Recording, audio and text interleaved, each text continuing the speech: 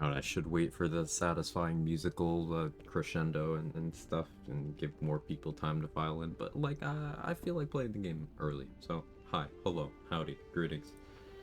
Hey Superman, hey Jester, hey Roadcow, hey RBF Queen, anyone else who might be lurking. Let's play the game.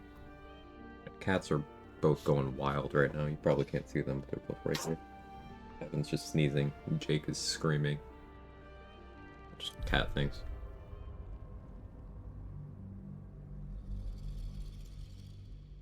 Cat.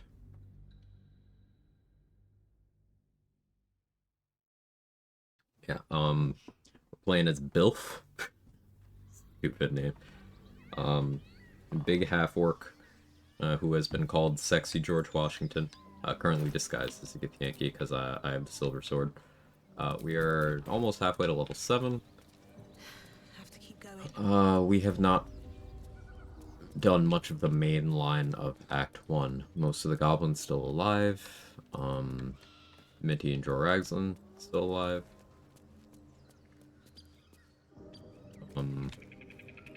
We have full cleared Grimforge.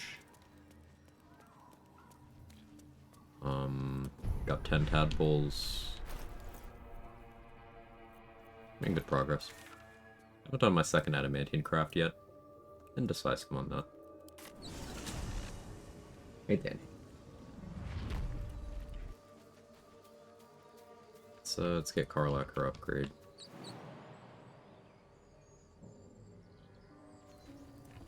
I cannot wait to get good strength. I gotta think about feats. This might be the rare strength ASI build. More goblins. What's next?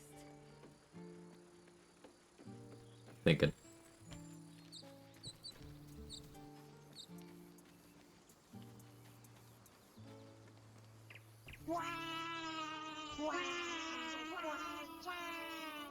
Hey shinies.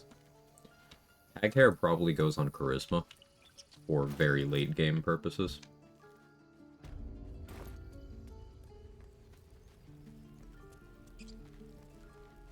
But getting that online early does mean I could do arcane synergy stuff. Everlasting Vigor we definitely want. Our feet probably changes from alert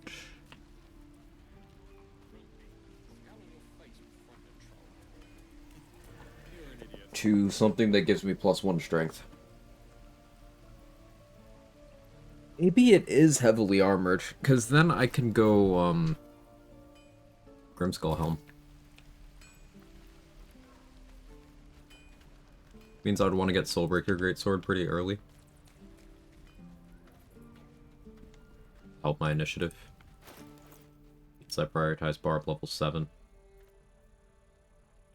Like, getting Barb level 7 for Feral Instinct and dropping Alert would have me at +6 initiative. Soulbreaker would bring me back to +8. That'd be workable. Gave me the idea for this build. I was just doing damage testing, Irish, on, you know, high-end, top-end,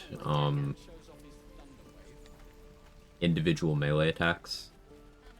And it was a question of, does Evocation Wizard or does Barbarian Brutal Critical do more? And it's still super close. I'm actually still not sure which one does more. But they're so relative, and they are both so far beyond what everyone else can do. I was like, alright, what would make for fun gameplay, too? And the fact that you can click Divine Smite while raging is at least interesting. And I've talked about it a lot, and I haven't really ever built around it on stream beyond using it for a couple minutes. I figured I'd do that.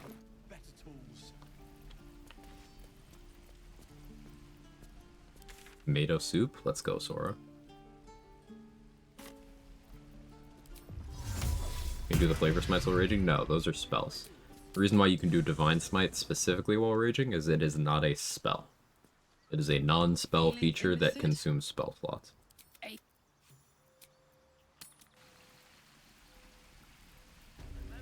There's a couple other spells that you have been able to use while raging in the past. I don't know if they still work on current patch, but those are Hellish Rebuke and Shield.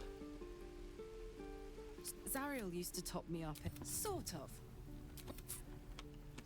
I may science out whether Hellish Rebuke works while raging still, because that could be an interesting way to trigger Pyro Quickness Hat, and I think that could be fun.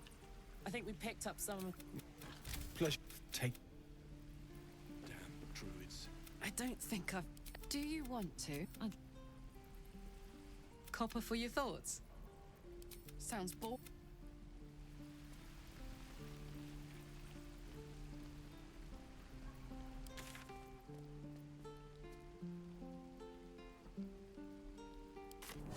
Guess I don't care too much about what the Paladins have. Or what Cyril has vendor-wise. At this point, we could kill them. I could get on Guileful Movement. I wanted this to be a Grove defense run, didn't I? Maybe this does still wait a little bit. I'm still looking to shift some supplies. There's another Guileful Movement. Okay, I don't have to make that decision. Sick.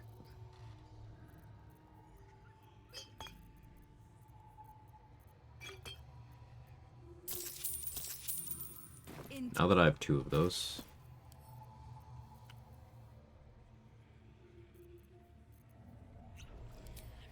No Flask Spectator is a shame, but such a shame. But we'll deal.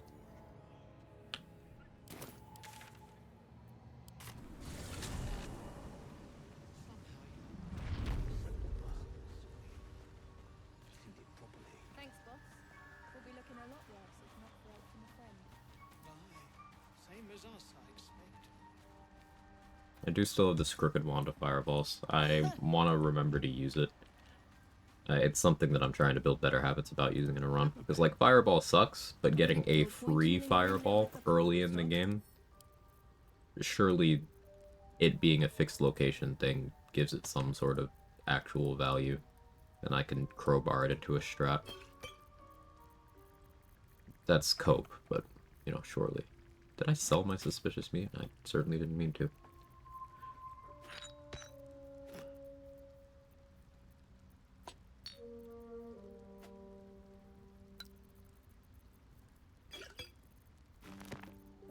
Whoops, selling the suspicious meat.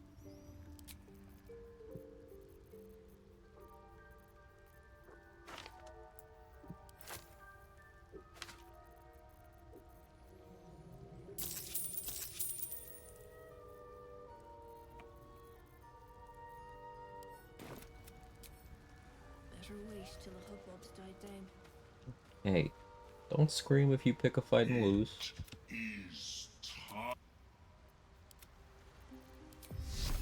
Both of you, knock it off. Still breathing, despite everything.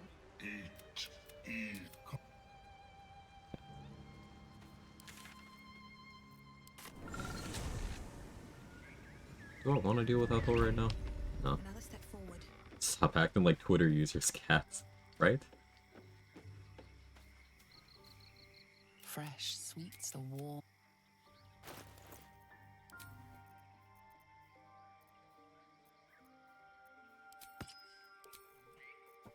Poison Rose.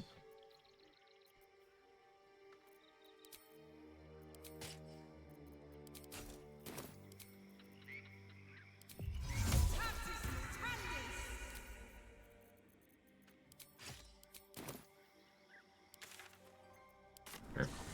Do the spider and stuff. And try the gut strat. You always pixel throw her early on, bring it her glut. Yeah.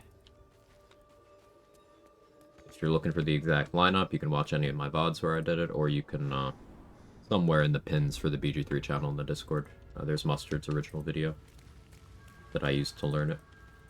Out of sight, out of mind. Don't waste a step.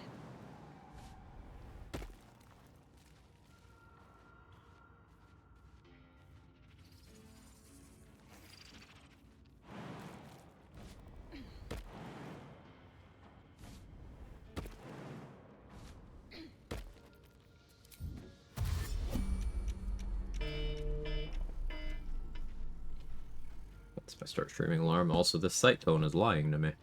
That's funny. Another step forward.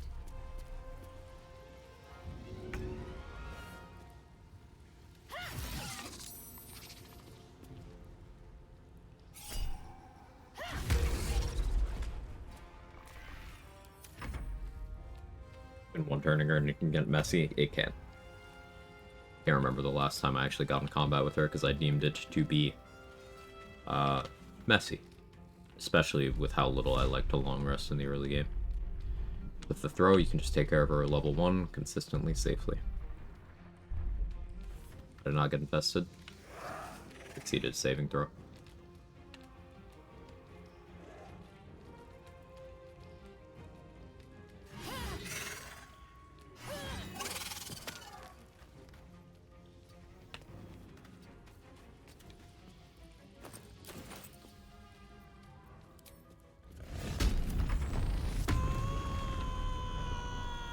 Do this.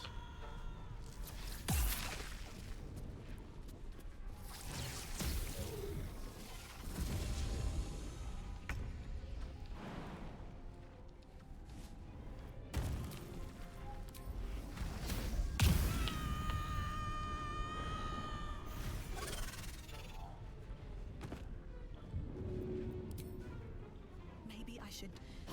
No, this is good.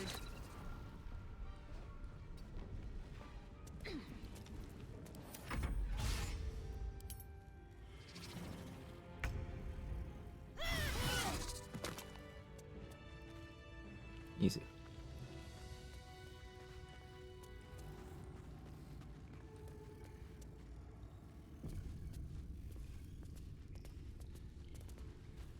I don't need any attention right How now. to disarm boss this run? I respect the Beastmaster for Honeyed Paws.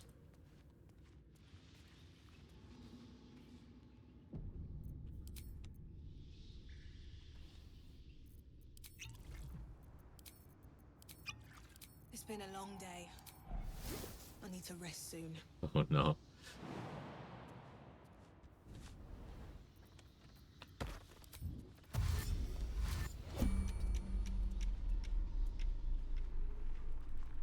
Kenny, thank you for the 11 months. The tier 3, 3 months in advance. Well, hopefully Texas Speech does this.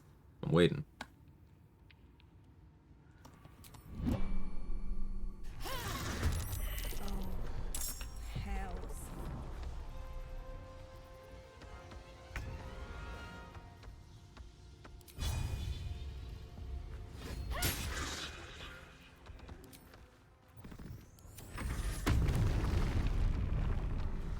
Waiting. Give it a minute. Let it cook.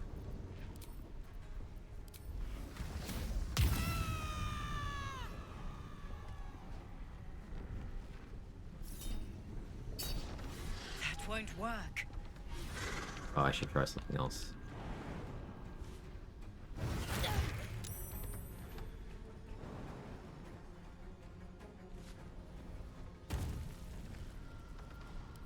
I think maybe it decided that's too much brain rot.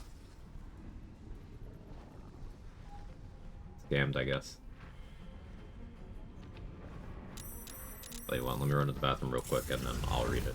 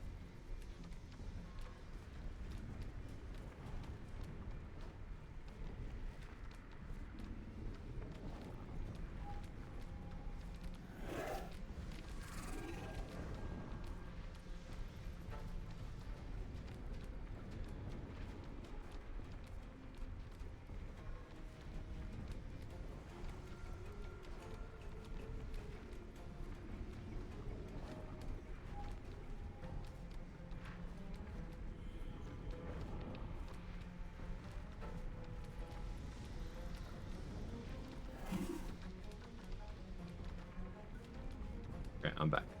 Did it do it? Please say it did it.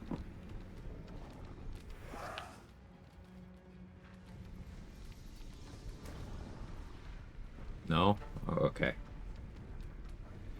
Keep this tale of when the level 600 big brain boy strode past me. I was sitting in the Elf Song Tavern sipping on my grimmest potion of Ohio during Professor Downbad Dicarios' lecture on advanced Rhizonomics, when suddenly, this unholy Chad spawn of Avernus started getting sturdy right in the middle of camp. I was watching Midstra's Delulu astral projection hit the gritty on the scrying orb when my inner Sigma awakened. In that moment I ascended, becoming the true Wizard of Ohio. I hate it. I hate it. I hate you. Thank you so much for the 11 months and the tier 3. Never change. I hate you. Never change.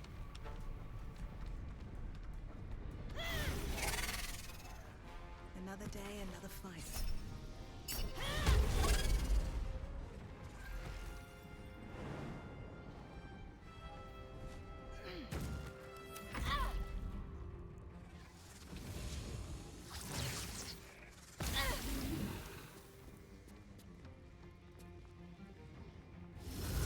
The mod's going on tomorrow. Oh no. I'm not strong enough.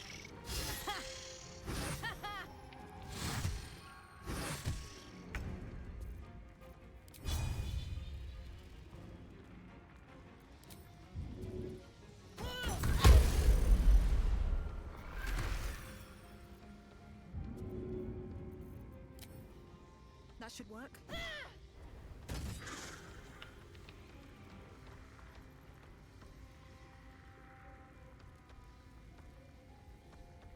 These boots have seen everything.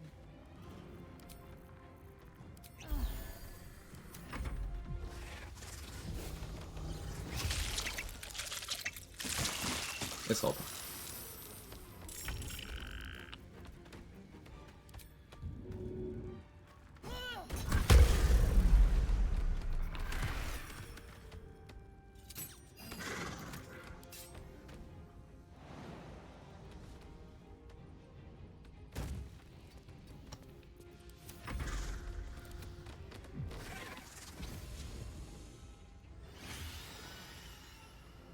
It's not the right place, Spider Queen.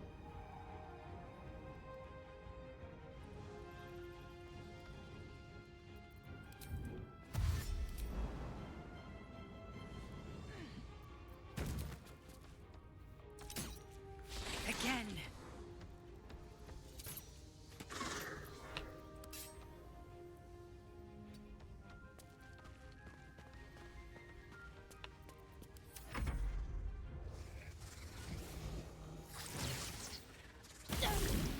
Ow. From Maxwell? Damn near.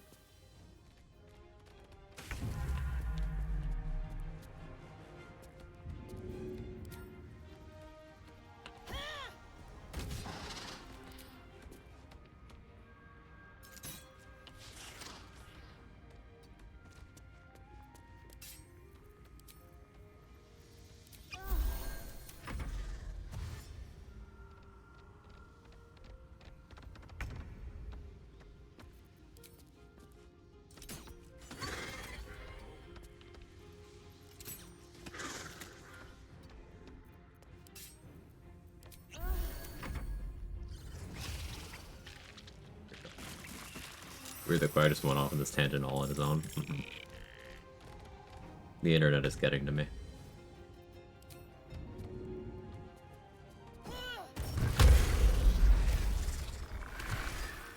The rock blocked it. That's actually a really good spot.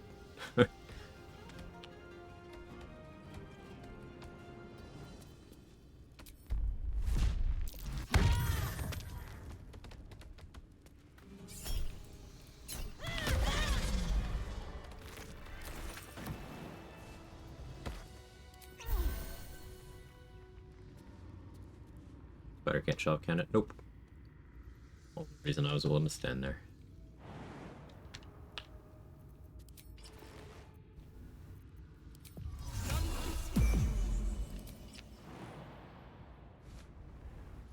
I feel a breeze. I wonder what's down there.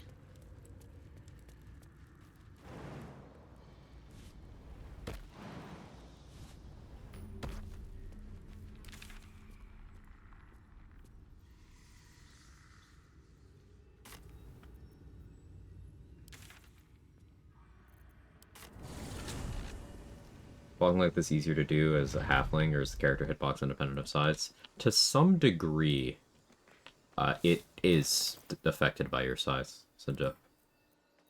Like I've noticed getting certain angles when trying to shoot over some railings, absolutely is affected by whether you are short or not. So I've not done scientific testing on that spot specifically. This is a vibes assessment, but probably.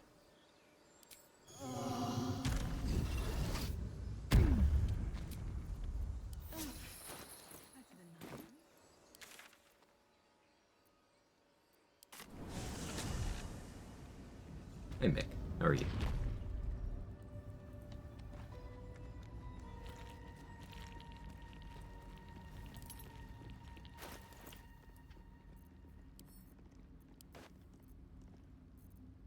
Don't want to draw any attention.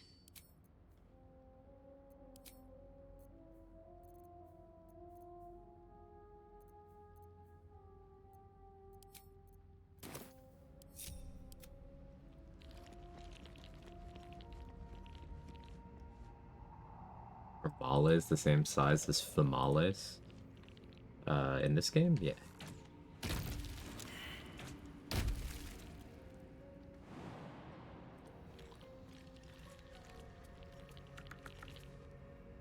Same height, I should ask. Uh, maybe for the buff body model, maybe there's a slight height discrepancy. But they're extremely relative, so.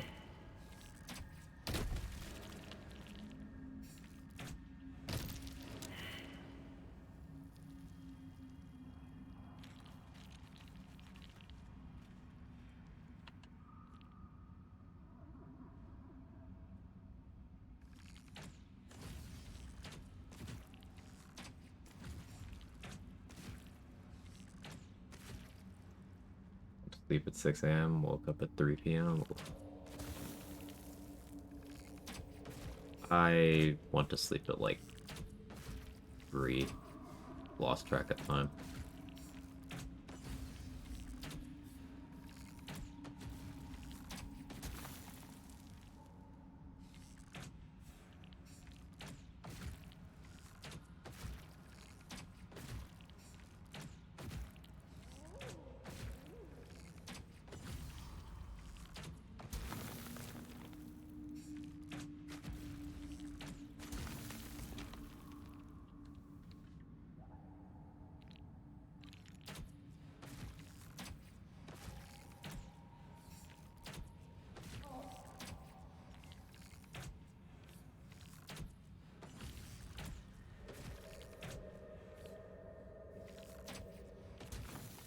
Hey, everyone, let's check.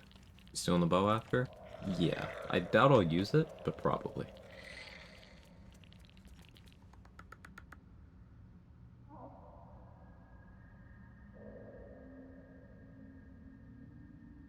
That's... I hope that works out well, Sora. I'm reading through all of that.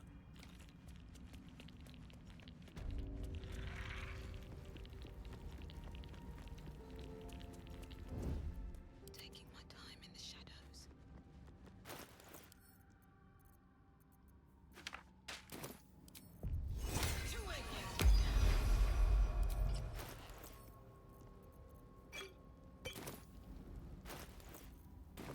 How much farther can I go?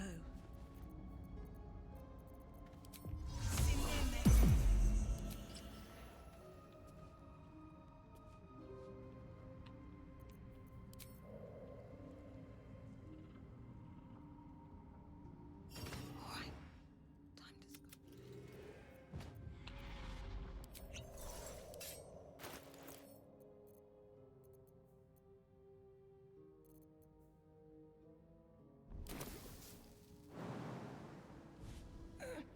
to wonder if the gods are watching me. Can't slow down. Can't risk being in open view.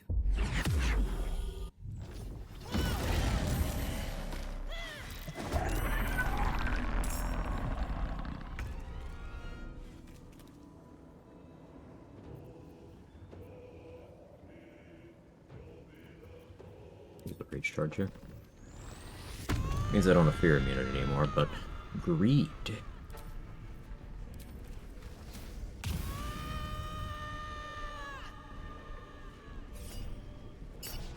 Use your illicit The miss was potential. important.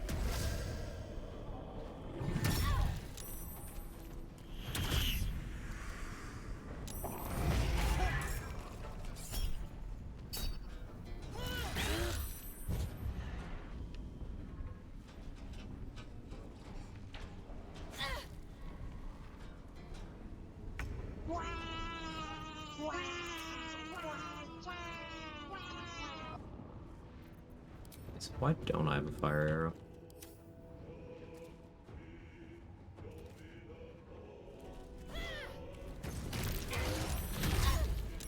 Ow.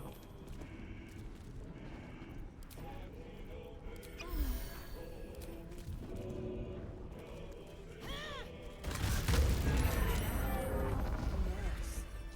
What were they doing here? Time to press ahead.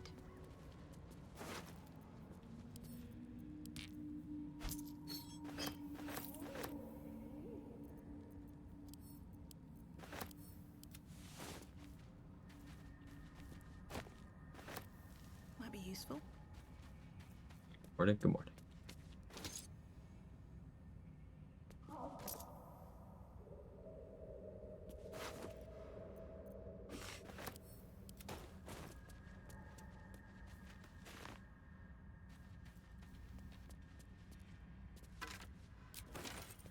Anything of use?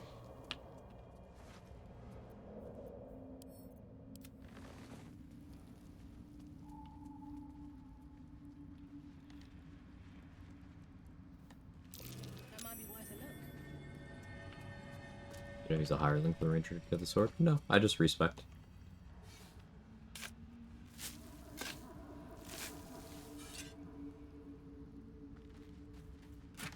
Just did it myself.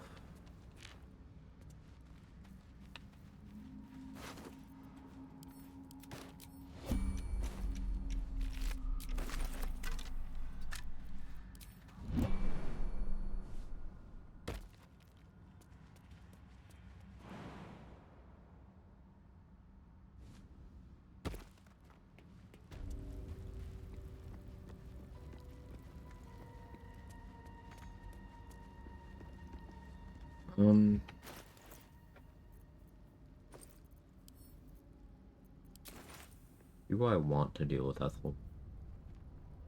No. I feel like it's something that can wait a little bit.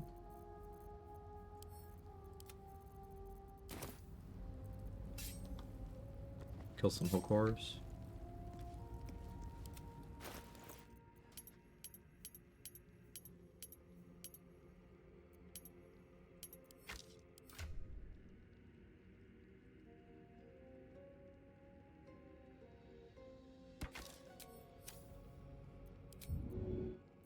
No one stopped me yet. Nice skeleton. Thank you. I grew it myself. How you doing, Gage? William is right. I should get a mask.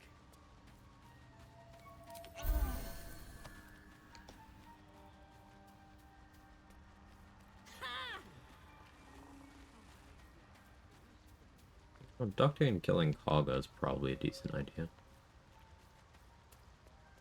Brood Mother's Revenge could be okay for some of the upcoming stuff. Meh. Effort.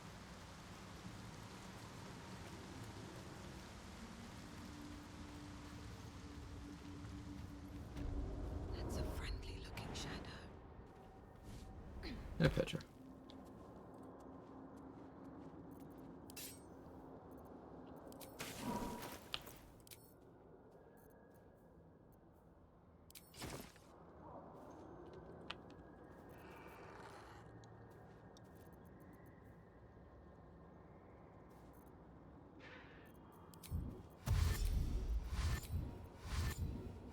Let's be on my way. Tired and sleepy, terrible combination. Ugh.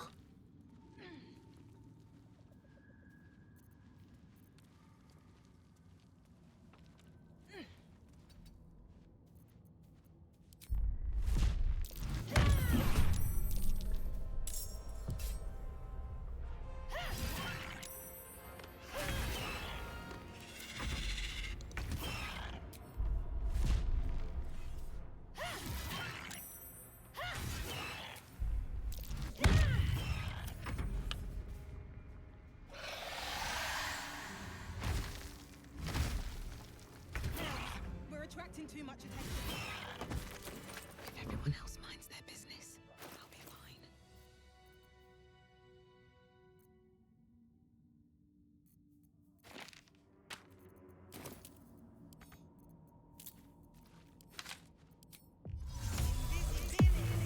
On my way.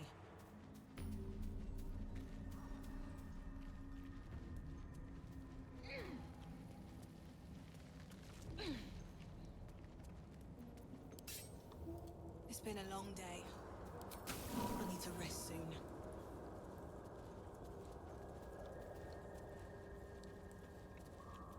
Better be cautious. Try me.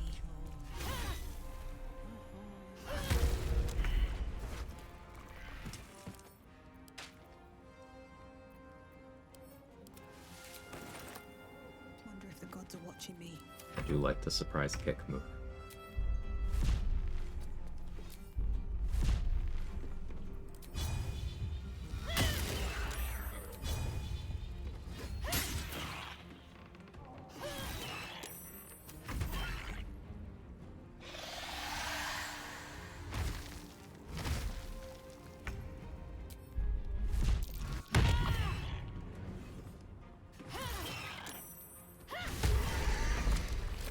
Softer than a whisper.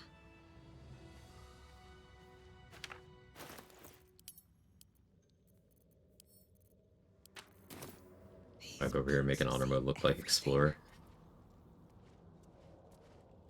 Only going through this area so quickly because I have some confidence after having been through it many times before. And see, I make mistakes, like I didn't mean to get spotted there.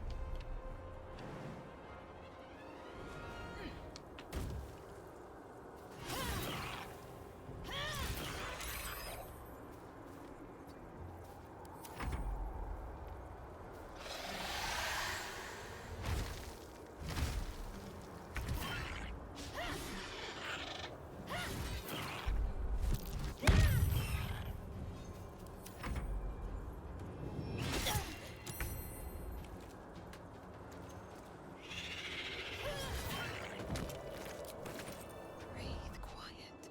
Move with care. Light on my feet.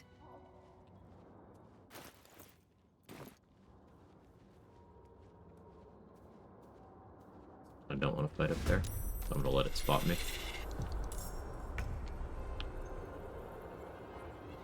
At the ready.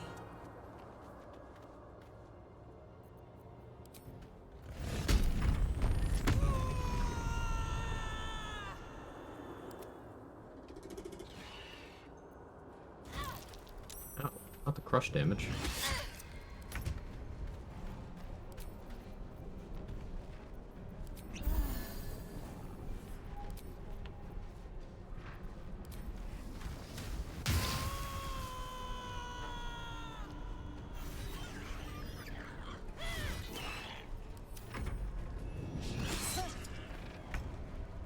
Just me that often forgets this draw.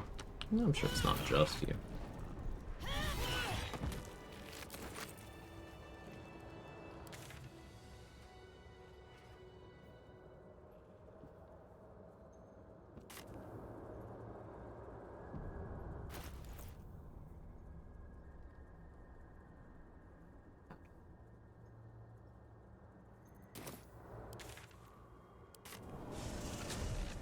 I'm a charlatan, so I'm gonna want to poison the booze here. I'll be a big old lady. I'm arousing. You're just trying to get me saying that, but yeah.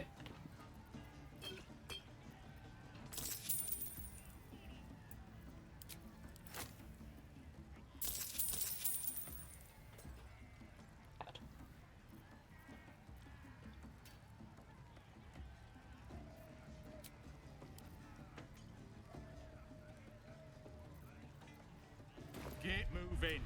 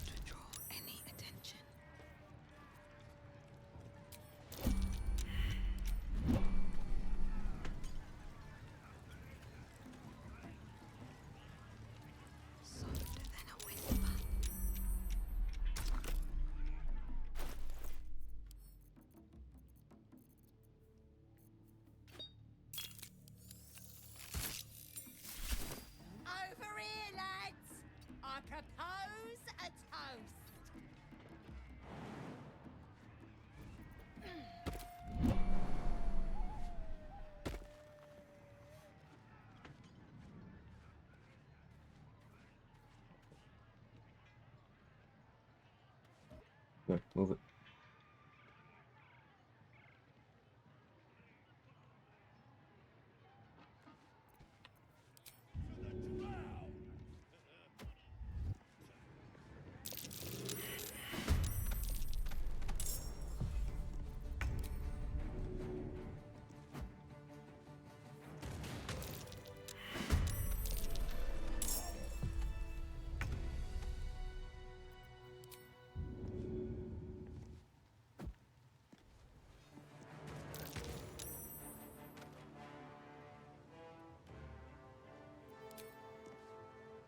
Here we go again.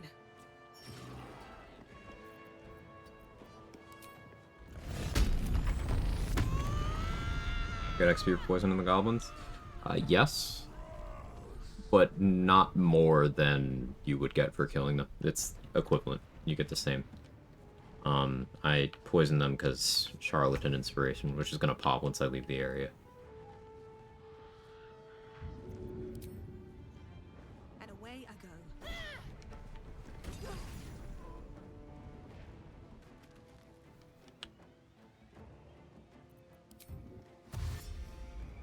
Very well.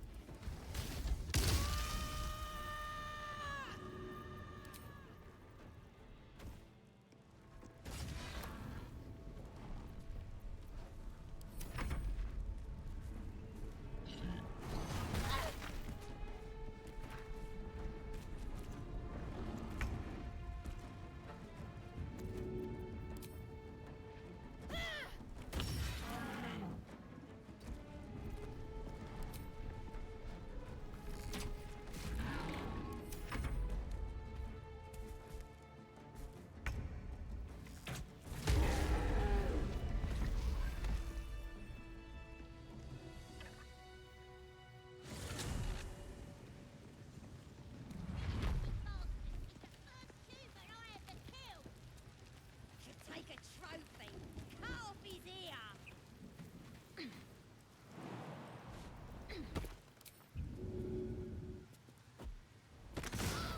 What in?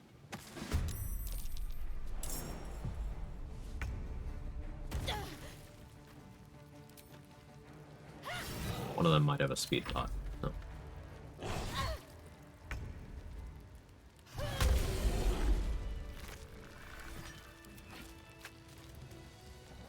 You reckon there's some good weapons, Elemental Cleave and Throw for Acts 1 and 2?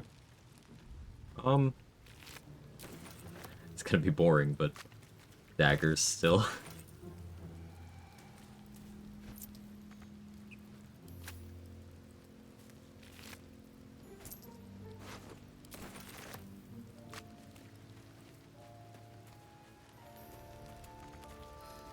I'm exhausted. Better find somewhere to camp soon. I'm still unwilling to throw most weapons with Elemental Cleaver if the target's at low HP because I don't want crush damage to steal my XP.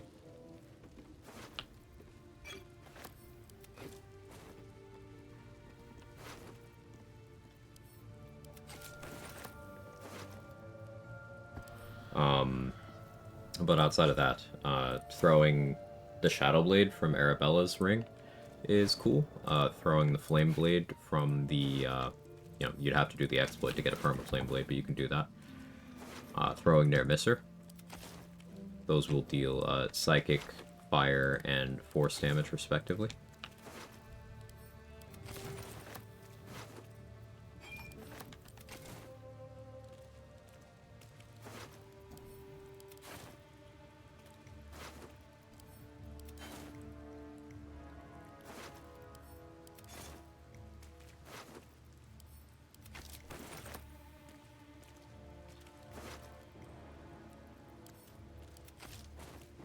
I'll take that.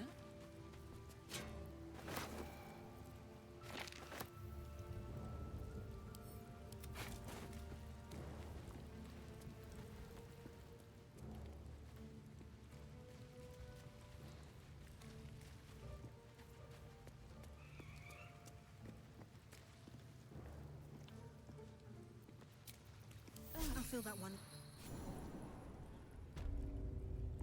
Ever tried throwing a magic club to some branch elemental cleaver with it in your offhand? Magic club doesn't work if it's not in your main hand.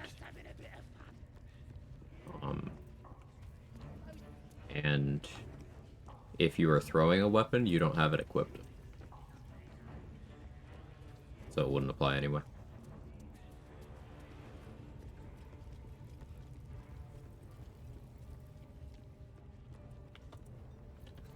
Alright. Time to skulk about.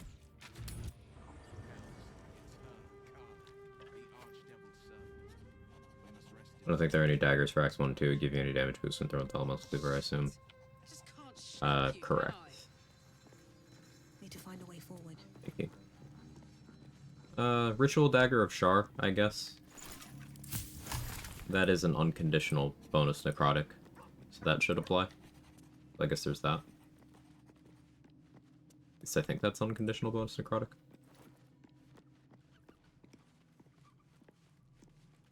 You have 2 Twisting Branch equipped and throw the one in your offhand.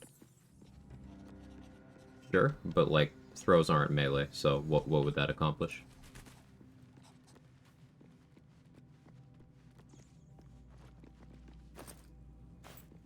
Always room for more.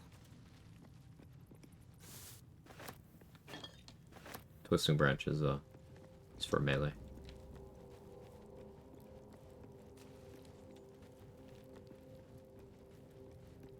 Science. It wouldn't do anything. Magic Club is for melee.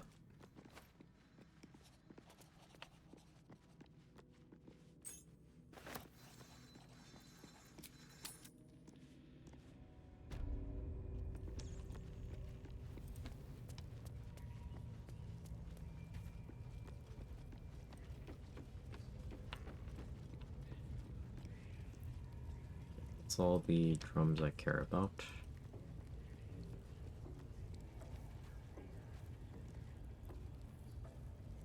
If everyone else minds their business, I'll be fine.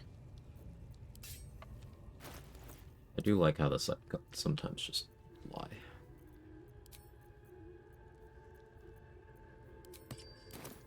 Can't risk being in open view. Better be cautious. You attacked someone. Which is a thing that I did.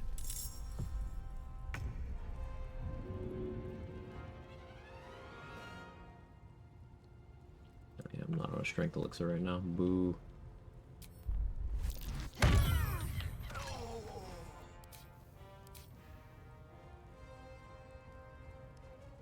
Breathe deep and move.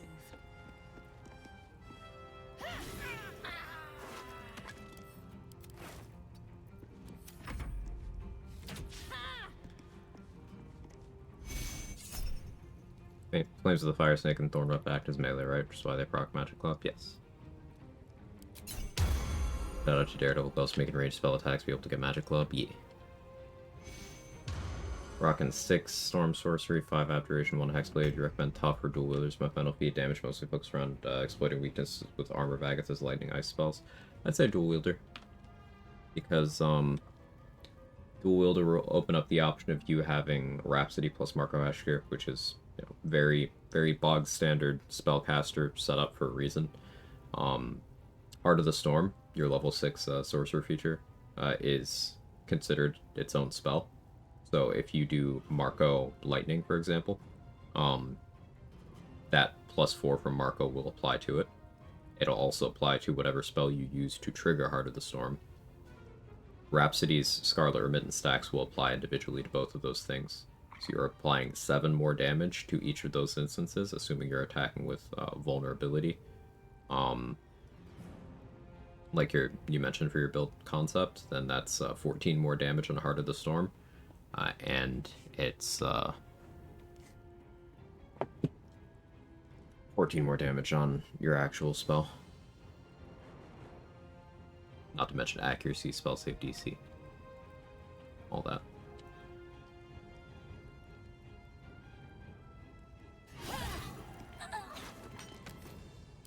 I'm a big fan of Tough, but dual wielder is the stat stick potential is super strong.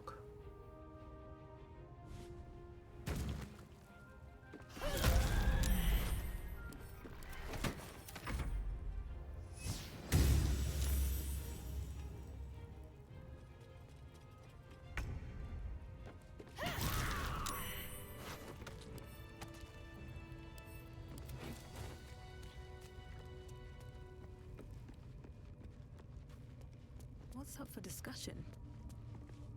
That or you recognize the crest she bears.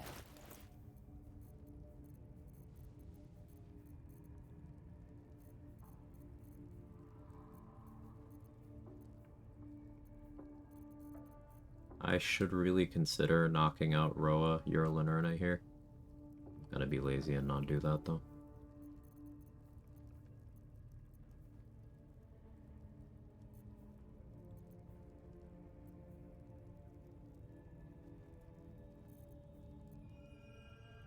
Something I should be doing.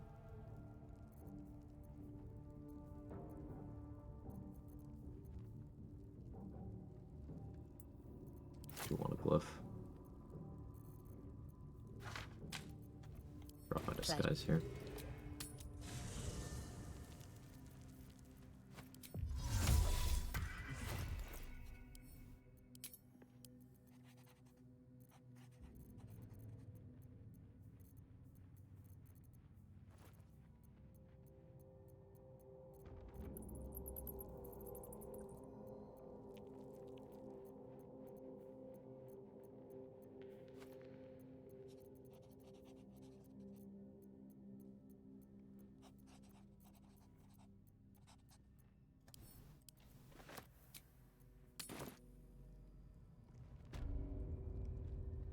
Need something?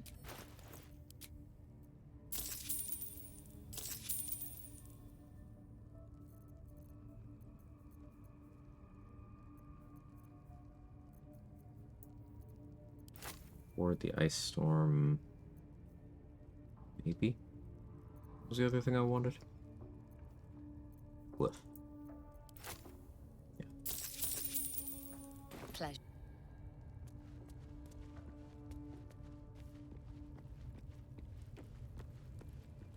Shout out to that one employee at Larian's that bolted all the tits on characters by hand. Yeah, that would have been hard work to do with one hand. I agree.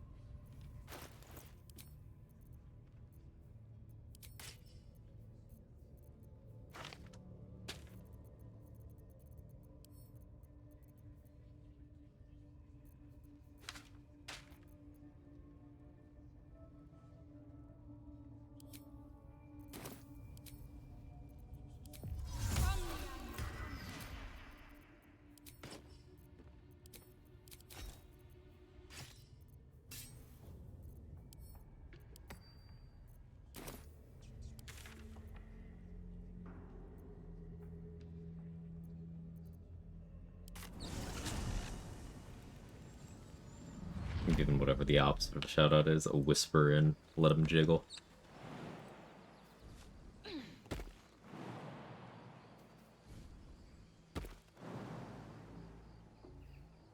Why's the door open? I don't know why the gate is open. Oh, I guess because Elegus is like AI broken from when I was pissing her off over here. She's on that crate and doesn't know how to get down.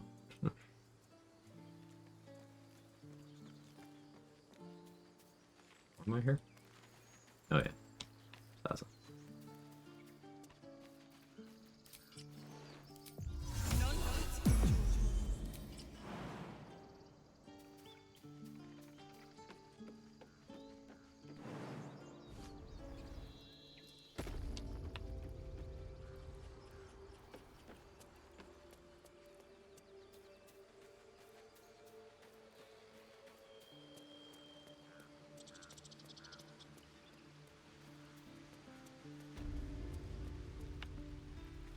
Let's see.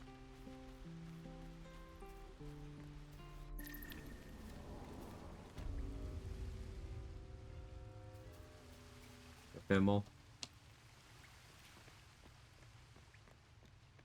Yeah, making sure Mole is functional.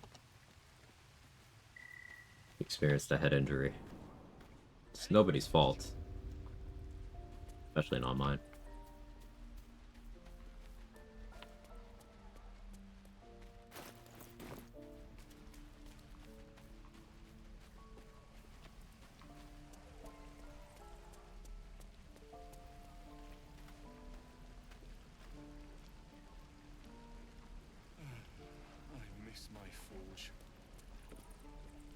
My selection's pretty slim. I had to leave most of my equipment in Elturel.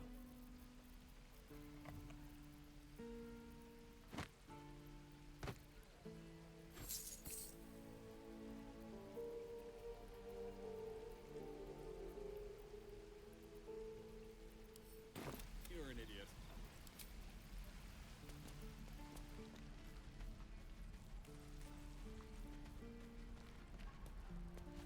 What I do for some salt.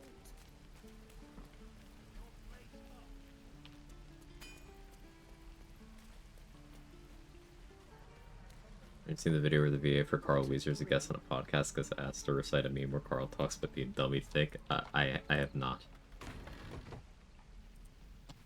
I cannot say that that is something I have seen. Doesn't surprise me though. The Carl Weezer voice is one of the most popular shitpost narration options.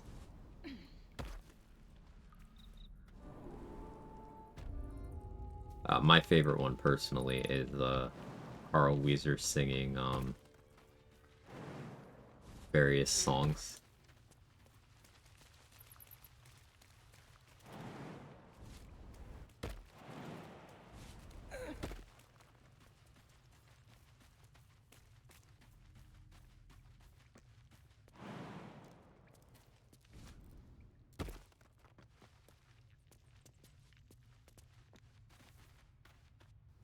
He does it with literally no hesitation. Doesn't surprise me.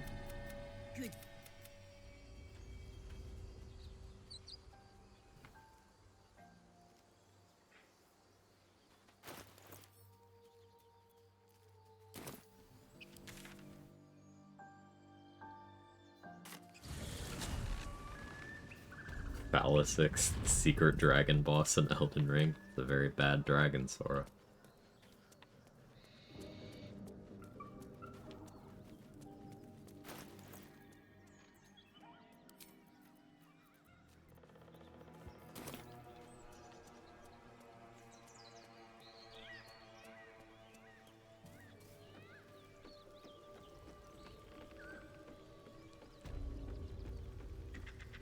I'll tell the gods what's what. How many heads? I don't know, but I know it has 4 skins. Rip couldn't guard his nose from his fingers. Ain't fair! Quit moaning. Ain't moaning if it's true!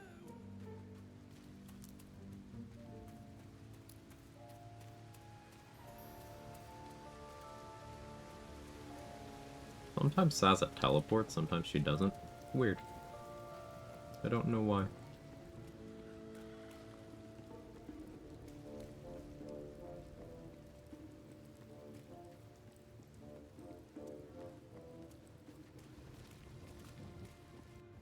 What Uncut Gems was about? Oh.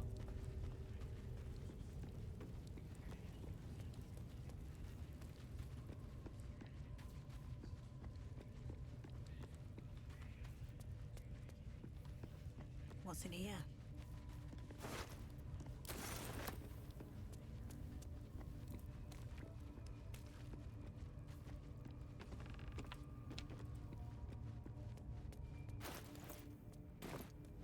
Yeah, if I end up in an XP hole, it's Roa's fault. Fall by my hand. Okay.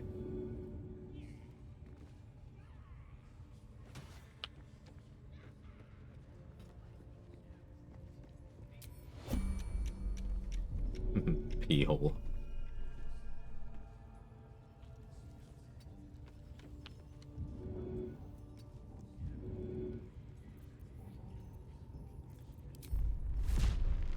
You attacked someone.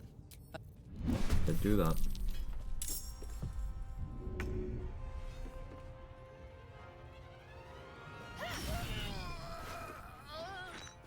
Gonna throw him, but I remembered he has a bomb.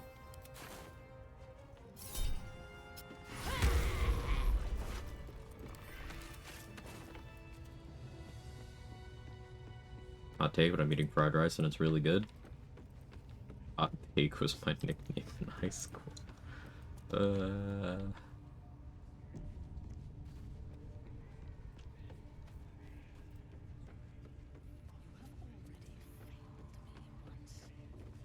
now you dare to question me. I was fried rice.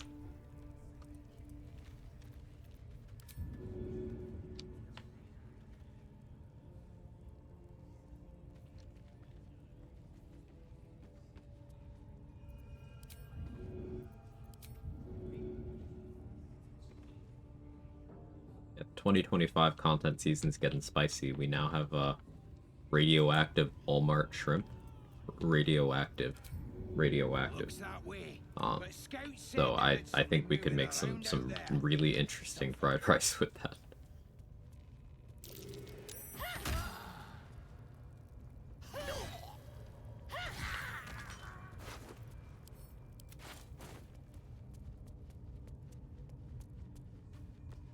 Tell me a radioactive shrimp fried this rice. What is this, Fallout? Getting close.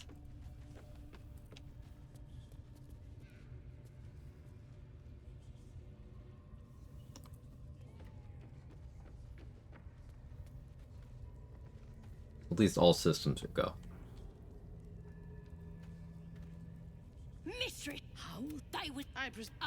This. You feel a... No! And it. But. It's I would. No! I'm up! I'm sorry! I won't. Through and it... You... The fate killing the... On the other hand, but... Go once.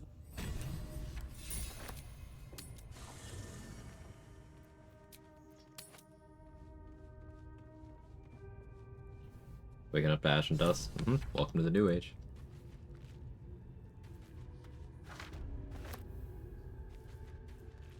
The other version of that song. There's so many meme versions of it. Maybe I need more pockets. Okay, Mark. Iris, thanks for the 100 bits.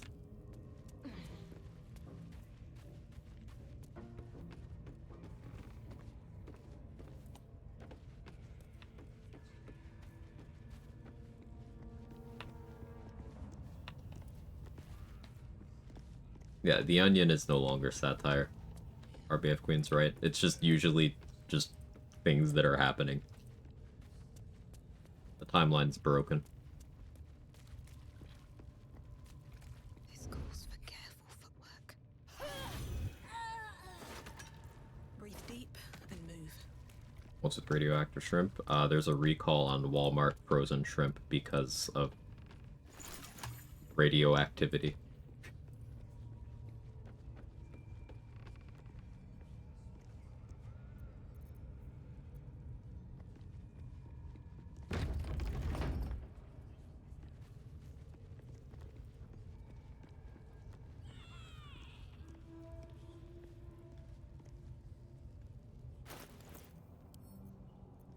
How's the ovulation hour doing?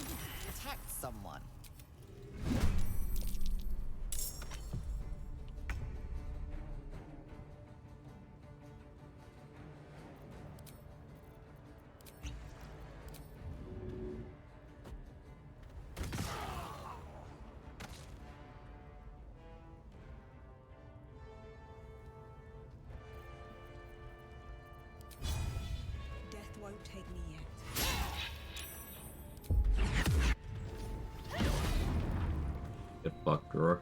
Best be on my way.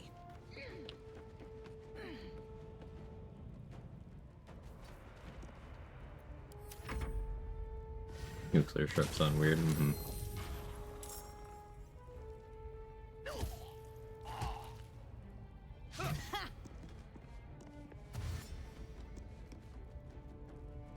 Ice Storm Knack ones from mod? No. Ice Storm I got from a scroll I bought from a vendor. Ice Storm's a 4th level scroll. Means they become available from vendors at character level 5. And I am level 6.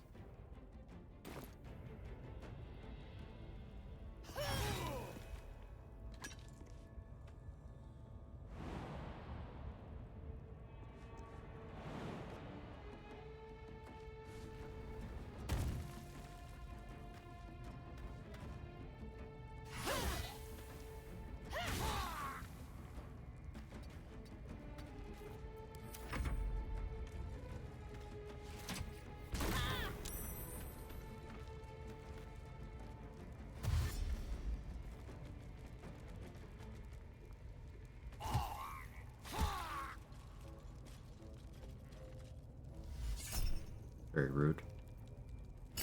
We don't allow that.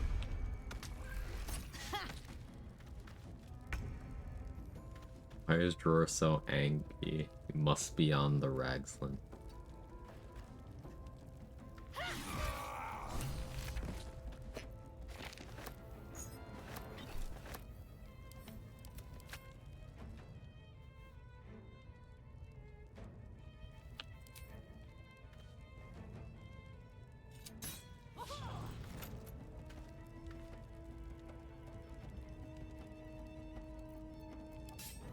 Oh yeah, I was supposed to rage here. I just kind of forgot. More disappointed with that than my brain rot. I think I was.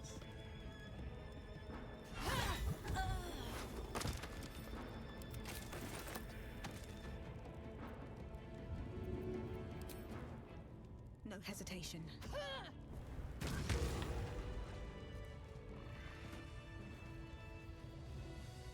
Wish I had a bag of holding.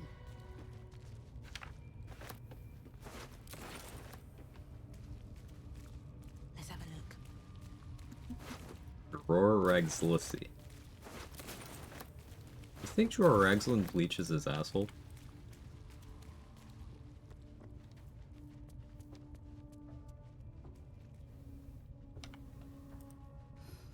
I'm exhausted.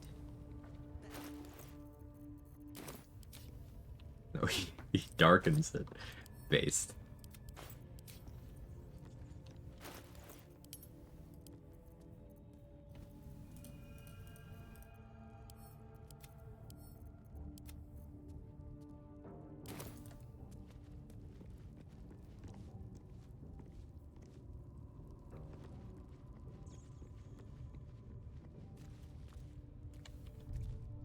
I thought I killed the spiders. Oops. That's why we didn't have its Yor. That's a friendly looking shadow.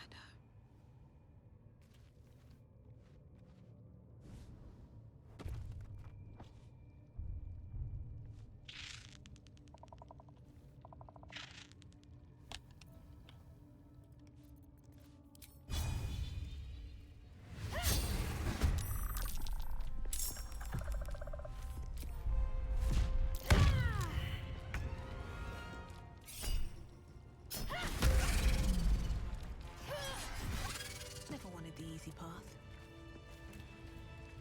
Buys Redner to the rest of himself. Takes 3 hours every morning, but worth it. What if Drawer Ragsland is just like some human who's wearing prosthetics and makeup? Like he just really wants to be a hobgoblin. So he's just a very dedicated cosplayer.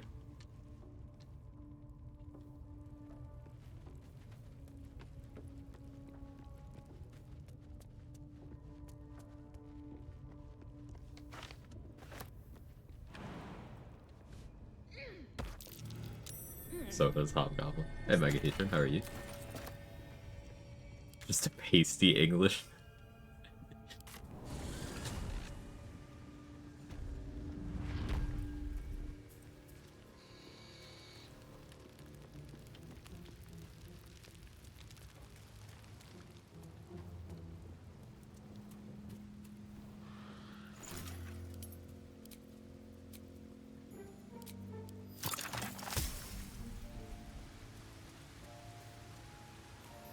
I see a Joraxen cosplay today, I think they'd be very underrated. Oh yeah, I forgot your yeah.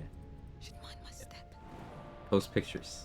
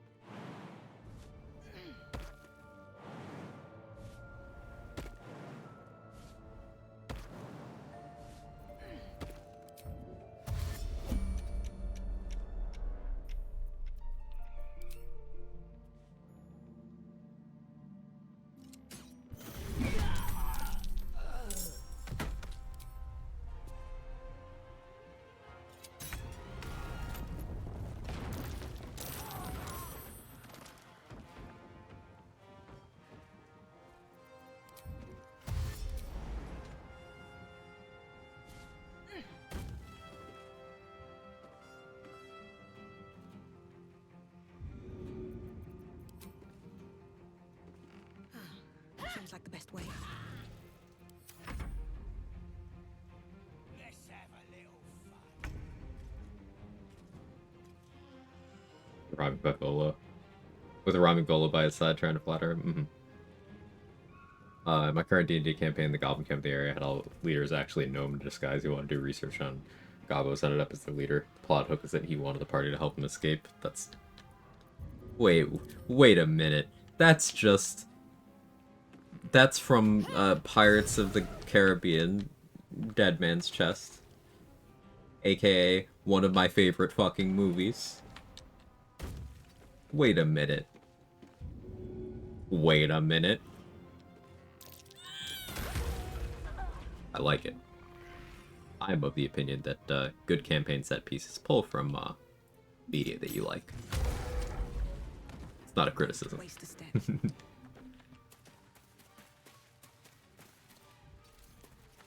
Good DMs borrow, great DMs steal. Fall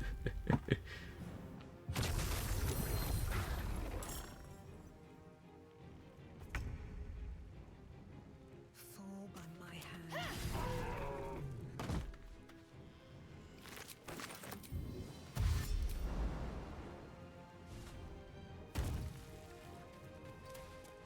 Look how good Fleet Fingers are.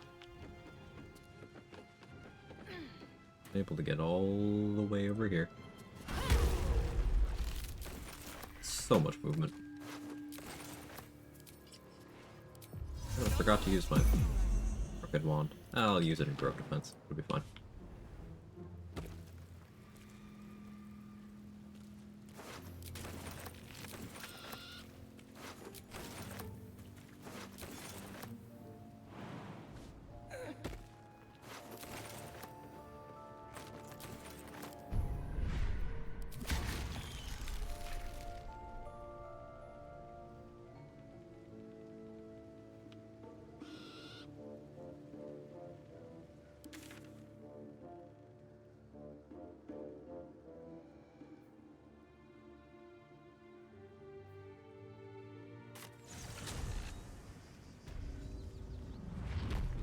You're without a doubt the worst DM I've ever heard of. But you have heard of me.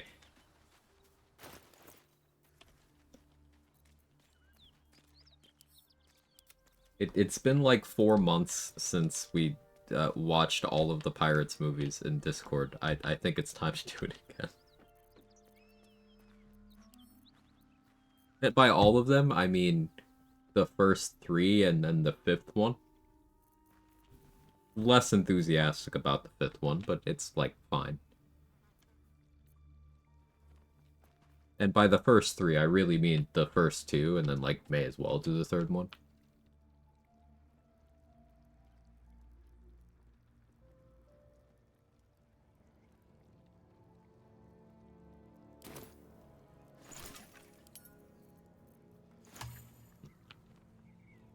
Strength elixirs.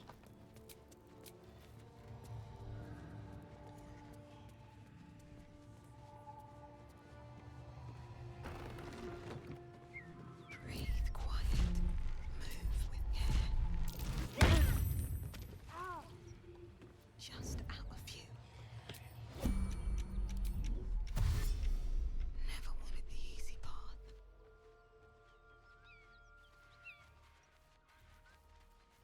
fifth one with the trident? Yeah.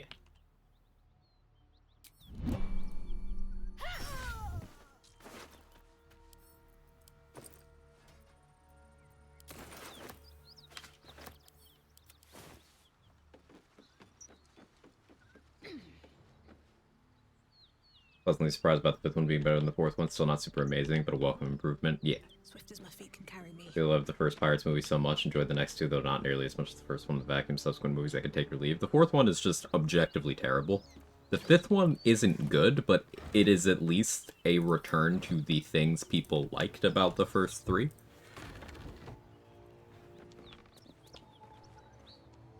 But the first one's, that's peak.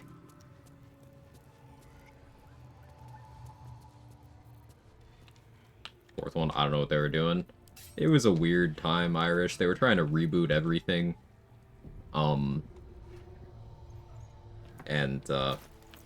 Yeah. Made weird choices.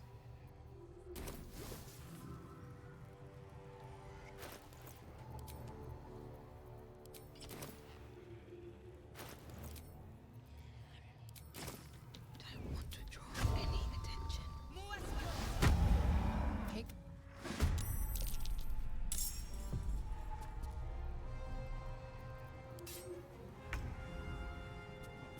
Which one had Javier in it? 5? Yeah, it was 5. There has not been 6.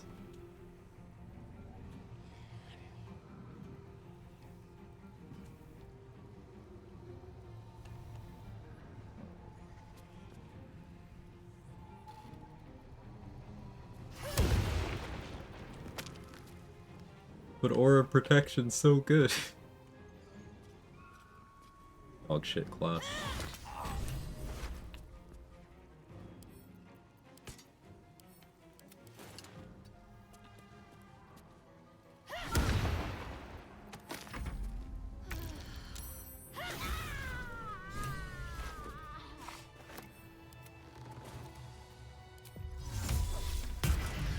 Moving ahead.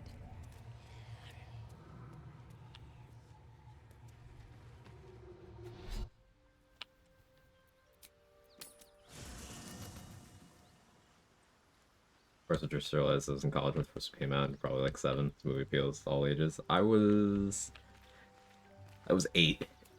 That was what, 03? I was 8. I'm done. I can't Yeah. wait to sleep. But I saw that movie so much, like the year it came out. And then, constantly afterwards. Hey, soldier. You. Thanks. Hey, soldier.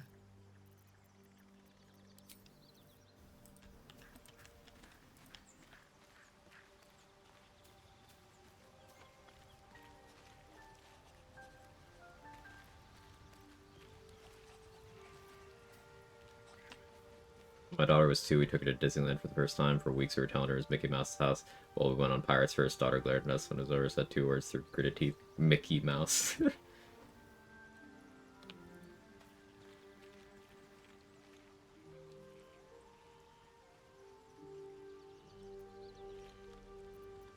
Not panicking. Good, because there's nothing to panic about. I'm glad you're not panicking. I'm proud of you for not panicking.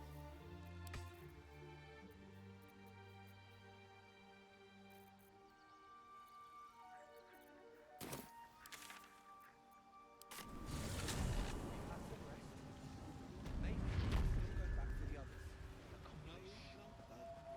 Our work is bigger than any one of us. Even Wolf.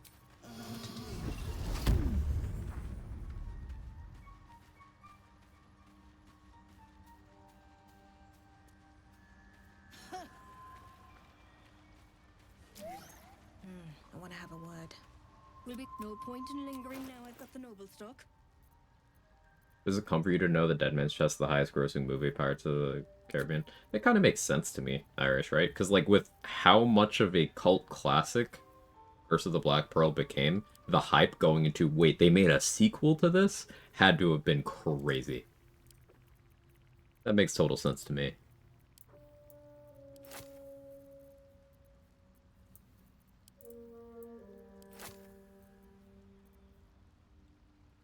Rant? Alright, chat, come up with a topic. I'm not feeling ranty right now. I'm actually in a good mood. All need something.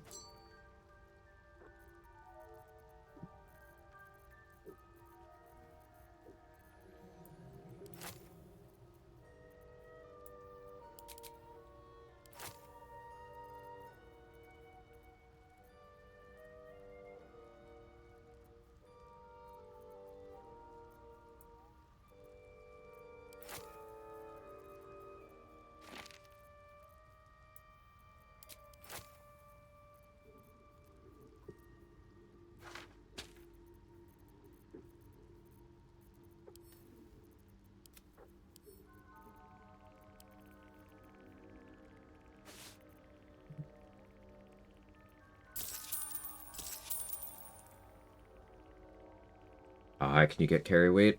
You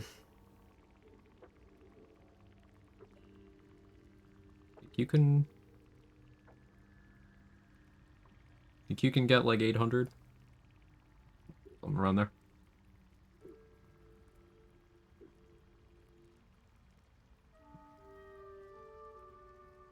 Back when sequels are met with excitement and not skepticism. I'm excited for sequels to TV shows these days. You know, like additional seasons.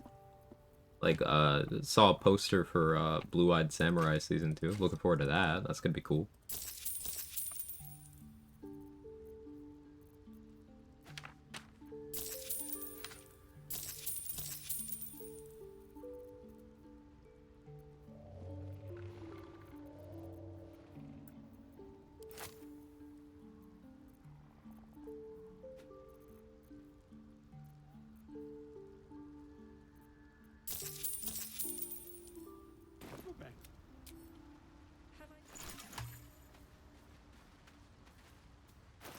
Anything else I do before I rest here?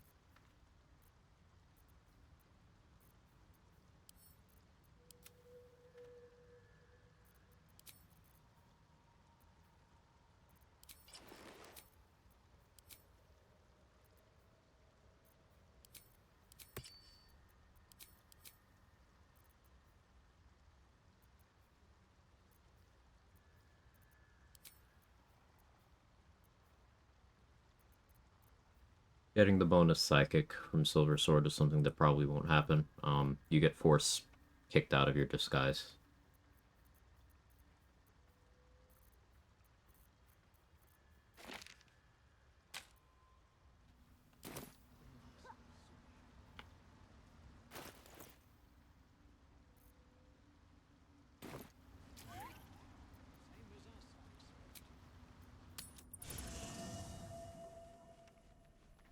What sequels lived up to the original? I'll start Aliens. Terminator 2 Judgment Day, Empire Strikes Back, Toy Story 2. The Dark Knight. Spider-Man 2. Yeah.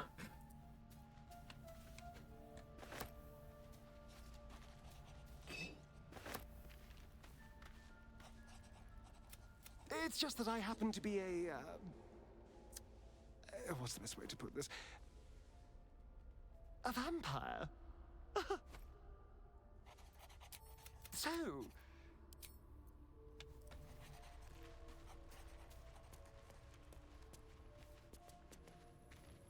That was for you, Pit.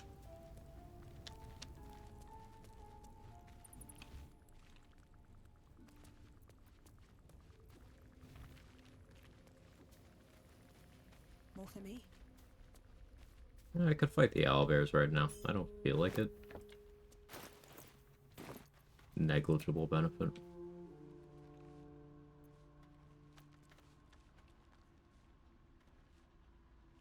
I remember something I wanted to do.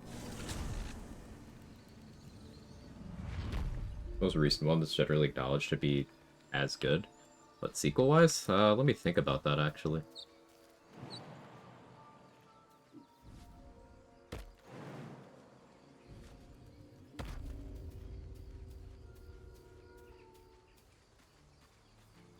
More goblins. What's next?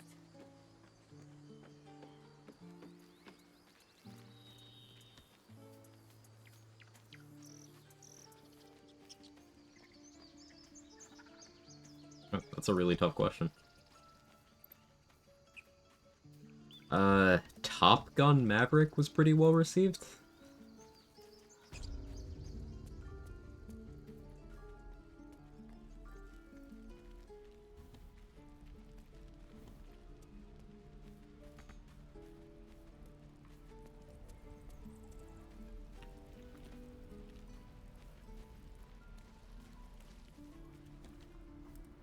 Here goes nothing.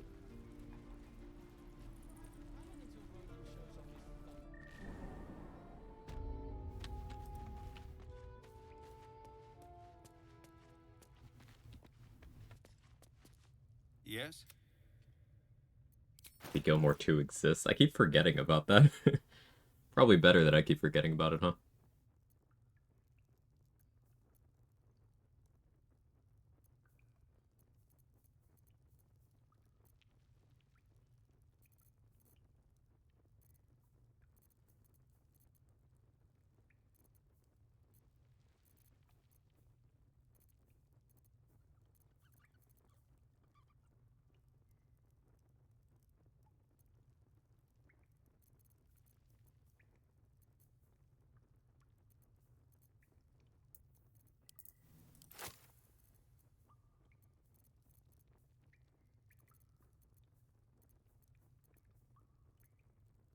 I don't have offensive scrolls to sell Zevlor.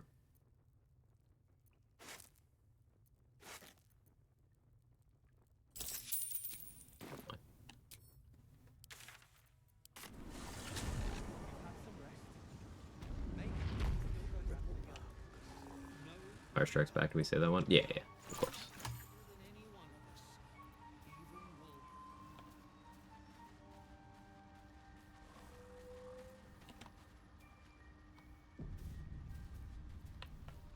Alright, stop dragging my feet.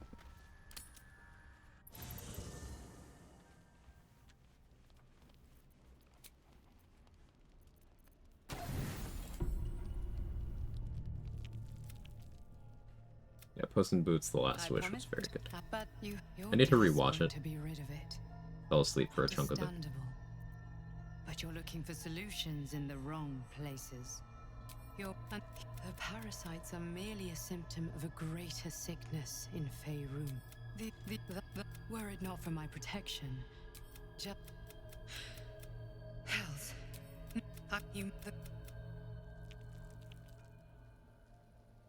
That for movie night. We got a full queue for movie night still currently. We're making our way through the Batman movies and the Spider-Man movies.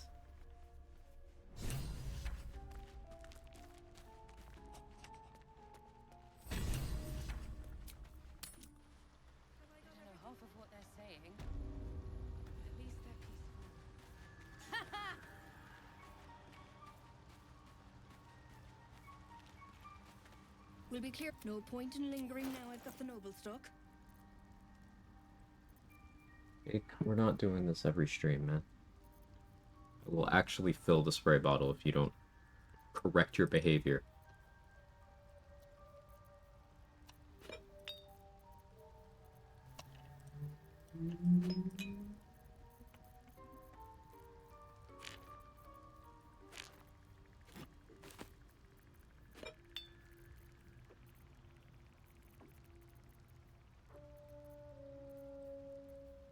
We understand each other, sir.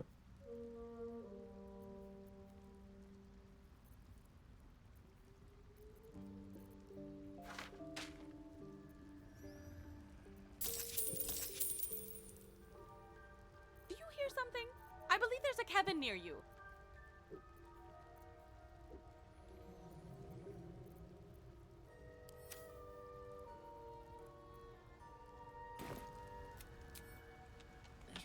Till the hubbubs died down. Across the Spider-Verse is very close.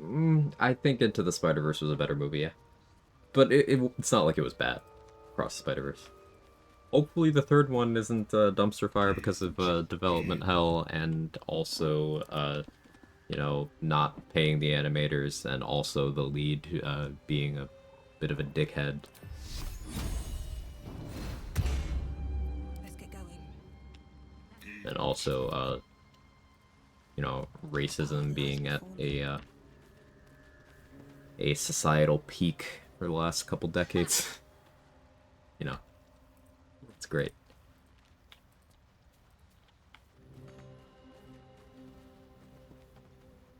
Hey, trying to jump on my desk. I have something to ask. Welcome back. Have you made any? I do enjoy a good bargain. If anything in my private collection is to your liking. Just ignore the race riots of generations past.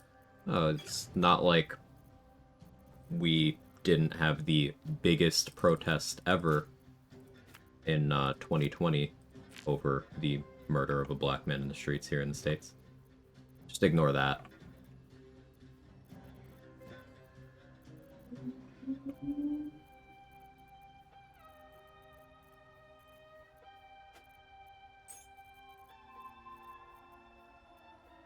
I do always love the condescension of people who assume that anyone talking about current events doesn't know history. That's always cool.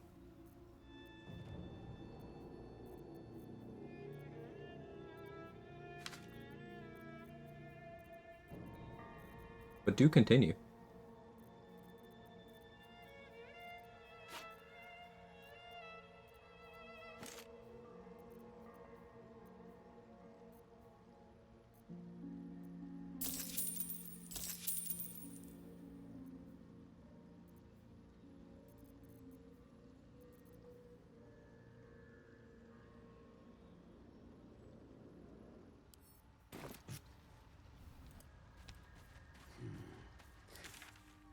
Sustain an entire village if seeded properly.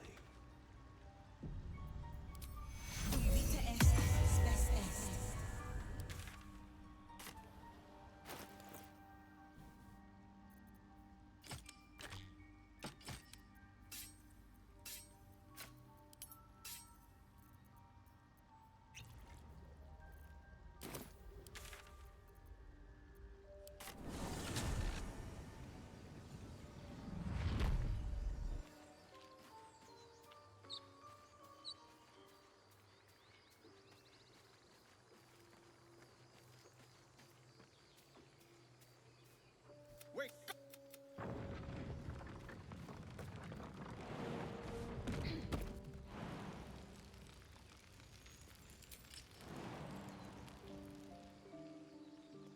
That's it.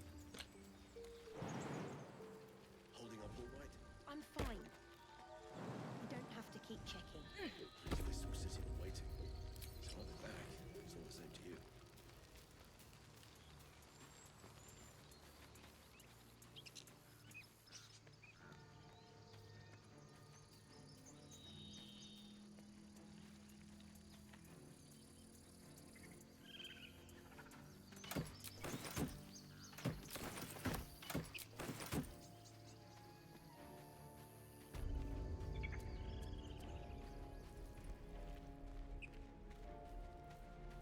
I had an idea for a bit of an optimization here. I was wondering if Roland would be tagged as an ally. Now, maybe he is a bit later in the segment. We'll see.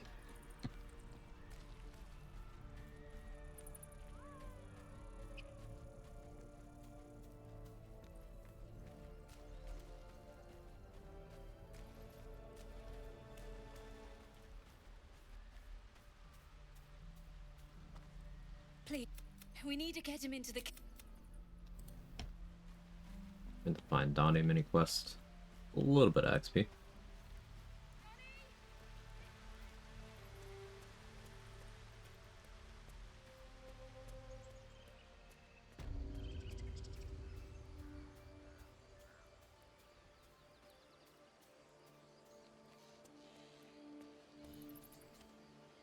I'm wanting Roland tagged as ally, so I can put Shield of Thralls on him as a safety net for keeping him alive when I'm saving him in Act 2 later.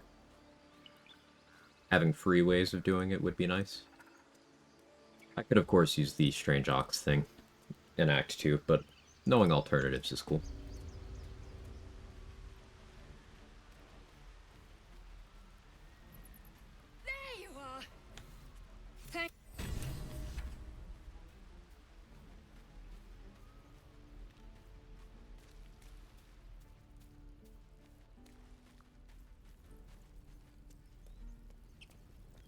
One sure does love dying. Ain't that the truth?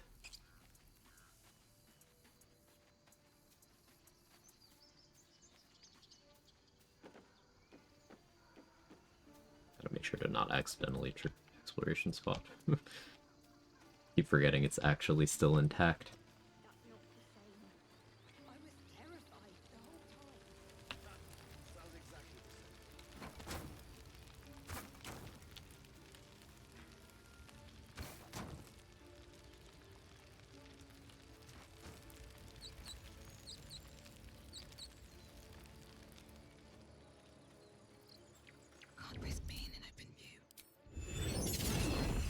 Marissa, if she sees me do this, it's gonna trigger a crime response because it doesn't understand I'm trying to help.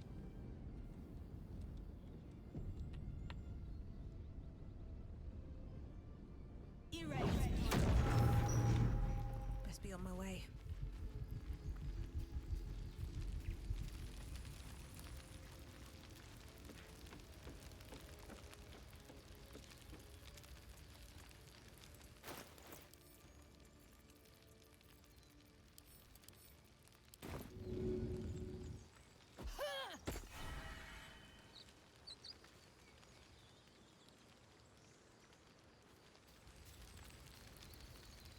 Gods above, you're alive. Training shield. A little I light, grab that real just as the fast. day seems Not at the darkest. moment, but what you I'd given thinking? up for dead, but what happened? We've seen the Hey, trade. massing in Thanks for the the 61 months. We threw them back once. If you're with it, we'll blow the horn to draw them in. You make. Yeah. Yeah. Fine day for it. She's just a girl and she's on fire. There you go, Quag. Quag pause.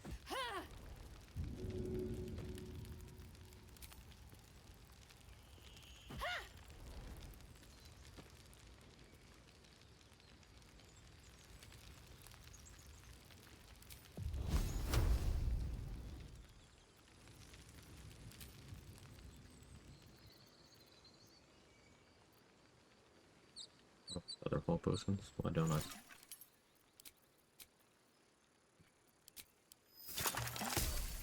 Joke about an incident that happened recently. Oh. Whoosh.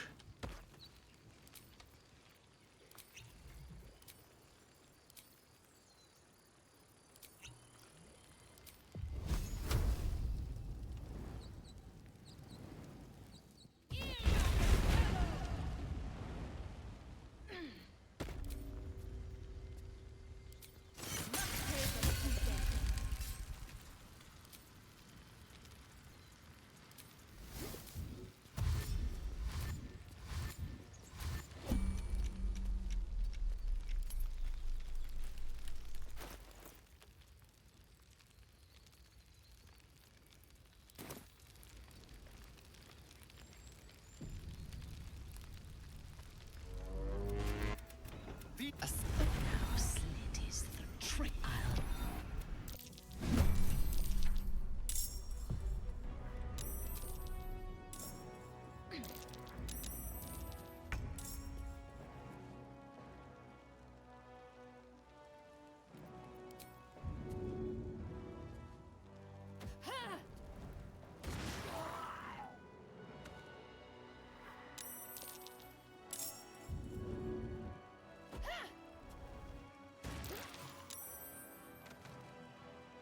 Just clicked a training shield. Tiefling spotted me when hostile forced to raid the grove. Sending hostile Tiefling here means grove raid. Ah. I see. Yeah, that'll do it.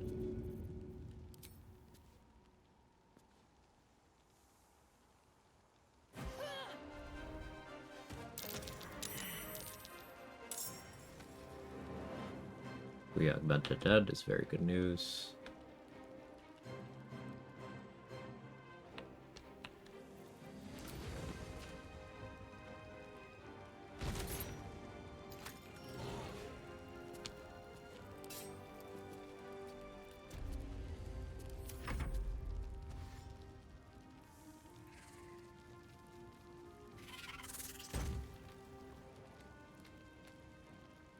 Kill Minty this run? No.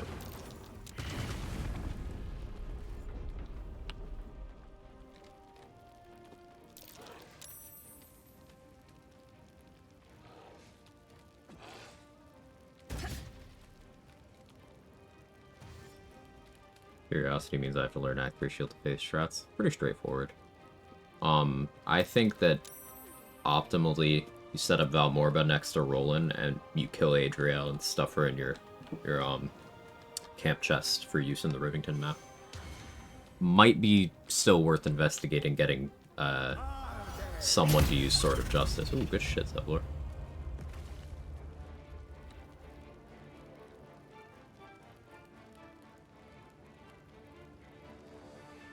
Hey, put out a comment. How are you?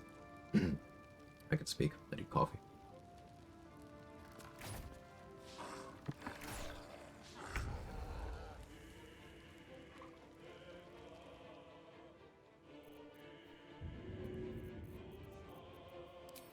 The correct play last turn is to switch a Galvo movement, but didn't get punished.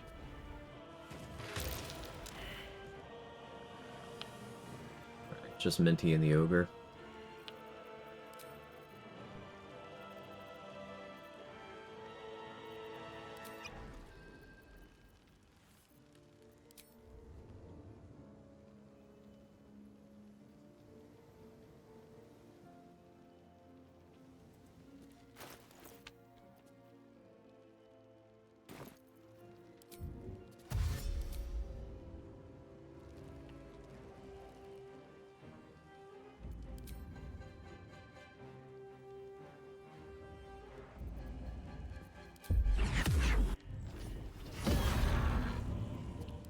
Nice.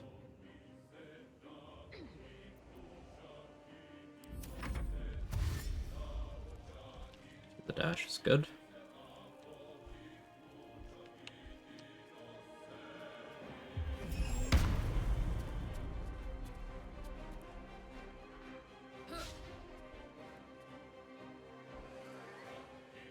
Sword of Justice, Shield of Faith, Concentration, yeah.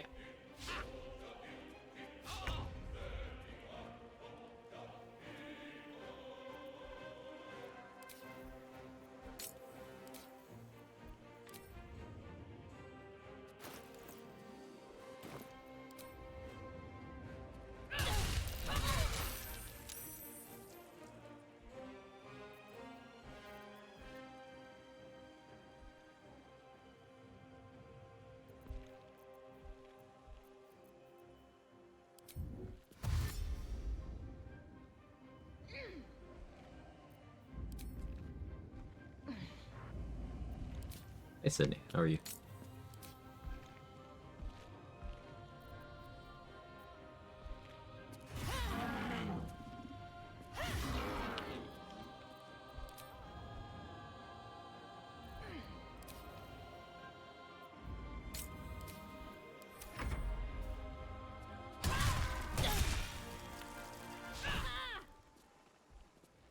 She's no longer concentrating on Bless, which means she'll be willing to hold person. Hey, thanks, Evelor.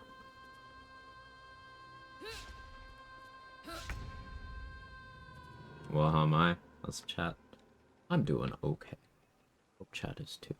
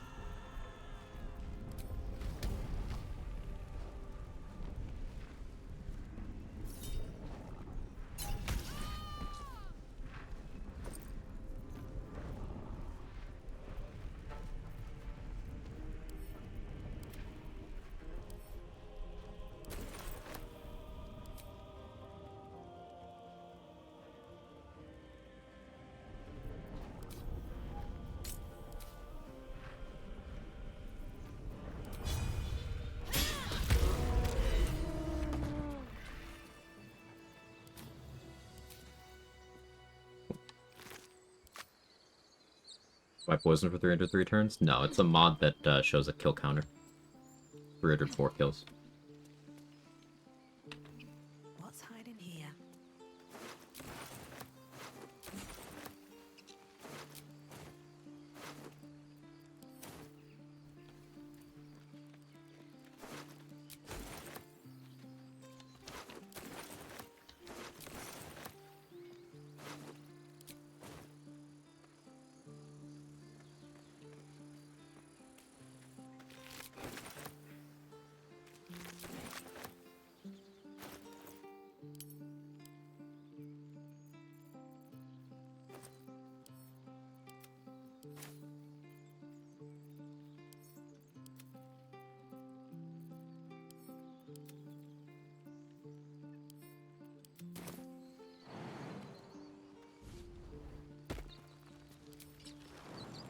Jake, stop it.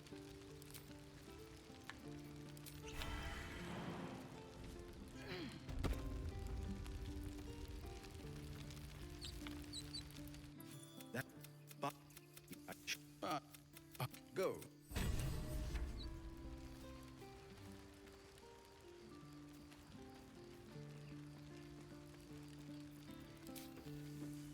Time, everyone.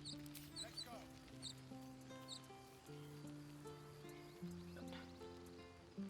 300 in Act 1 alone feels kind of crazy. I've done a lot of Act 1. That cat doing? Trying to jump on my desk, as per usual. Alright, what do you need, man? Like, your food bowl situation is fine. You gotta stop doing.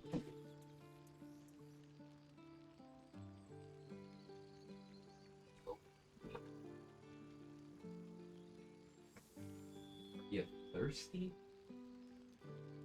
Need to get you a bigger water bowl? Alright, hang on. Right back.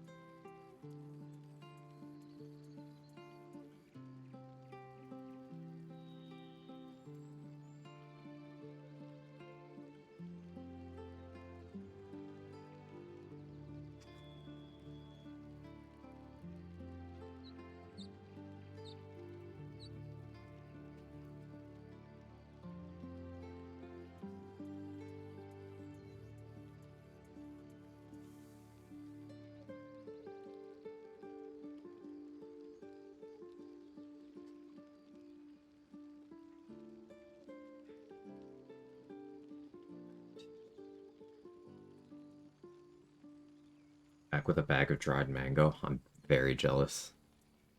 Yeah, dried mango is a top tier snack.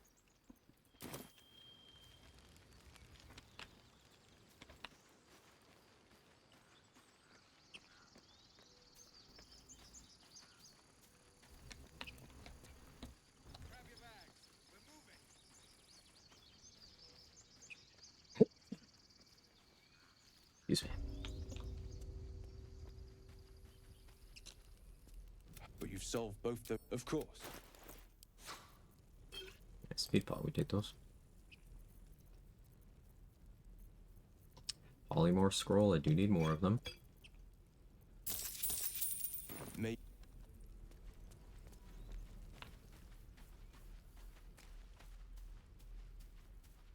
Won't bother checking Damon, he's not going to be selling anything I care about right now.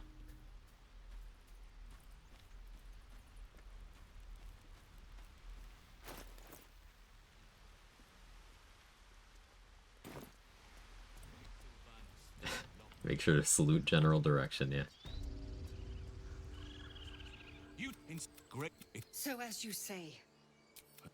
Speak to Wrath.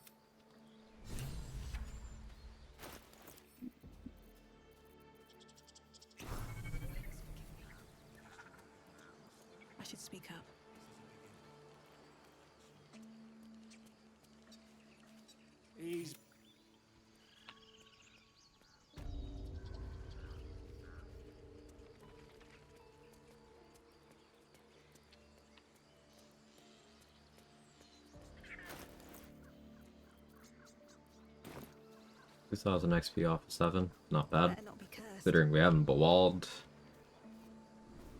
The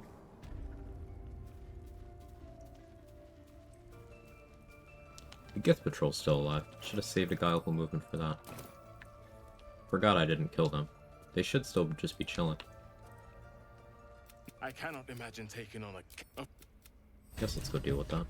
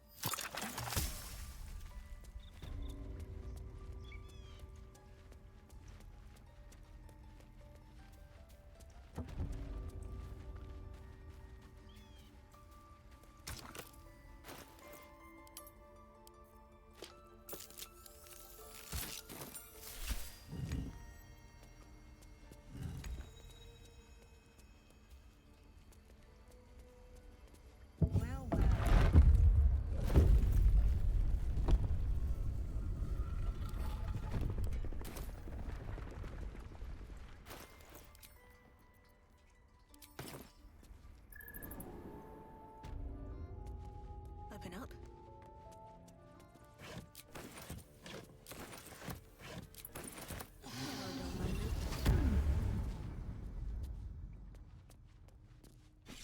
A beautiful glaive.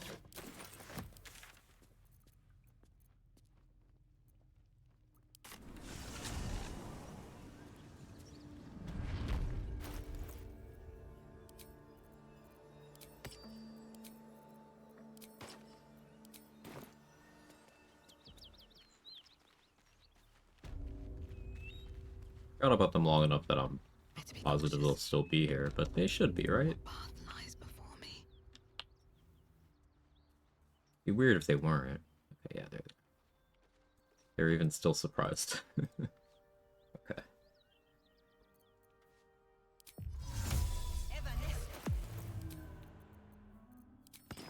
Don't waste a step.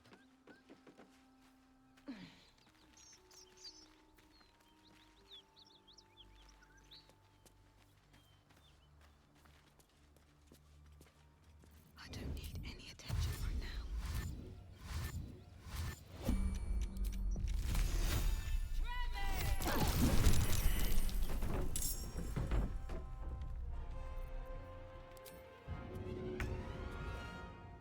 Yesh is on the ground.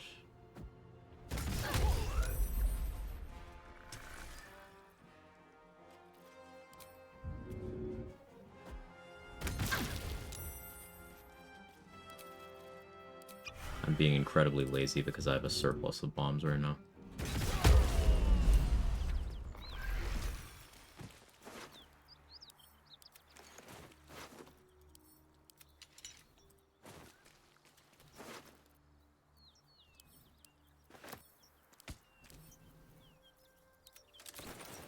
Unusual runes Watch this, I'm gonna roll good. slate, forming an array of Easy. arcs and circles. Magic and the slate also.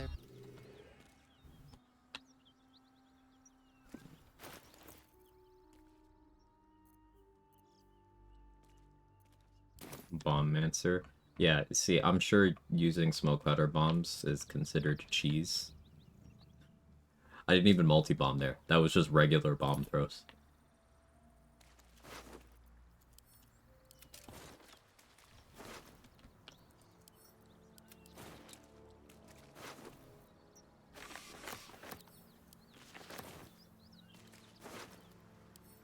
Wonder if the gods are watching me.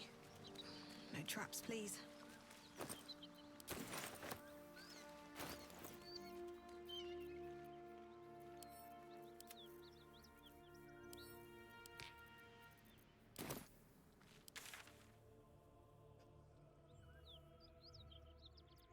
College of bombs.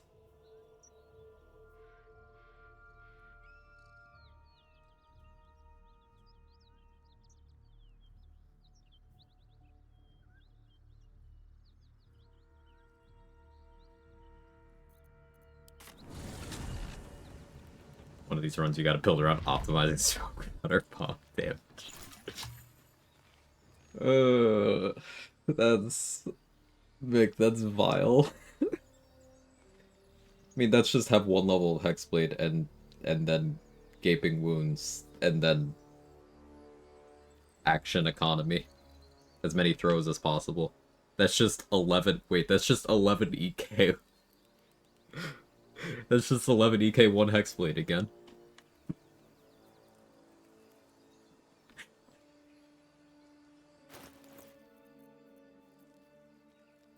We can't escape.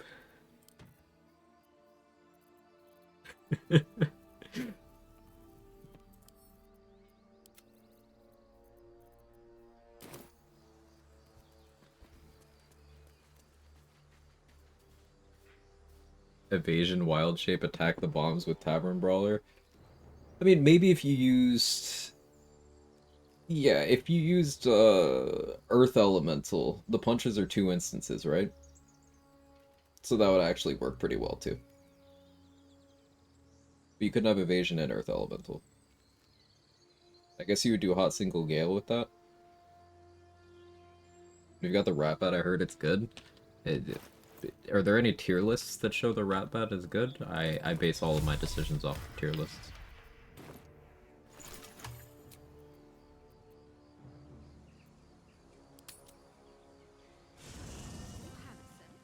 Eat up some code later. Take it easy, Sydney.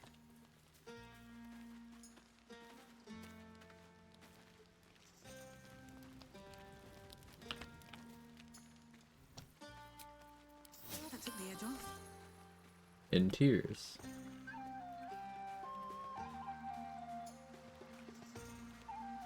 Where you at, Gorilla?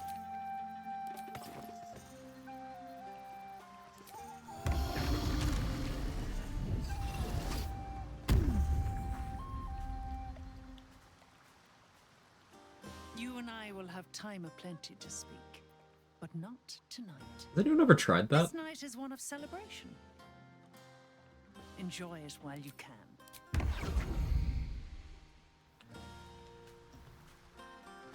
I have now.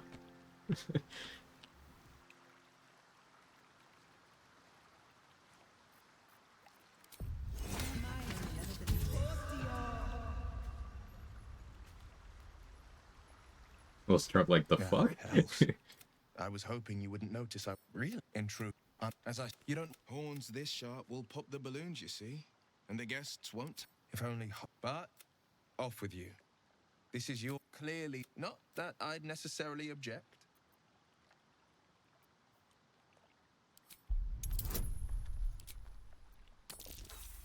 This is what our inspo's for.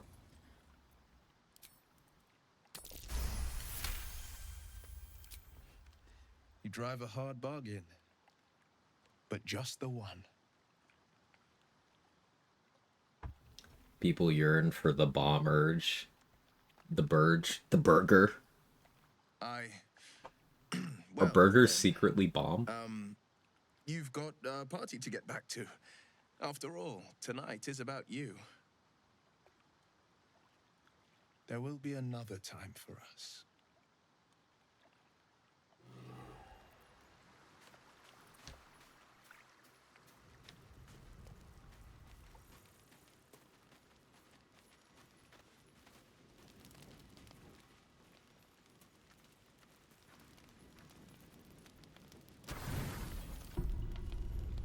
Buzz of celebration, quiet. You've picked up a few pleasant maps somewhere.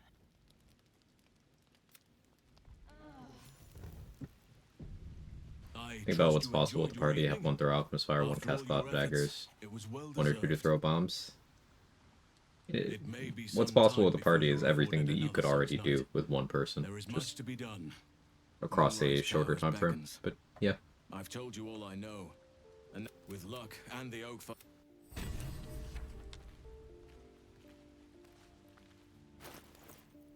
Okay.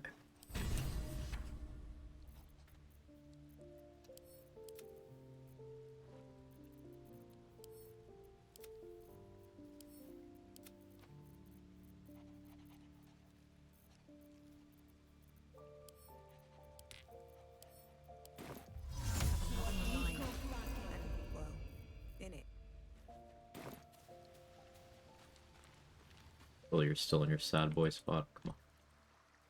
A private word would be nice. I think Halson brings up the Oak Father during sex.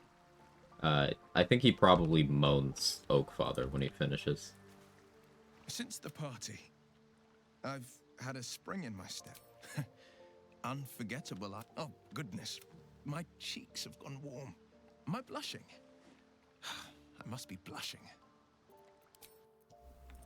Dork. Probably talks about his successor, Francesca. Hey, why do you think he chose her? Not a reflection of her, that's a reflection of him.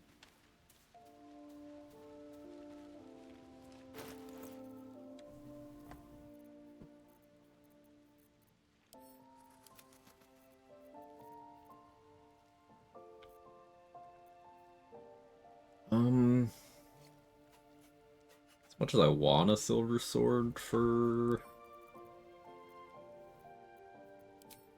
initial Shadow Curse land stuff, it's just not intelligent. It's definitely Leviatar Scourge territory.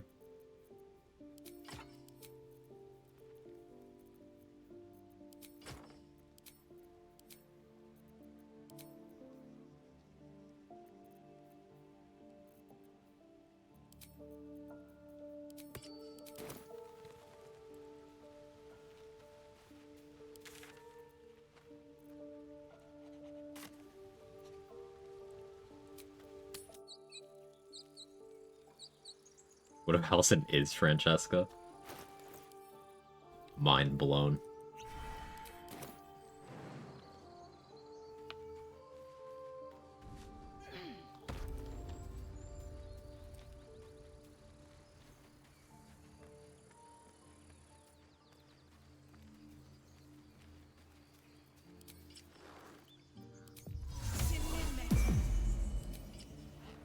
Just out of view.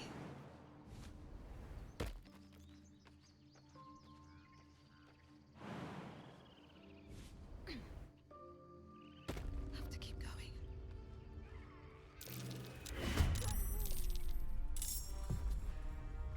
One day, I'll catch a break.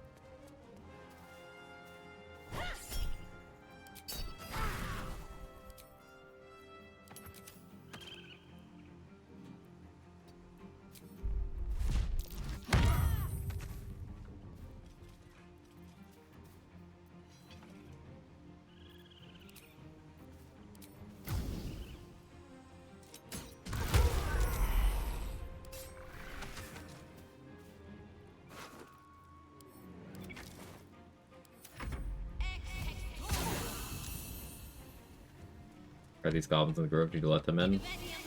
As of patch 8, when you do grove defense, these goblins show up the next day. I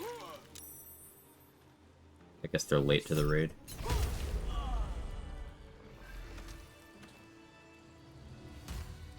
Patch 8 thing. It'll take a while for... Of course.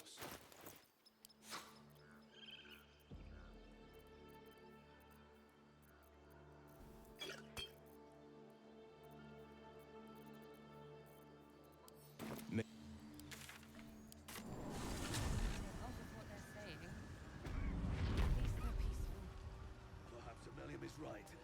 I should get a mask. Just what I need. Welcome back.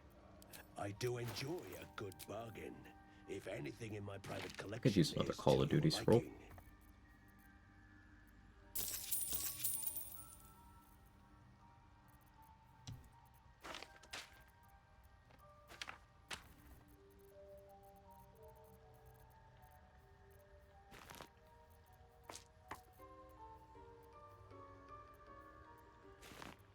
That.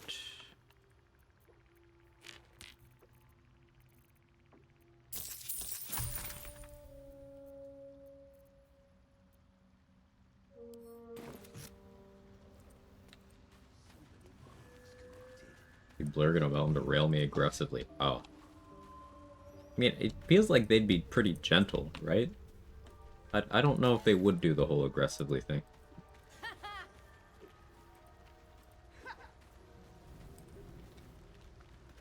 Will be no point in lingering now I've got the noble stuff. Like, if they were in a throuple, I think the hypothetical third person would be you trying to get them to like degrade you and like be a little more forceful and stuff.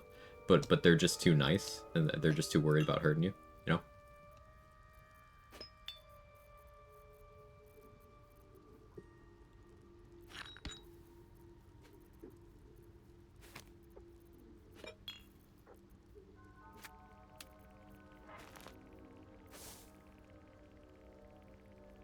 Was with a bag when you vendor. It's to prevent those items from refreshing when the vendor inventory resets. So on long rest and level up, vendor inventories reroll, but anything that's in a bag doesn't. That allows me to have access to purchasing things I may want later.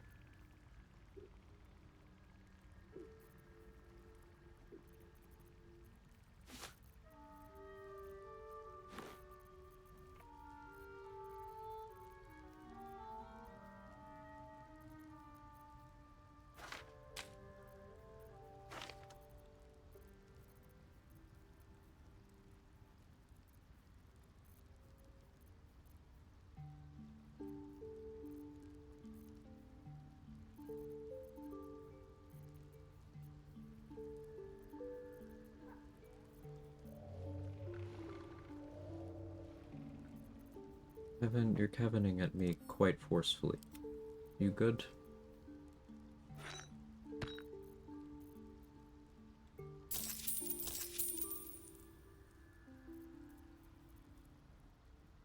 That odd? No. Vanilla behavior.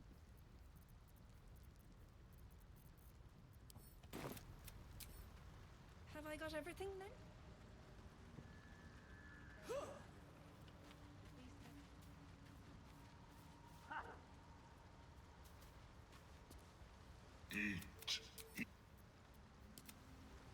Yeah, Mel would be writing notes in a book while he realizes he's saying things like intriguing the species. 2 holes. At least things have stayed interesting. One day I'll catch a break.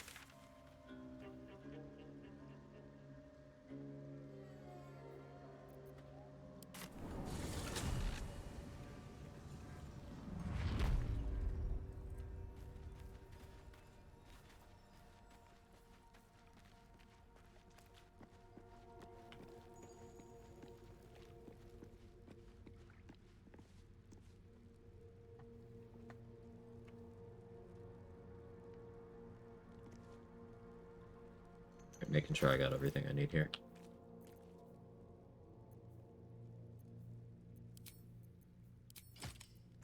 Do kind of wish I had a +1 hand crossbow, but oh well.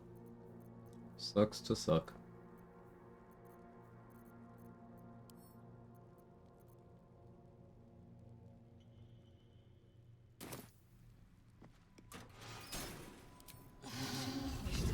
Interesting times.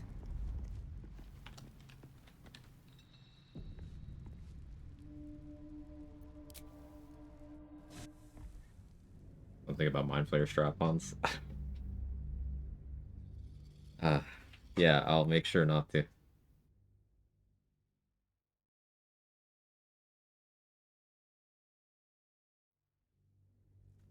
Pressing those back walls with ESP. Oh, Light on my feet.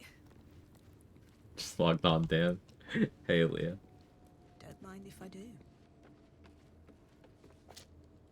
Kevin. You're so animated.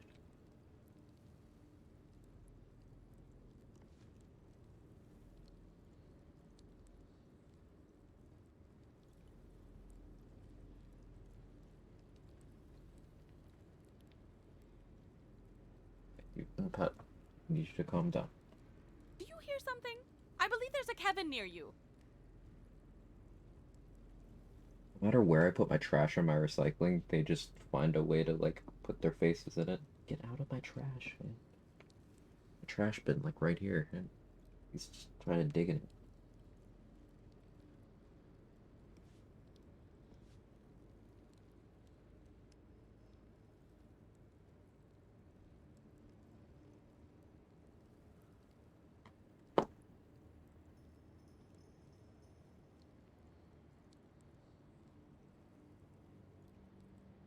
Damn, and back there holding onto a +1 hand crossbow, waiting patiently. Yeah, I know he has it. I'm the one who put it in the bag. I have 87 gold.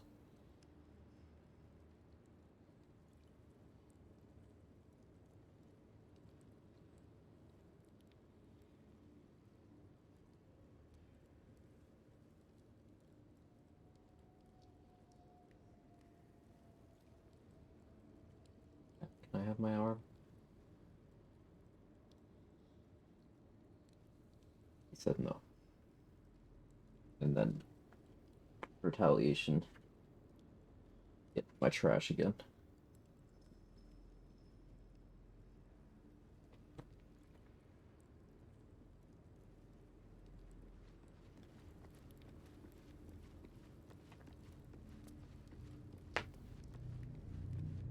I guess I'm playing one-handed. Business as usual.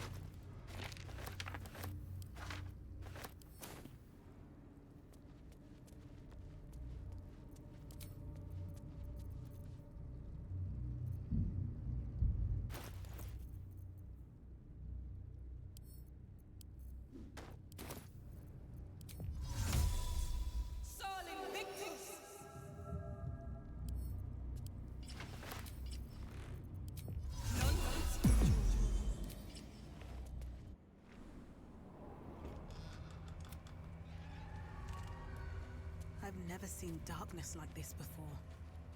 It's unsettling. But if this is the way to Moonrise Towers, then this is the only path I've got.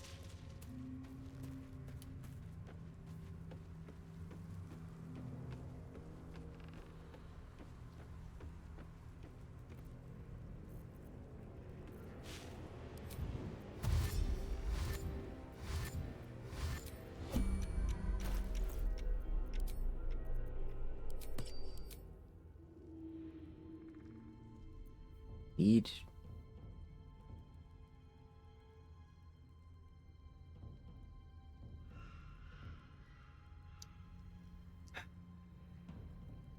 Cat.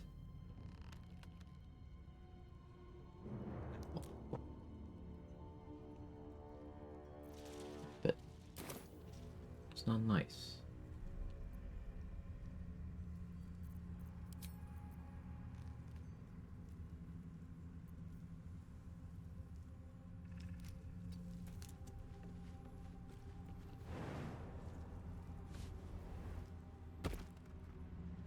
Stop!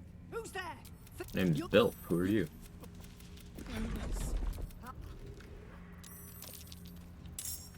Let me in. Jonas, no, what are you doing?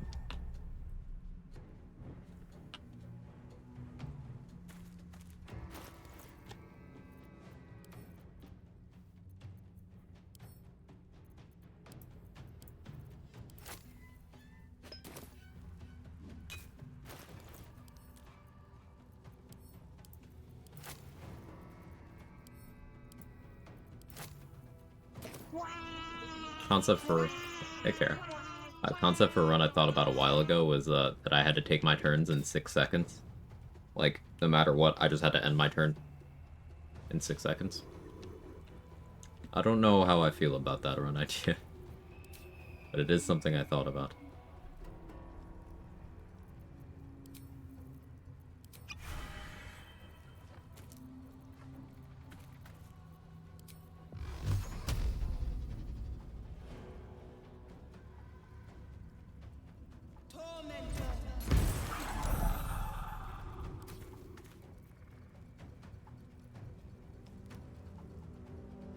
None of them died.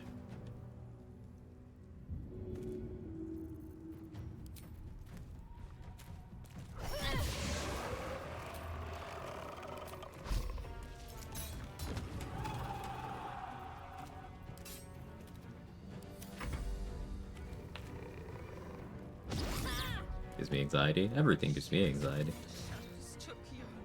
Arrow's gonna push Jonas, I'm gonna lose my fucking money.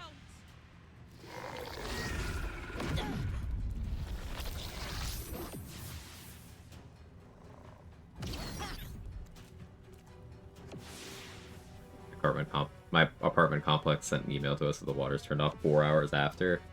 That's timely. The snow, what are you doing? Okay, he didn't push him.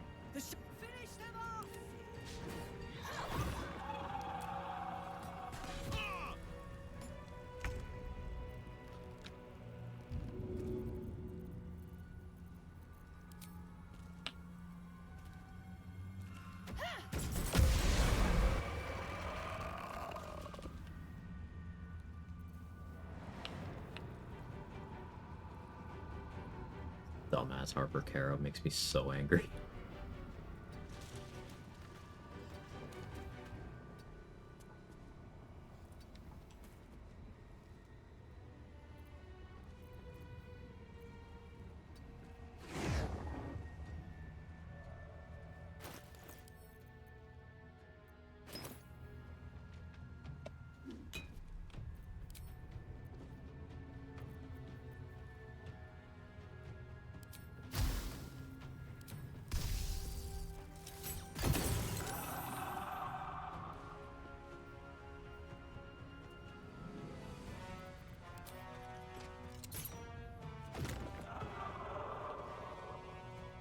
Imagine having good damage rolls. Certainly something that doesn't happen to me. Hope this ends well.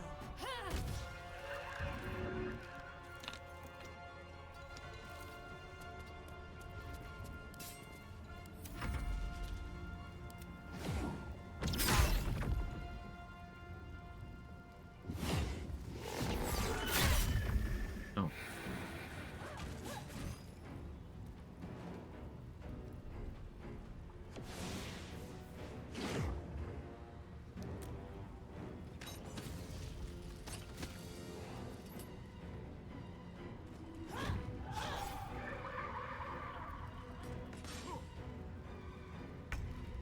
I gotta snipe the kill on Jonas. My name is Jonas.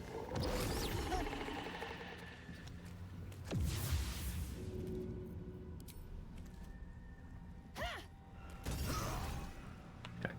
If they kill him, you don't get the 75 XP. Annoyingly.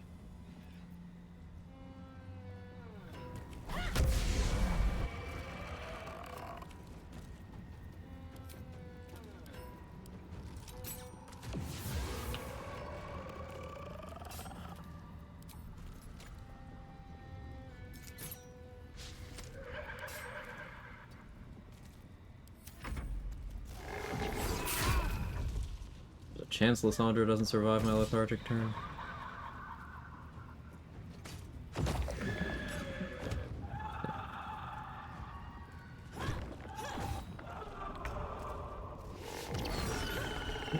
Good weave.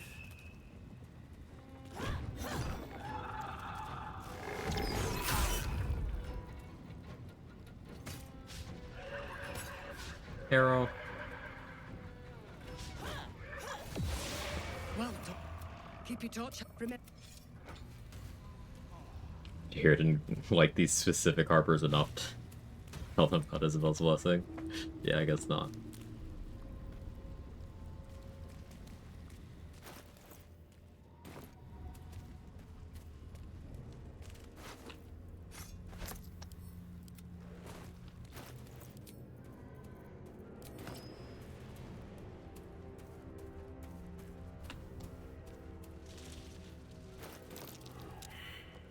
A dead bird.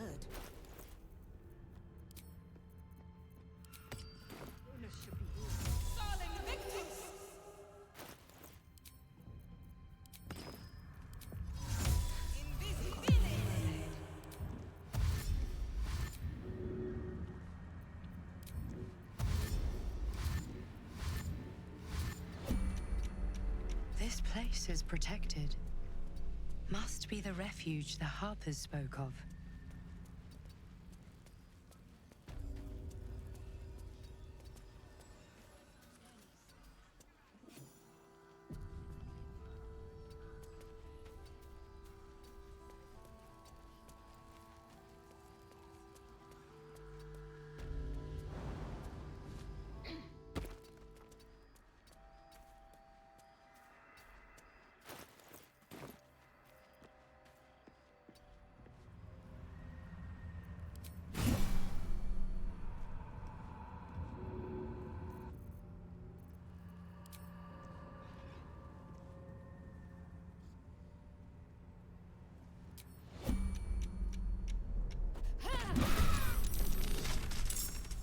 Like my bird pile.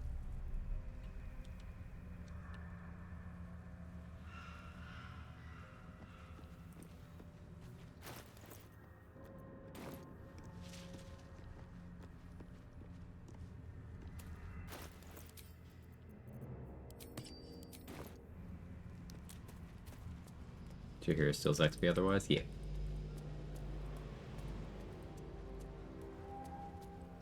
You ate Jahir.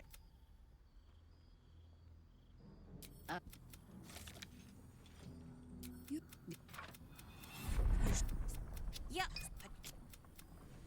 What in the hell is that? It's a fixed XP exploration spot. There's always 280 XP, and if you allow the cutscene to play out here, you do not get it because Chihiro walks through it. But if you go in ahead of time invisible, you can grab it. It's been a long day. Stock up while you can. I only hope I've brought enough to see us through.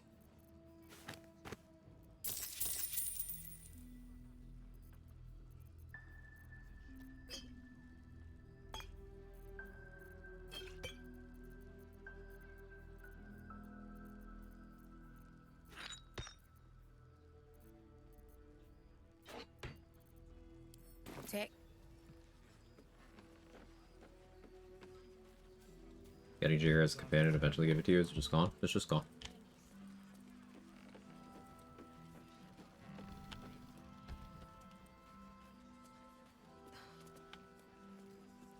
He was joking this morning. It was a good harbor. I think I need some.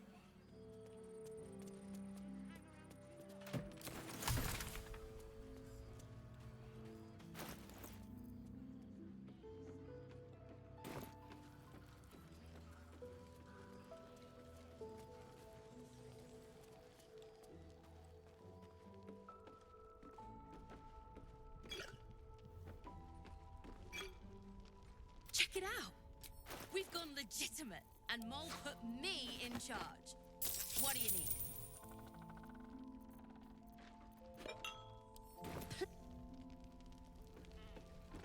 Don't wander far. We need to talk.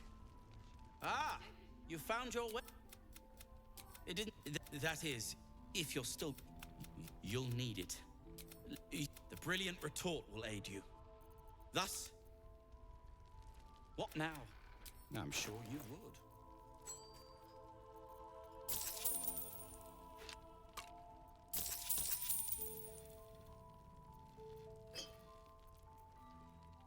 I'll take that too.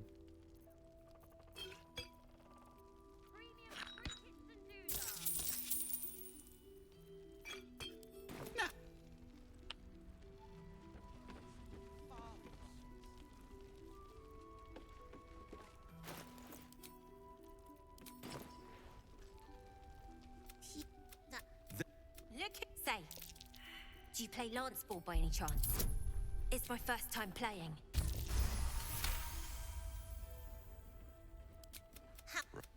What? She cheated. But and tragedy, my friend. Well, you never know what you might find. Tell me, oh apple of my... See... Activity among the cultists, Mum. Preparing to march, I wager. Seems that way.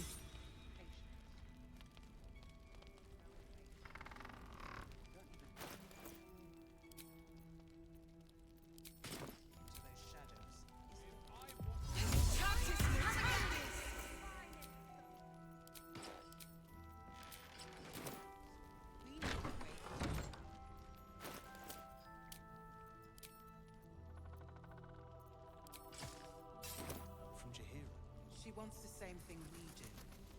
To save the city. But she doesn't care if the Grand Duke lives or dies. I wouldn't go that far. But her Time for some bloody work. Yeah. There's more where that came from. Wish we had stone or steel.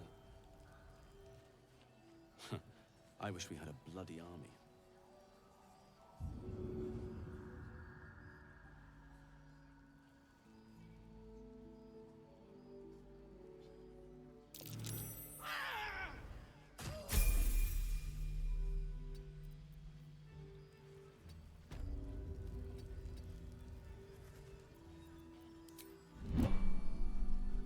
Barkus cannon fodder, specifically cannon fodder, hit Wolverine with 2 birds, 1 stone. It seems unfair to Barkus.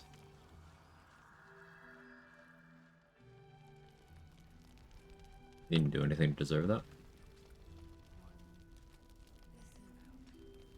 It's wild that they never see this happening. Sometimes they do, which is why I did the disguise.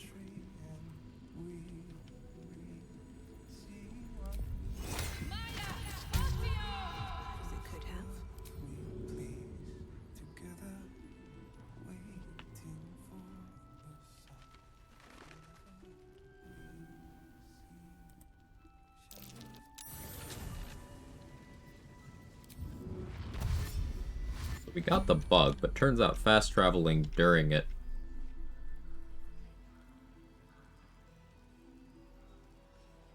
cancels it anyway. I had incredibly fast reflexes, and I heard the wrong sound, so I was like, ah, fast travel. And I wasn't sure it worked, but it did. Heading out without Isabel's blessing. Heading out without Isabel's blessing. But it can take a beating. It'll need to. Cleric's magic won't hold out the darkness forever. Dealing with these 3 fists may seem a waste of time, and often I just decide it isn't worth my time, but it's 270 XP. So, we do it.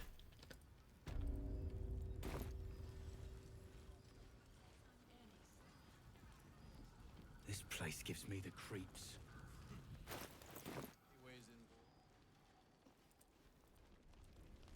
Don't be shy. Have a go. As I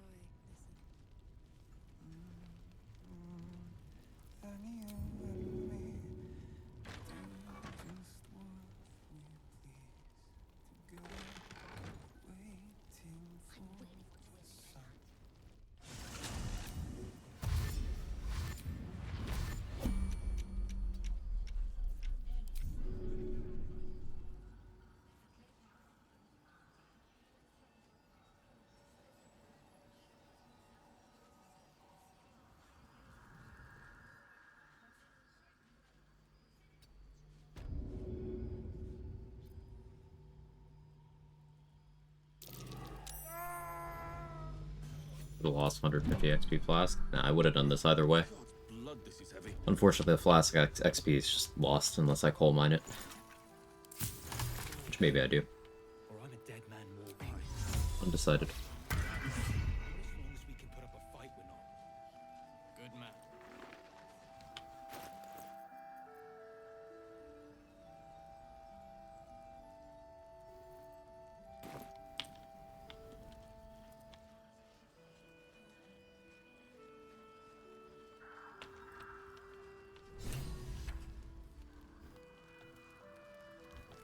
And if you find any interesting materials in need of working, I'm happy to help.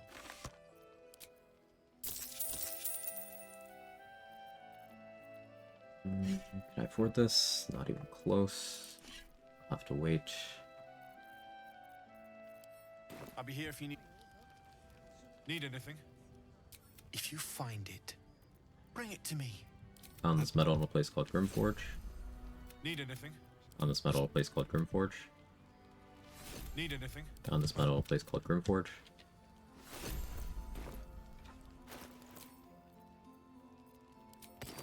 Geniality. Need anything?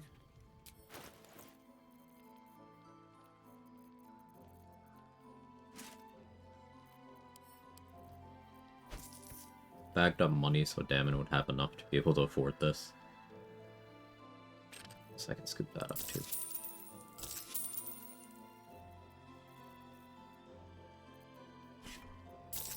Now I can buy the halberd.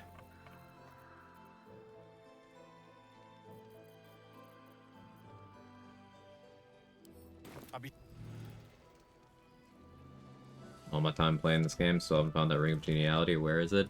In the trading inventory of the character you said you didn't like.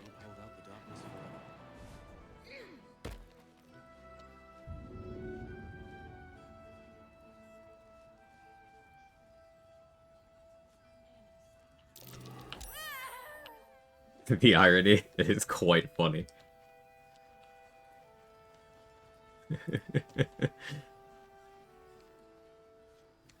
Yeah.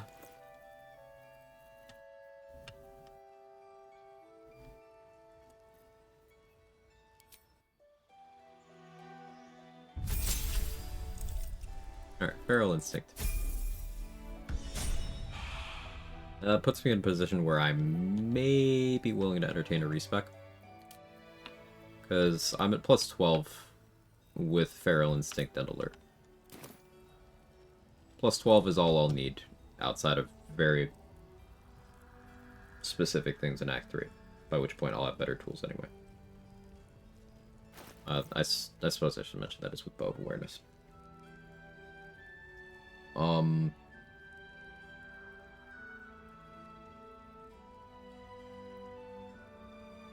Currently have 16 strength. Everlasting Vigor takes me to 18.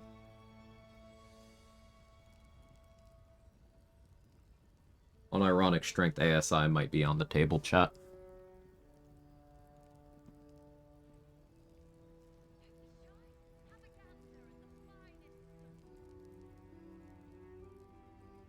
We'll see. Yeah. ASI?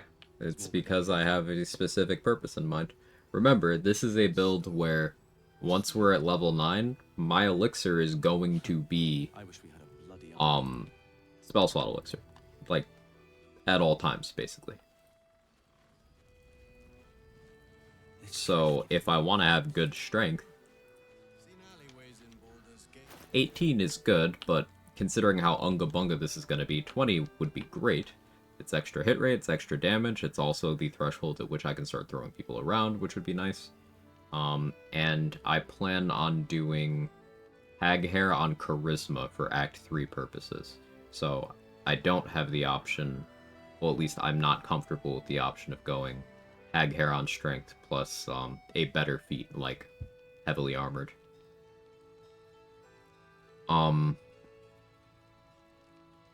The counter argument to that is I could ignore the sensible play, I can Hag Hair Strength instead, and hedge my bets on getting Patriarch's Memory in Act 3.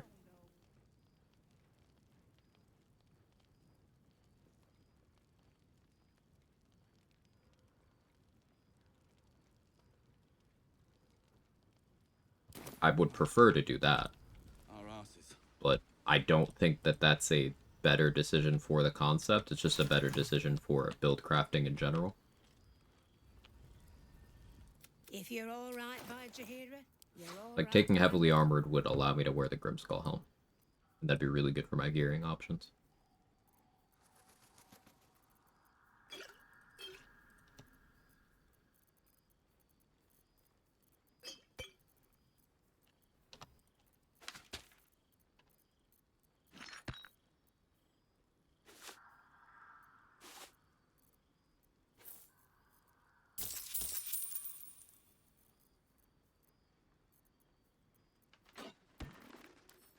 We're also level 7, which means magic clubs are available.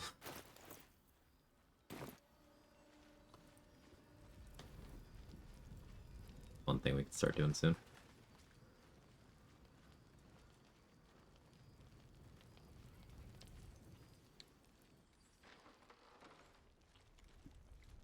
In the market for something special?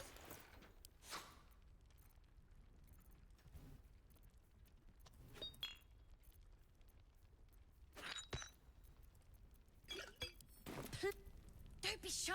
Have a gander at the Grimskull helm, Mighty Cloth. I think that makes sense.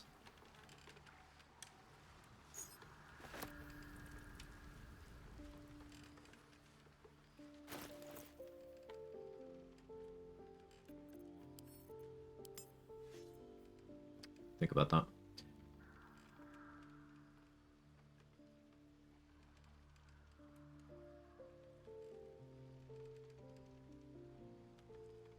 Mighty Cloth wouldn't serve a purpose because if I start 17 strength, get 1 from Heavily Armored, and then Everlasting Vigor, I'm already at 20. Mighty Cloth won't do anything. Graceful Cloth, maybe?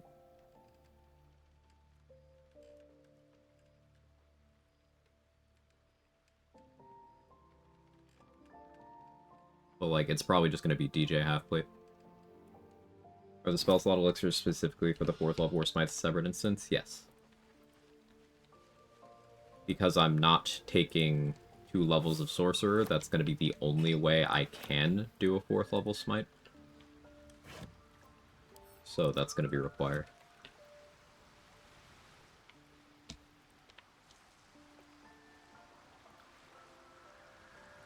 $17 base, thought you're starting at 15 for some reason. You know, I could start at 15, and that frees up points to put in Charisma, but I don't need the Charisma points for a while. Charisma investment, for clarification, chat. Charisma investment is for Inquisitor's Might. Raphael's angling for the girl's soul. But one way or another, she'll see there's... I can't imagine what cruel pen... But we won't have Inquisitor's Might for quite some time, so I don't need the Charisma yet.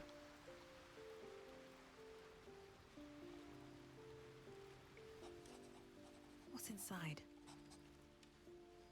Start buffering the build. Yeah.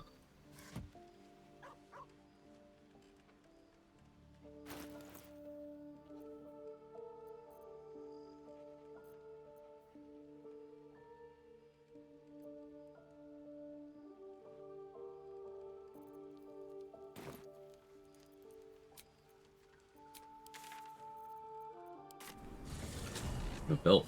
Mm-hmm.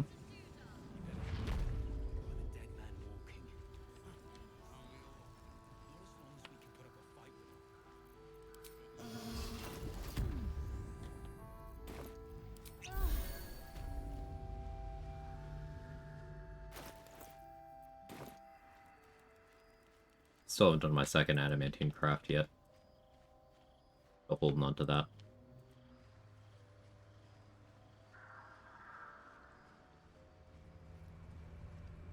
Looks like there was a struggle here.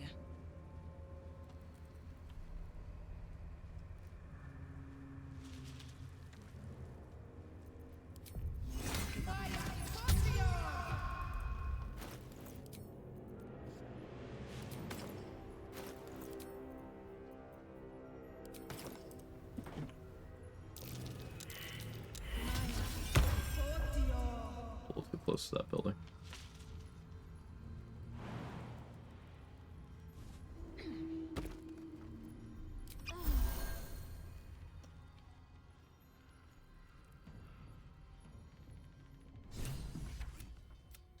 Yeah, we're boss. Sammy moved up This is there. also slightly XP Want me negative. to drag? The dried your mind. Your true Not dealing with the hyena. to have a reach so fierce the dark quivers. You must have blessed them, my queen. But if so, where's the lantern? We can't. This is not Her Majesty's will. Go now. Peter Parker isn't looking too hot these days. If it is Her Majesty's... Some people would disagree with you, Ted. You can't be serious. You know what's out there. If it is Her Majesty's will, then we shall walk! She will protect us.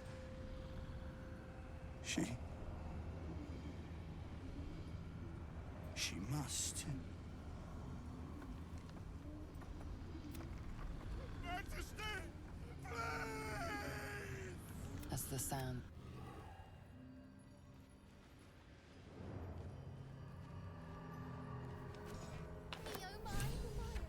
Lantern. You notice these fake. Oh, this lantern only lights the way when I am.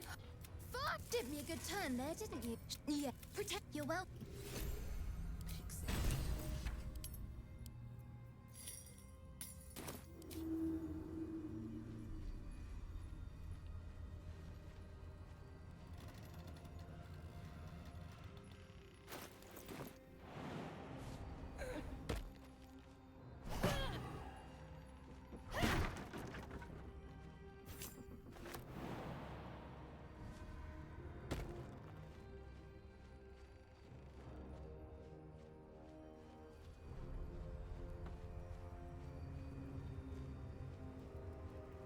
We could detour to the Shadow Curse lands now. Or not the Shadow Curse lands. Excuse me, to the Mountain Pass right now.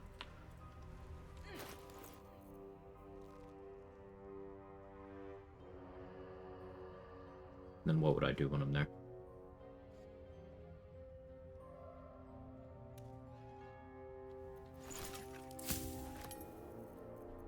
Gonna want to get Brenna for Tadpole Elixir crafting. I could polymorph myself and get all the way over to Zaythisk, but I'd rather hit the tier 1 at the side door of the Kresh once I'm level 8. 8 minimum. I'd prefer 9, but 8 minimum. Nothing I need too urgently from the map. I suppose I want Soulbreaker Greatsword, actually. If I'm gonna drop alert. But I kind of forgot. It's a Rat Bat build. So I'm not gonna use that anyway. Rat Bat and Magic Club build. Magic Clubs probably don't come out until we have Divine Smite, which is planned to be at level 9.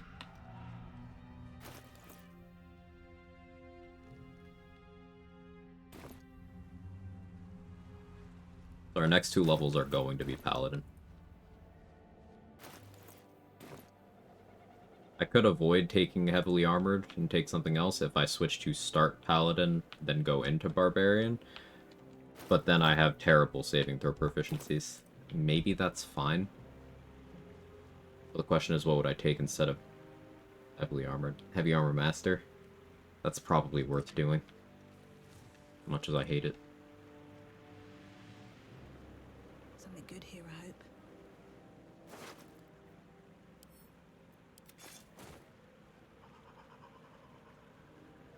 Just roll well. Easy. I could try that. I hadn't considered that.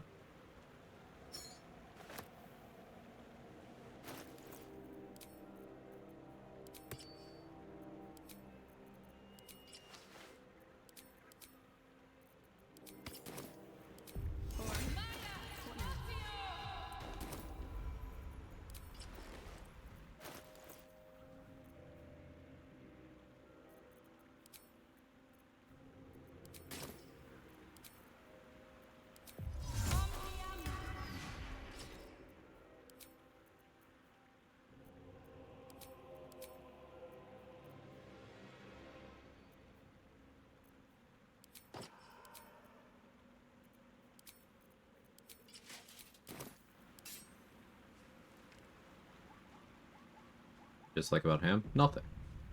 I dislike having Paladin saving throw proficiencies instead of Barbarian ones. Barbarians get Strength and Constitution, which is probably the second best configuration you could have.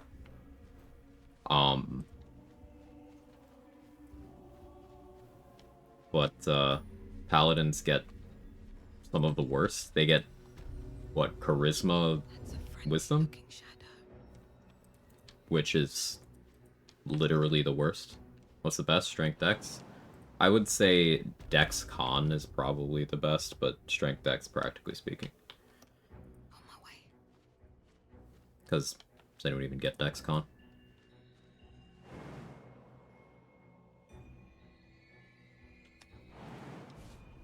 Yeah,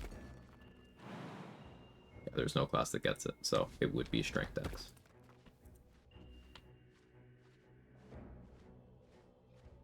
Was that like resilient? Yeah. Are most CC effects Wiz? Thought Dex Wiz would be the best. Get immunity.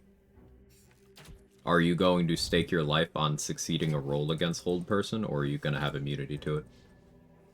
Same with fear effects.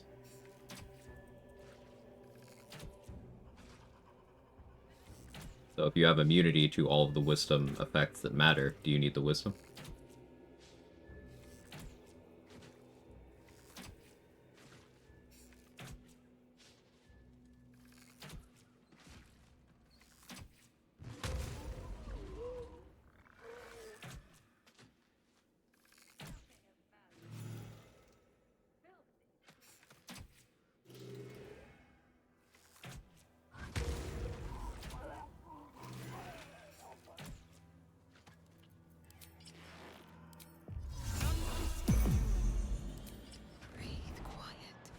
That leaves dexterity as the most effective proficiency in terms of number of things it's going to apply to. But con proficiency is also very useful. There's a fair amount of con saves, but also it's your concentration. And a decent number of dialogue checks. And then strength. Strength saves aren't that common, but where they do happen, they are impactful.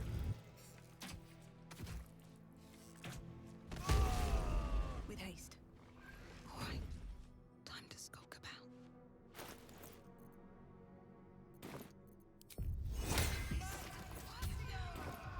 Moving in.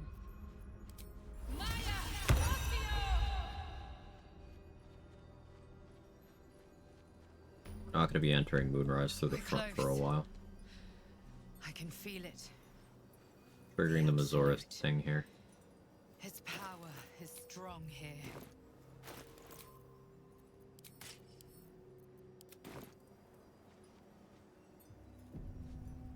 Plate up. They're locked up in the cult's fortress. Moon. You are. Sounds like Mazor, this may be your best chance to.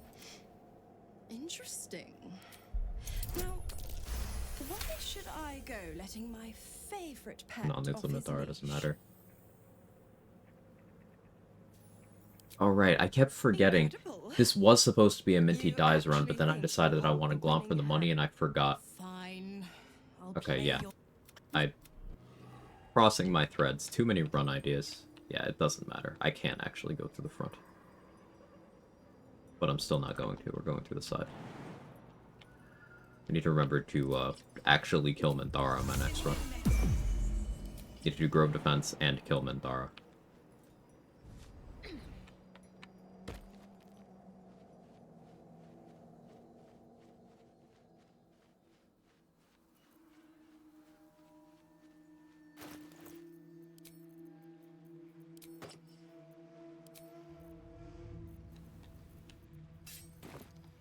Out of sight, out of mind.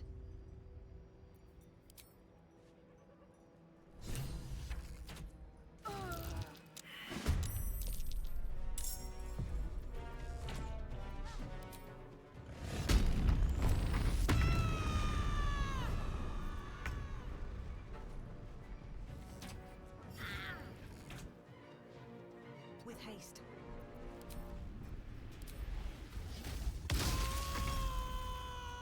Yes, I put Elemental Cleaver on the Bow of Awareness. Giant Barb does make a good archer.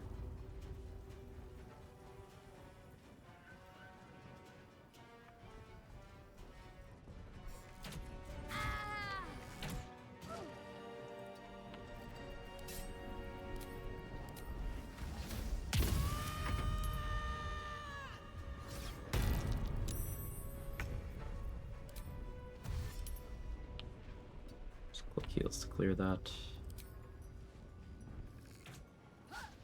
Attacking from shadows because humans and their terrible vision.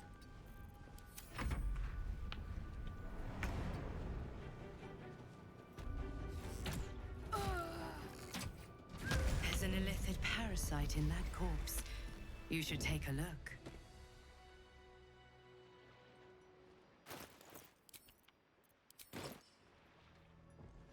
Wonder if the gods are watching me. This calls for careful footwork.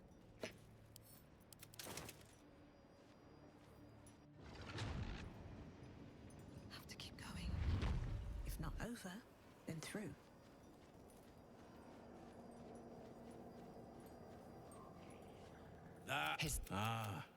Well, You'll find Zerali. pray. You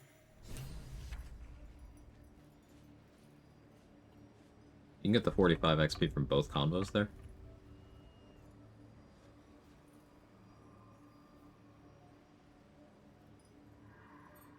Because I got 45 for getting close to Christ.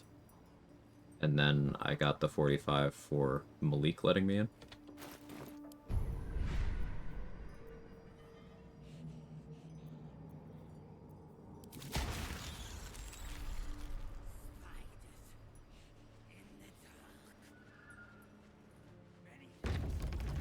There can can be no doubt. This is the place. Yeah, so I was This is supposed to where kill we'll discover Minthara the so I could secret mess of around the the exploration Absolute. spot, but I kind of reflexively spared her. Oh well. Can still use the polymorph tech elsewhere.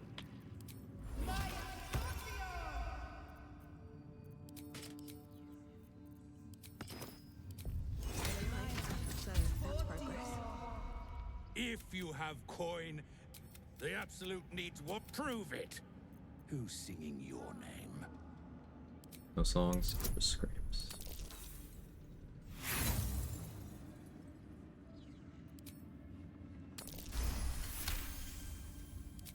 Want anything from my stash? You pay less than the rest. Those. Actually, can't I even really buy stuff? I can't right now.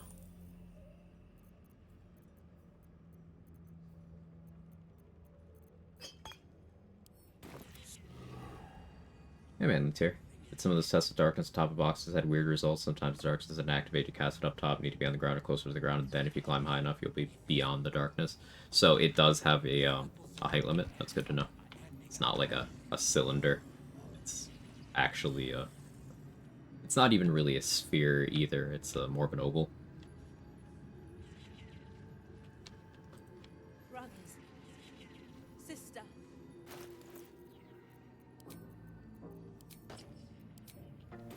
The words. I need a quick word. You did. She gives them to you fully formed. Ah, a new face come to bask in the light of the Absolute. How can I be of service, true soul? Great Throat Glaive is going to be big for Radis Badis, of course. And on.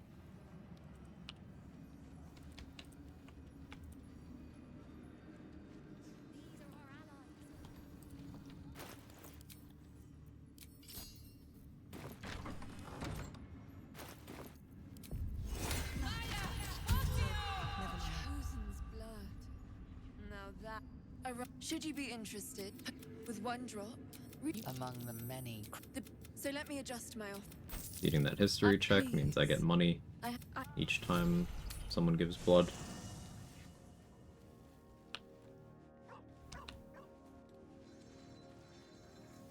Need something? Bring a star in. All's well, I hope. Shadowheart. All right. Will. The gods. She makes a mockery of it. Can already feel her scheming. She won't let me go. Fail. And I made a mindless... I always knew what my future... That...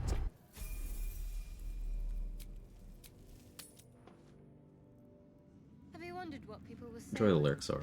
when they find out the monster hunter is becoming a monster? I've faced countless perils and conquered them all.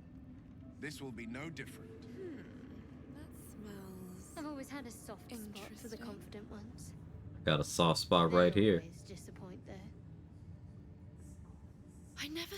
You... Oh, don't worry. Oh, and he's yours to command. I'm... Good. Ali, it's not... I... Can't you talk some sense? Because there's something... No, Don't touch me. should you be interested, I have a... With one drop... No. No time to waste. Should you be interested, with one drop... Like that he saw. Oh, sorry, I get confused sometimes. I did. Should you be interested, with one... No. No time to rest?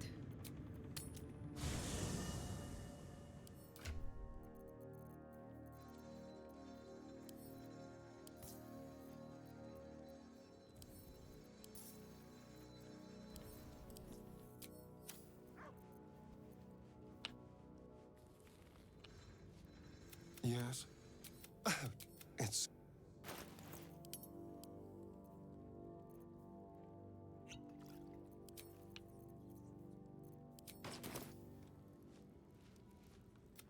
Ever explain why her blood is nasty in game? Yeah. Lots of experimentation with illicit stuff and alchemy in general.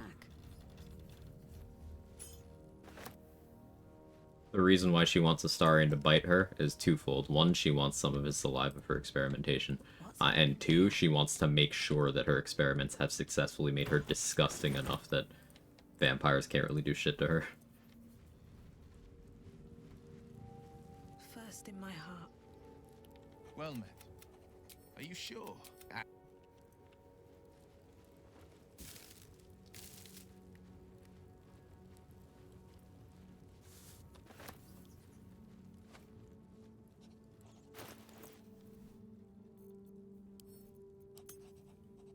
Oh, this fetish thing? Nope, that's just how she talks. She just talks like everything's a fetish thing. But no, she's far more sinister than that. Would, though. Would. No, we gotta use positive language here. Will. Will.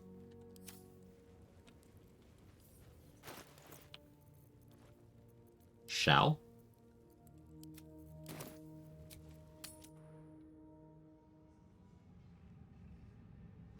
He who was best boy. That's a popular one. Welcome Yeah. back, true soul. You've come in the spirit of trade, I hope.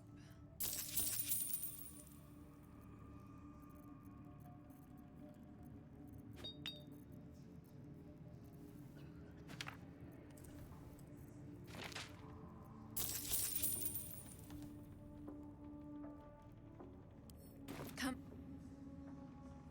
Welcome She's back, definitely true into it, soul. though. I mean, yeah, but, like, that's just kind of how she talks all the time. Like, she runs into you in the city and breathily asks you to come inside. Like, she's not just talking about the house, man. Like, that's how she talks.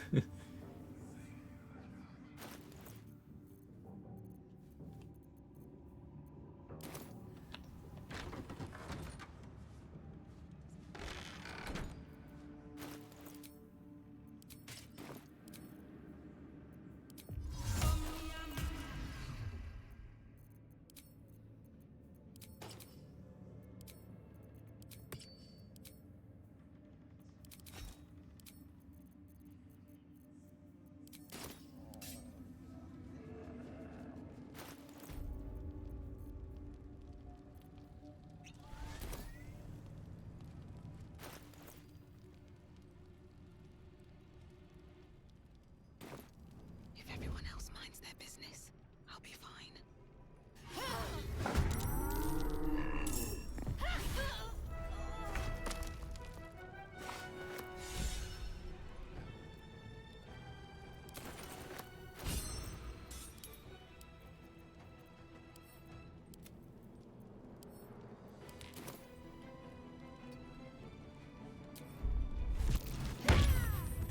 A path lies before me.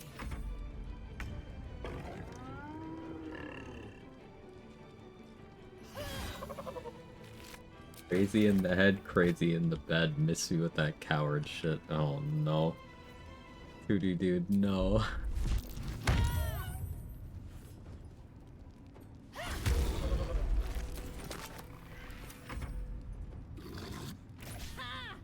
Quag, you already forgotten? Don't stick crazy. I mean, can never forget, Mick.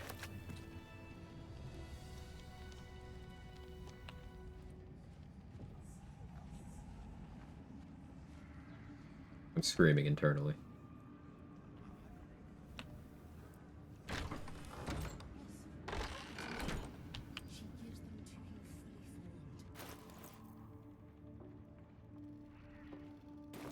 It's not poison stacks, it's a kill counter.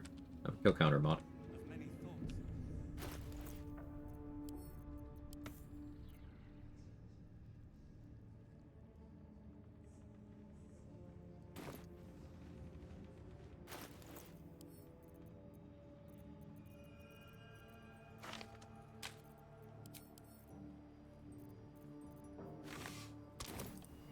Let's go acquire Ratus Batus.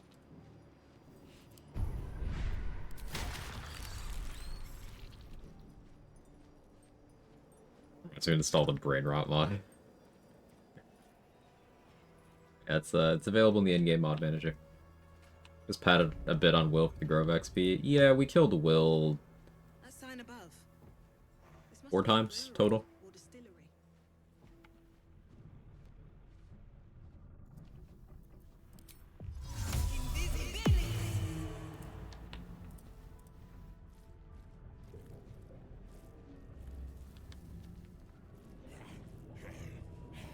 Okay, we're gonna fuck his brains out later. He'll forgive us. That might be worth a look.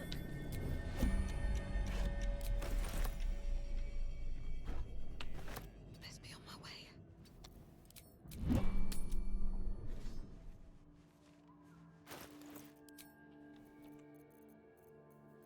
Where's B?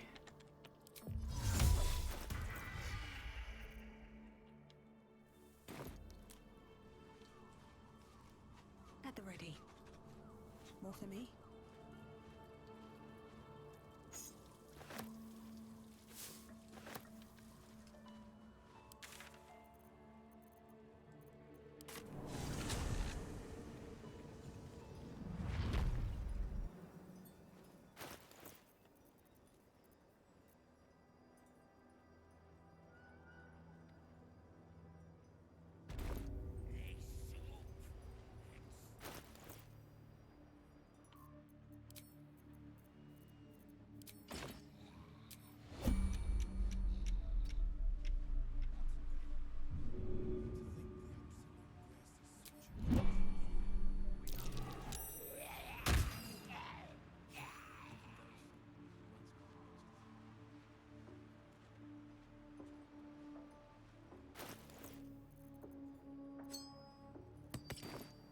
Fix the fuck up.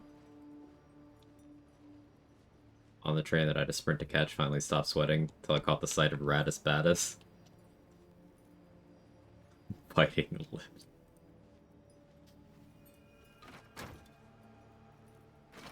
Spiders in the dark. Ready legs. Danny, it's not called sweat when it comes from here. Eyes. They're tears. You thought I was saying something degen? No.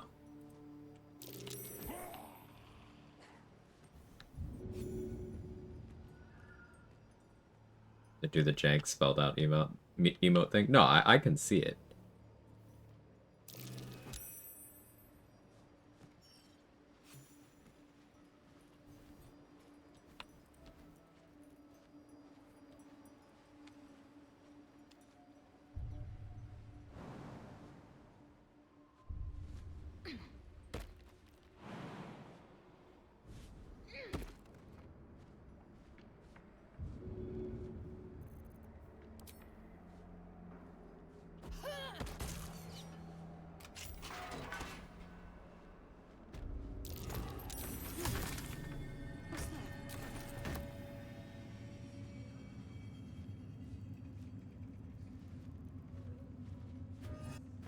Here we go.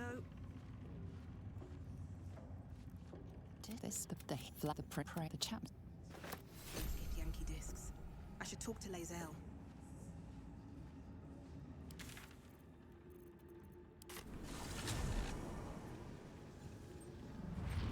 Let's just do the docks now.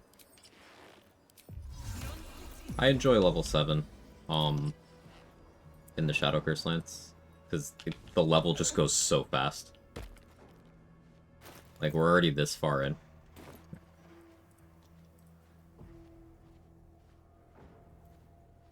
Once we hit level 8, I will be respecking.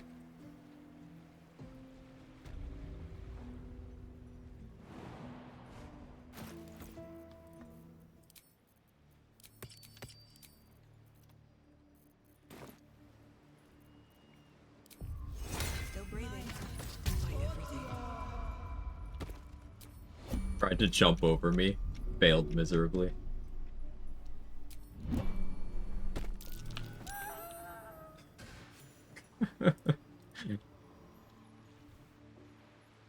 Much love, have a great day. You too, did. Enjoy the view. This feels like it'd stretch all the way to the Sea of Swords on a clear day. If this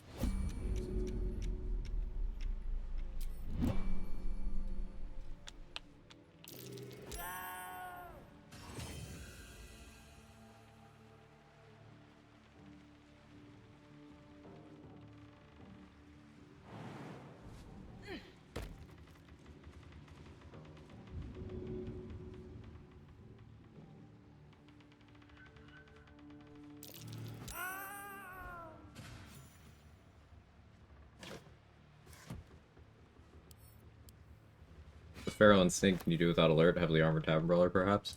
The plan is once we hit level 8, I will be dropping alert for Heavy Armor Master.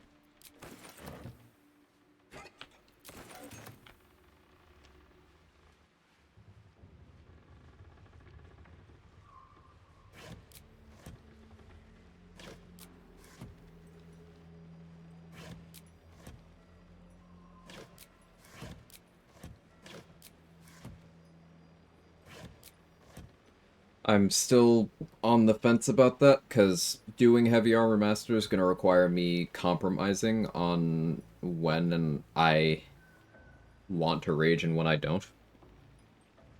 So possibly subject to change. I may still do the Strength ASI. But I also want to respec so that I have Heavy Armor proficiency from Paladin. So that I can wear Grimskull Helm.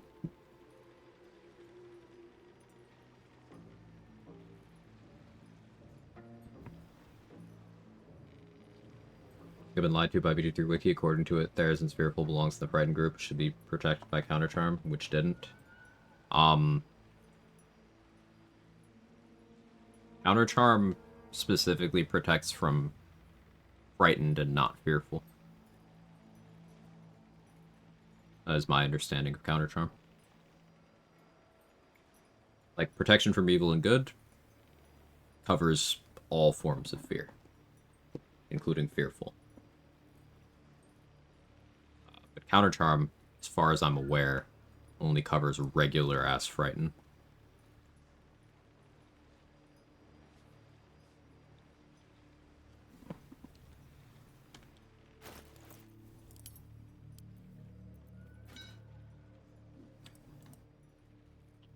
Was a hair away from death? Yeah, there isn't scary.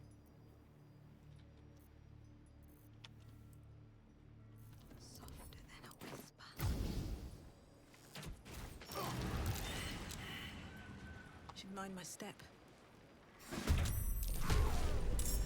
Crazy he lived. Good for you. Don't mind if I do.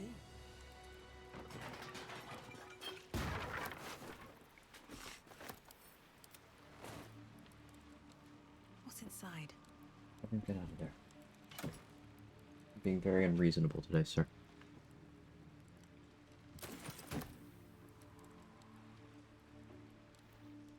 Even as he was dying, he cared more about property damage than his own life. A true capitalist. I'm done. I can't wait to sleep.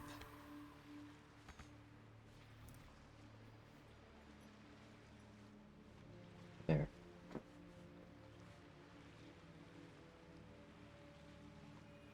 He's like, yeah, pet me or I'm gonna start destroying your shit.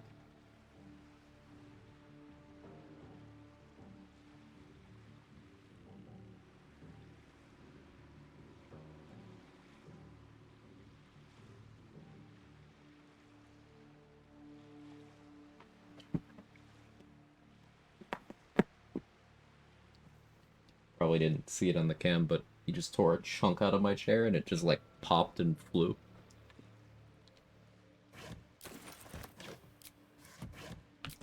My chair is barely a chair anymore.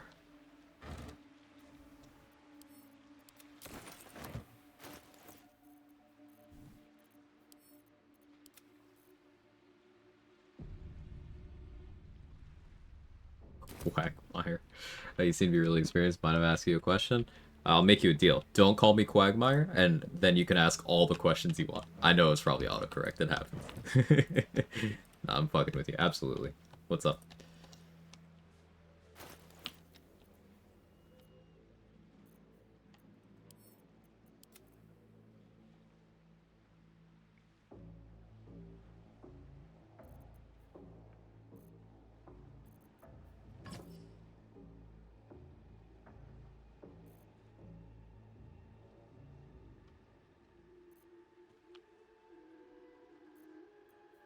That's Ethel time now, huh? Ethel's more of a silver sword situation.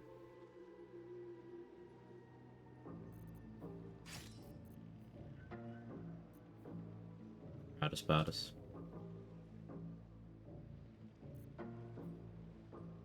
So I definitely want to do that before I get the Paladin level, so I don't Oathbreak.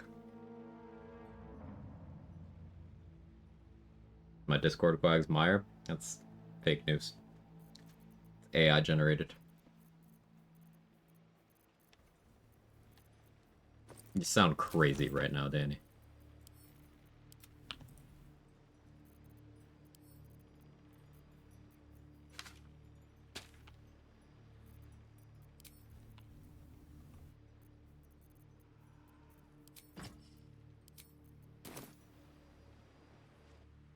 You ought to be kinder, you know? To the prisoners, I mean. Any one of them could be elevated to true soul, should they accept the absolute. That's a friendly looking shadow.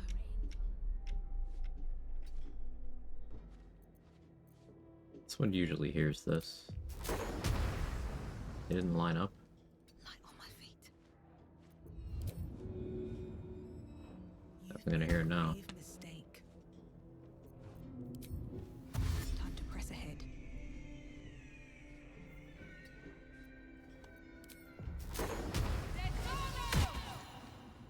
Oh, hey. Didn't hear it. When?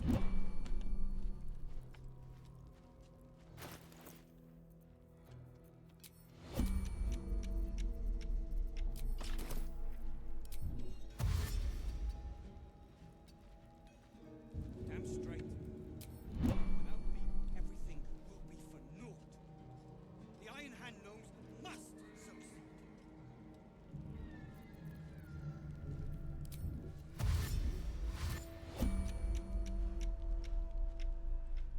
Questions about Turn Undead. I recently started trying to get my honor achievement. Feel like Turn Undead's dog water and honor. It's to be based off character level in older D&D games. Wondering why Shadowheart has such a terrible chance to land at +3 modifier. 3 level gap on targets. So level is almost completely separate from it. The way spell save DC works here, and this is an adapted version of 5th edition, is the default difficulty class of everything is 8 plus your proficiency bonus plus your relevant spellcasting modifier, if applicable, and then plus bonuses you get from gear. So for Shadowheart, proficiency bonus is going to be either, most likely you're looking at it being 2, 3, or 4. So if she's level 9 to 12, it's 4. If she's 5 to 8, it's 3. And then below that, it's 2. If she has a +3 modifier from Wisdom, then that adds on too. So let's assume she's level 8. Nice round number there. So she's looking at a 14 DC Turn Undead.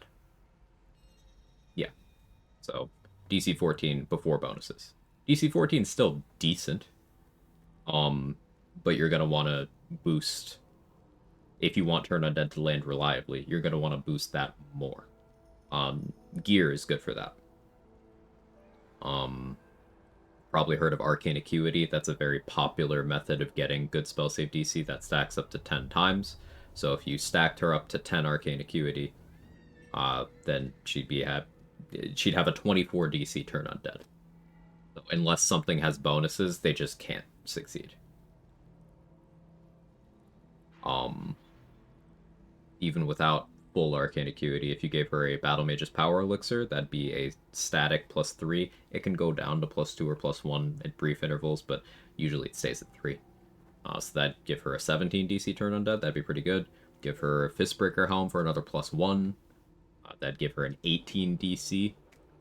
You could give her Melf's First Staff for another +1. That's 19.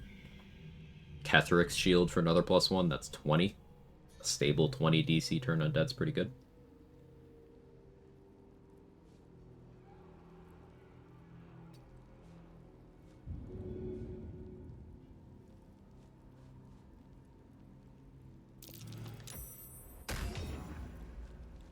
Why am I getting 30% on 14 DC though? This guy's have bonuses to save that roll, I'm assuming.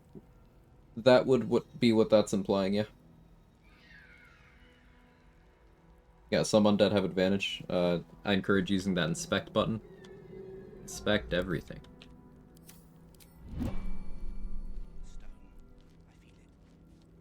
Hollow behind the back wall. Roland better be beyond. I'd bet my last copper there's a pier nearby. See that vase? Inspect it. Not quite applicable to their question. Did my reading after the rogue discussion we had yesterday, if my understanding is correct, the level 9 ability in Arcane Trickster is effectively plus 3.8 DC. Magical Ambush is something that a lot of people, like, will flock to. Be like, oh, that must be why people like Arcane Trickster. I can tell you, I don't even think about Magical Ambush. I often forget it exists. Partially because it's kind of buggy, doesn't quite work as often as it should, but also because imposing disadvantage on saving throws against spells is already pretty easy. Like, you have disadvantage on dex while you're prone. You auto-fail strength and dex while you're stunned. You have disadvantage on con while you're bleeding. And having the Resonance Stone imposes disadvantage on mental saves on almost everything in an area around you. So it's like, meh, I don't really care about it. But it's theoretically okay, I guess.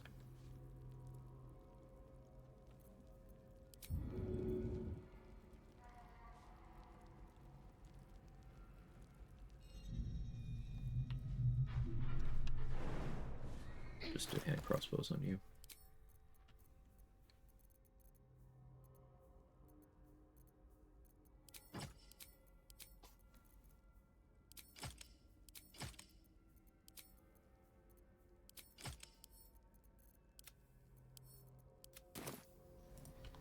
I don't need any attention right now.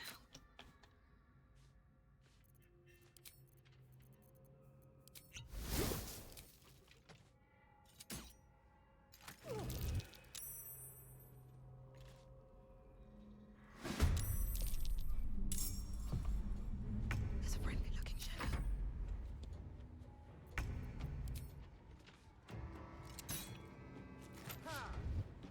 Out of sight, out of mind. Alright, time to skulk about.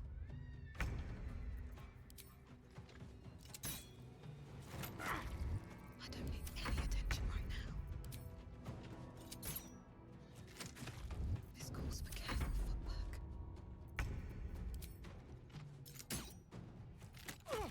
If everyone else minds their business, I'll be fine. Game good DC is 25 to 30. There's a bunch of gear for it. Depends on what you're going for. You can get your DC up to 30, you know, with big investment. But for a lot of situations, if you're targeting the right saving throw, you don't really need to go beyond 20. Like, Raphael has very bad wisdom, for example. They've had to buff his wisdom. So it used to be even worse. But sticking wisdom save things to Raphael, quite easy.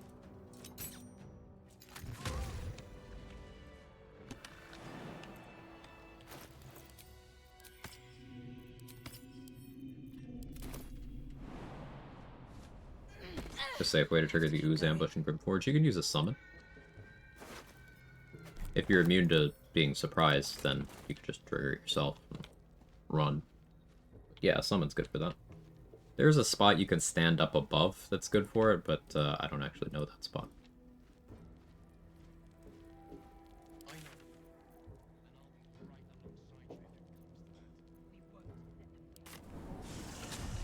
Also, I can save some phone battery. Pickies, good luck with the rest of the stream. Thanks, Danny. Have fun.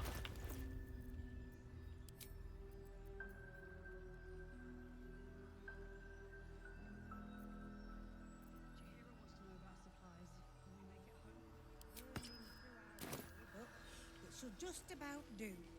Just about? Just about. You shouldn't hang around too long, though.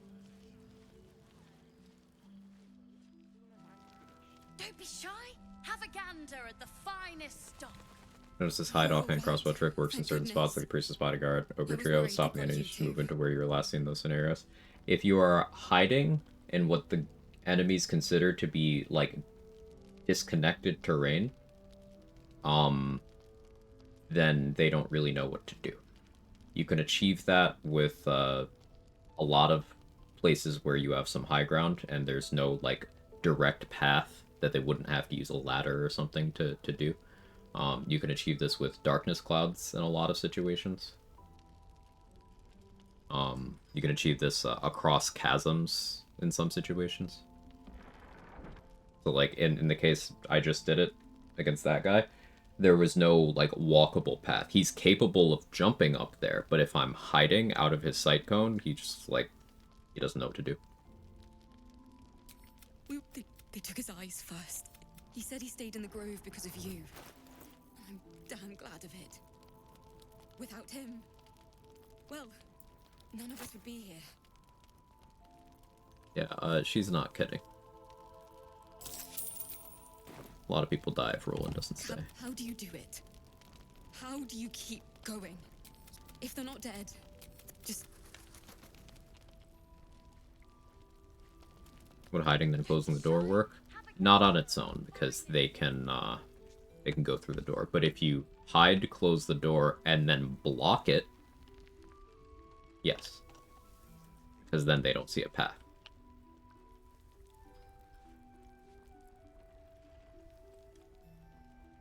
Jaheira didn't save your ragged little tail from the cult. Planar binding, Roland. Okay. You decided to have a good scroll this time. No use for it, but good for you, little bro.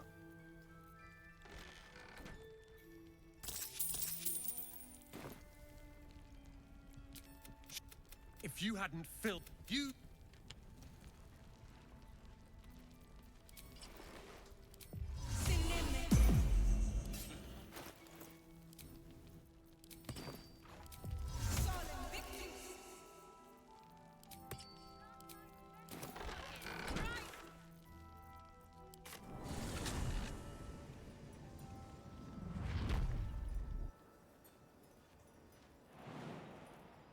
During the asshole run, Alfira had that same conversation, then immediately went back telling me to go fuck myself. Incredible.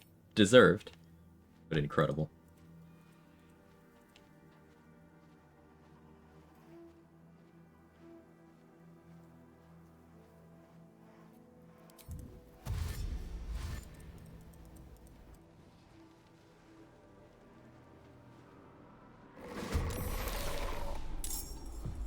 Is that Roland? I thought he had better sense than this. Why would you think that he has better sense than...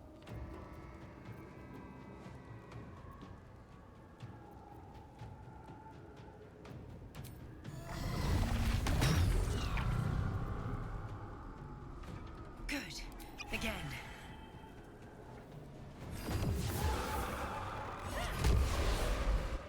God damn it all! I could do nothing right! Instead, I found myself... Oh, Ratus Batus.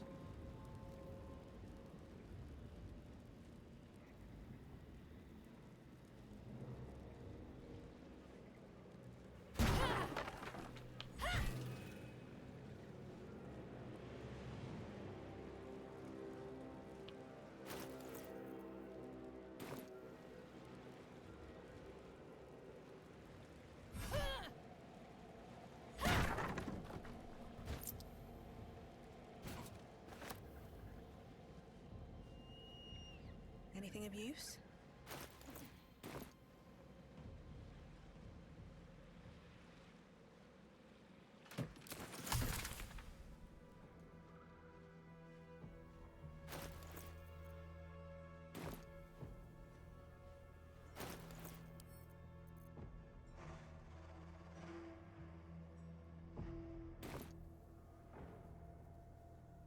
Malkin.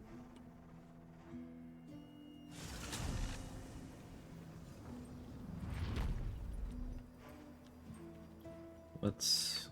I want to get the free paralytic poison in the morgue. Better be cautious. To use that on the warden. Time to press ahead.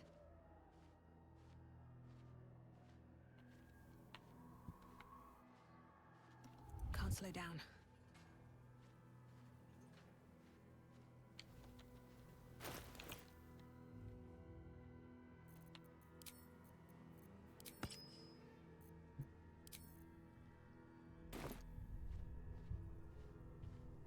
The prep steps for that shadow fight. Colossus Elixir, Caustic Ring.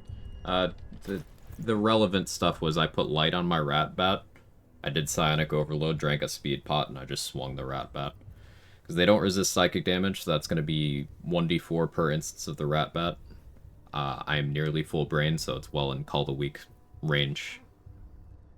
Even with them resisting the second instance of rat bat. The first is not resisted, so like it's just brute force. A much easier setup for that, Zenwu, if you want a good lineup for that fight, is put a holy water down next to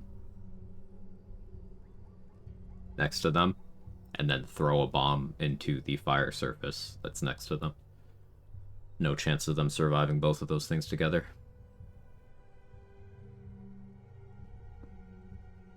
Holy water is really good for the shadows in this act. Highly recommend.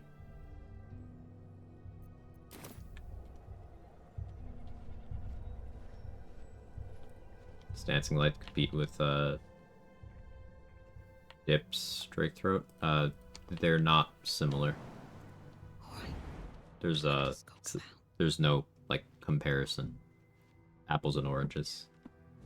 I don't understand. Are you asking if like they conflict with each other? No, they don't. But Dancing Light's just the concentration one in an area.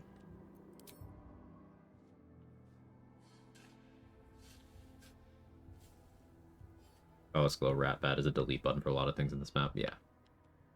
That too.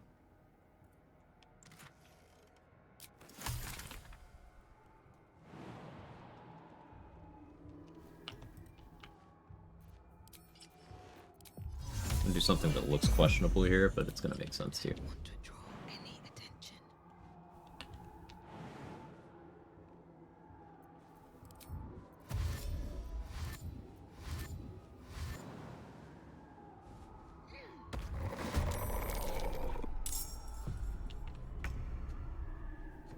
Can't slow down. Not doing this fight right now.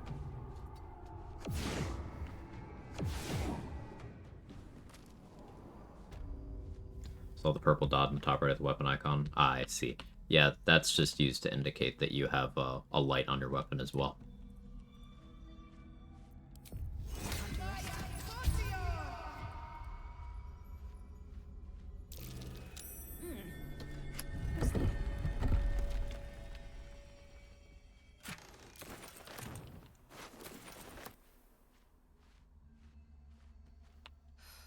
I'm exhausted. Better find somewhere to camp soon. What path lies before me?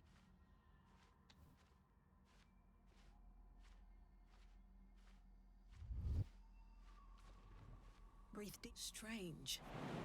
The dust on the leftmost door has been wiped clean. If you hug the left wall here, you can get in here without combat. I somehow assumed you can only have one purple dot effect at a time, hence the question. Yeah, I understand now. Yeah, I was misunderstanding at first. That was on me.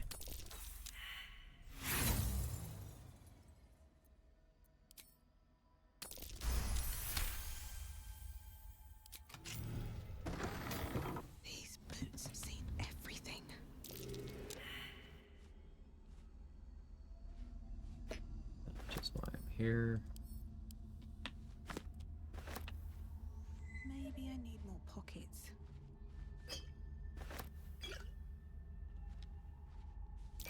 Be wary. This place is trapped.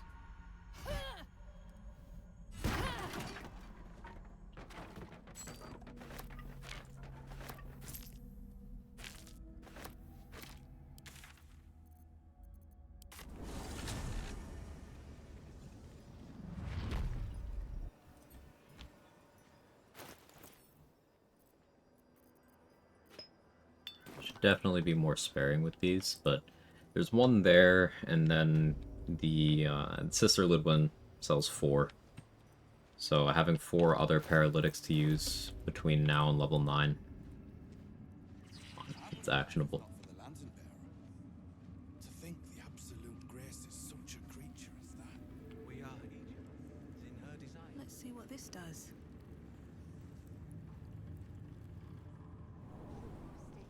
Level 9's where Crawler Mucus becomes available.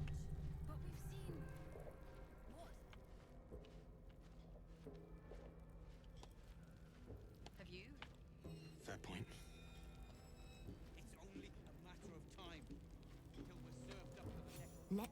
Why don't you and Zevlor talk? If you're not at the absolute spec and core, why are you here? Tato. Call it even. Whatever.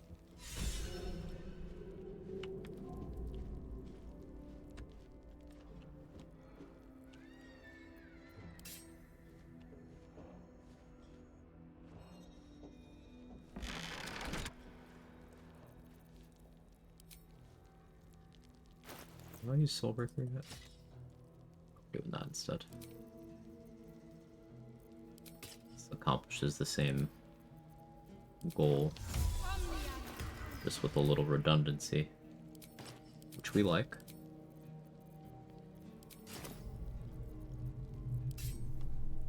Can't risk being in everything. Just want a little.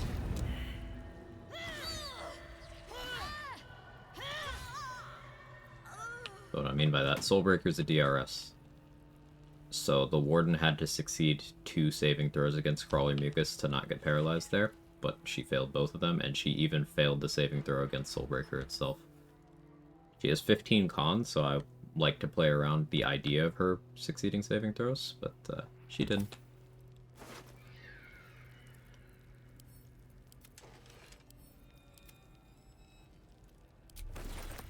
Moving in.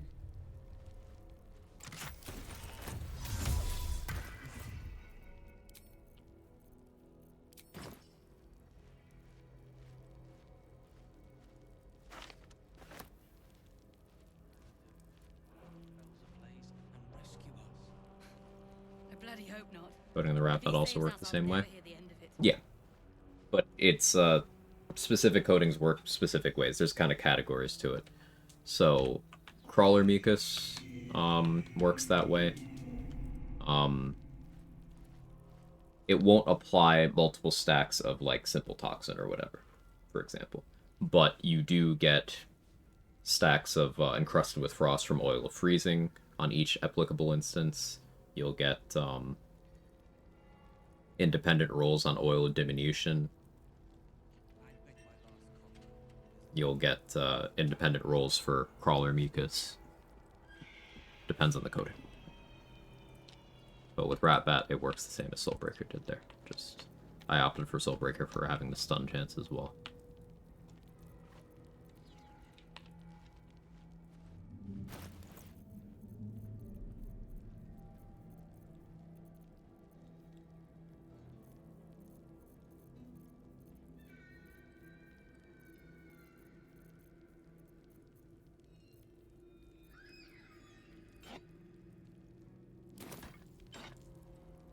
Good work. We'll grab you, however, are the clincher. I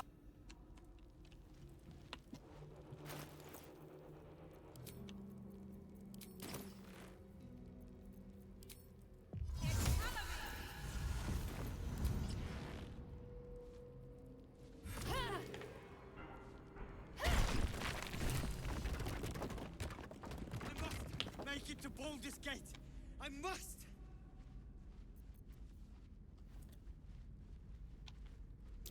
That's curious.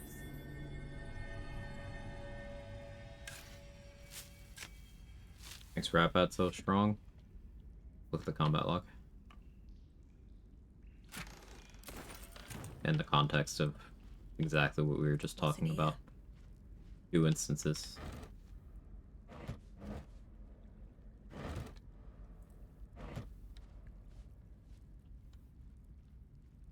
Oh, diminution is once per instance, it's its own thing. Right, sorry. Yeah, oil of diminution is more like belly glummer, in that it doesn't stack, but each on-hit event causes a different saving throw. However, multiple on-hits per instance don't. So, like, you can diminution and then react smite to have 2 chances to apply with 1 attack, but you can't have 2 Both from good 1. to go. My plan for now is to hide out on the. Piercing damage and wrap at DRS, yes. Spicy miso.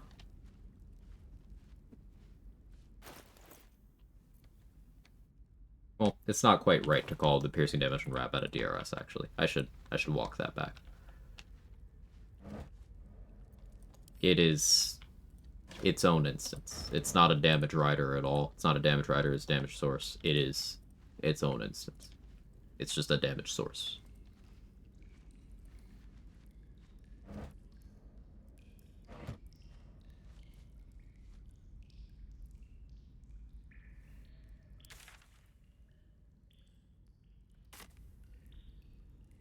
I don't quite get what enemies oil diminution is effective against. Most melee damage dealers are pretty good con saves. Love's not a very high DC. It's got no inoculation, so you can just keep forcing them to roll until it works. I like it on Bernard because it allows you to just boot him off the top of the tower for a lot of free damage.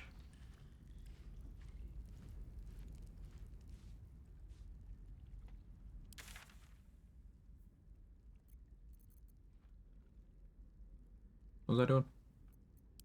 Oh, yeah. I'm not going to stress the scroll option here.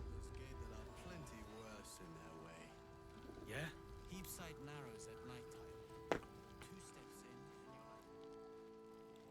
Thank the gods. I should speak up. Wait. How did you do it? Out of my way, I killed it. Thank. Hey, Polymorph. Alfira knows. He's her. The Chrysis standing on her stool. Love that for her. We weren't exactly on holiday, Roland. We're all safe, Roland. No, thank you. You.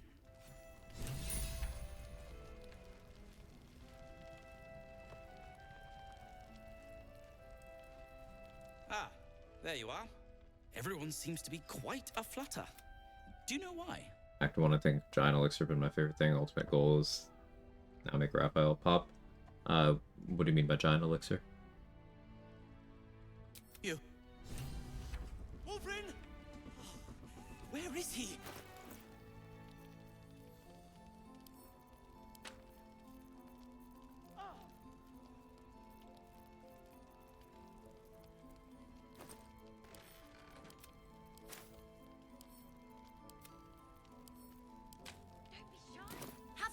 Oil of Bane, I think, also works like diminution. Still kind of trash, but better than nothing, I guess. I said... Sure. Well, now. Well. Perimeter's clear, Mom. I don't. That's why we're still standing. I think attacker does good damage. Strength is nice. So, something I talk about frequently is that if you are using a Hill Giant Elixir to have good strength, you could be doing better stat optimization a lot of the time. Like, if you're talking about doing damage with your attacks, have good strength and use a Colossus Elixir, it's just more. Now, you don't have to, you can use Strength Elixir anyway, as I often do. But make sure not to attribute your success to the Strength Elixir, because there is this widespread and false belief that Hill Giant Elixirs are OP, and they're not even good, much less OP. They're just relevant in the very early stages of the game.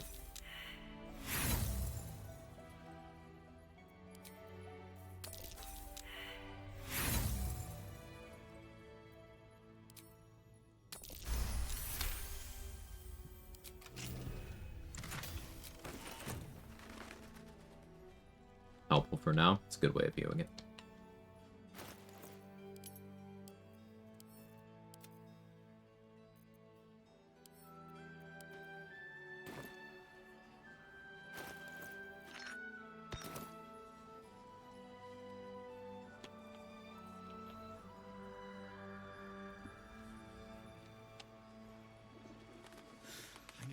You're all right. My gods, you're all right. Come here, darling. Wiki OOD also gives you a -1 weapon enchant. Oh, oil diminution? Yeah.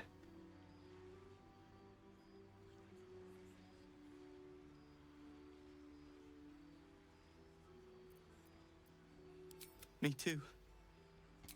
This isn't the... So, shall we go for a walk? Anyway, Oil of Bane's free, just vitriol's. Yeah, you pick up so many of the mats for Oil of Bane that you may as well just, if you're going into something with no coating at all, throw that on.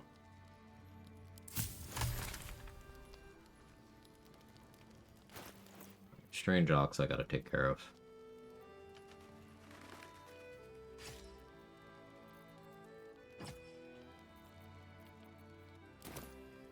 I really don't want to put Damn It in a safe place first.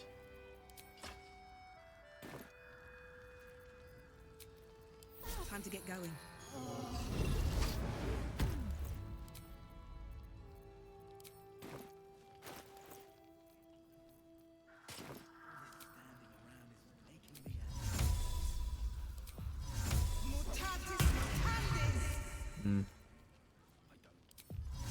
Let's go get.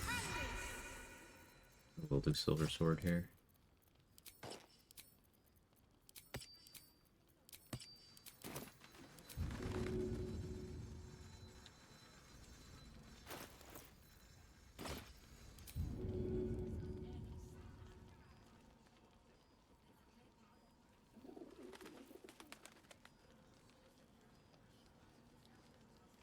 Death won't take me yet.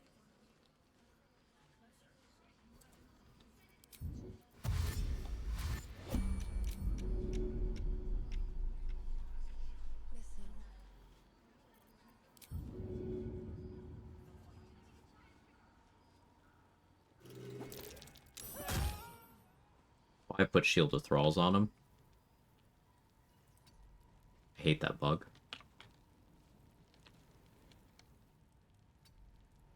That's why we future-proof.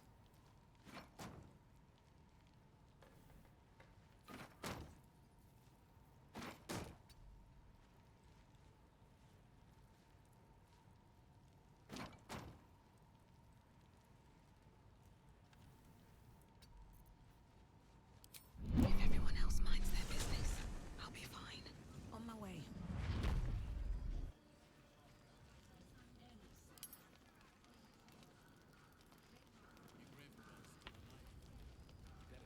You can get 18 strength without significant gear sacrifice, Cloud Giants, +4 bonus to your attack rolls, etc. Elixir of Heroism is also up to a +4 bonus to your attack rolls, while also giving you a bonus to your saving throws.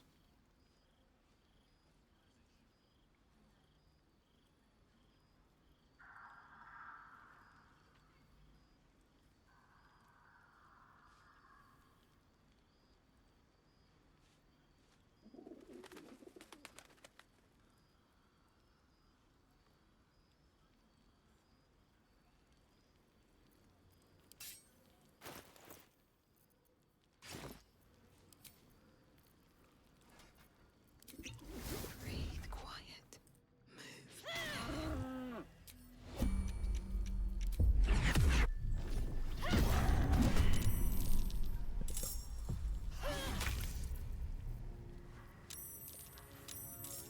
Vex and Danis are locking in.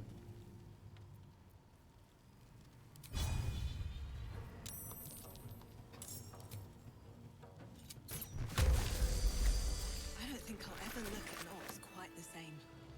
How much farther can I go? Colossus says damage roll, not attack roll. I said Heroism for attack roll. And I said Colossus for damage. D4 is like 2.5 in effective value. I did specifically mention the saving throw bonus as well.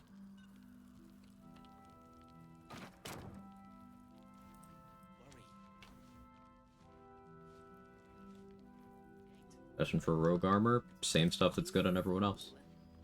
I like heavy armor on rogues. Heavy armor master rogue is tanky as hell.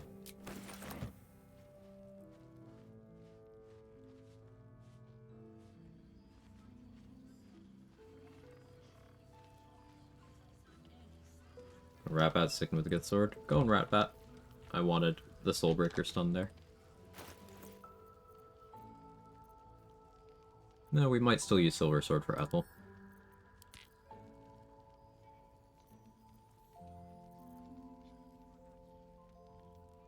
which we should probably do right now. Let's go talk to Arabella first. Rat Batch is so good, yeah.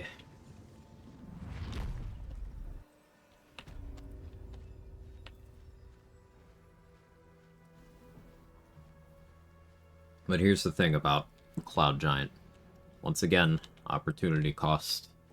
If you are using Cloud Giant as a replacement for having good strength, then you are giving up your elixir slot for marginal benefit instead of getting significant benefit. There's exceptions to this, because there's exceptions to all things. But for example, if you're talking damage per round, Colossus, or excuse me, not Colossus, Cloud Giant, it's gonna lose to Bloodlust.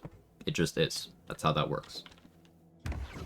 The amount of impact you get from having that extra strength, the difference between having a +5, because you can easily have 20 strength if you're trying to, difference between having a +5 and +8 is much smaller than what you get from having an additional action point. Sometimes the play isn't Bloodlust, though. Sometimes it's Vigilance. Sometimes it's Poison Resistance for immunity to Cloud Kill. Sometimes it's Heroism for saving throws and accuracy. Sometimes it's Colossus for raw damage and advantage on strength stuff, and the size category. Sometimes it's Tadpole Elixir for advantage. It depends. And stapling yourself to Cloud Giant Elixir is usually bad build crafting. Sorry. Knocks the wind Booming Blade right go out off of me. strength? No. Booming Blade goes off of whatever your weapon attacking stat is. And it doesn't scale, it's just the same bonus. Still can't find him. Look, just till you find Mum and Pops. So Pick up proficiency from feats or a dip. Probably a dip, right? Proficiency with what, Hollow? For the rogue thing? I usually dip. That 361 turns? Kill counter. If not over, then through.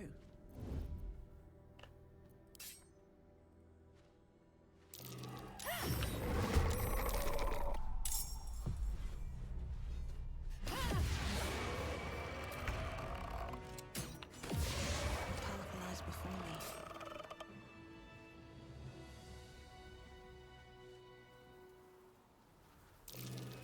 That's curious.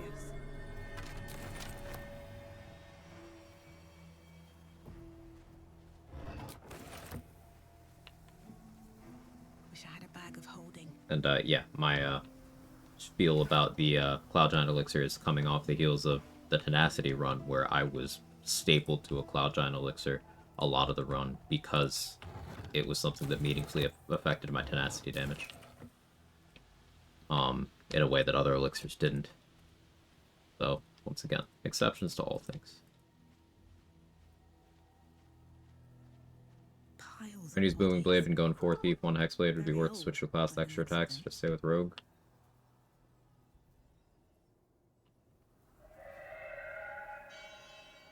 Alright, now let me try not to be annoyed by this.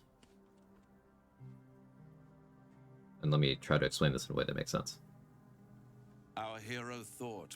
What is Booming Blade? She went creeping and Like, awoke what are you was doing with Booming Blade A new when you use grave it? they dug, What is it? which she herself fed.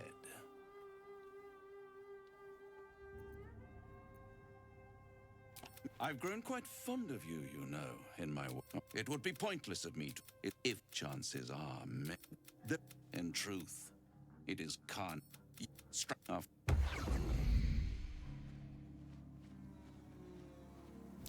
That's curious.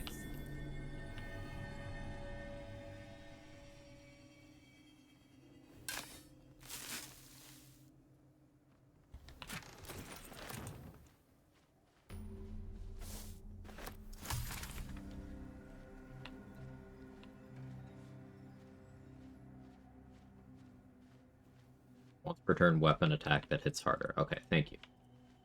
So, the answer I was going for was attack, but you gave me a little extra, and I like that. So, it's an attack.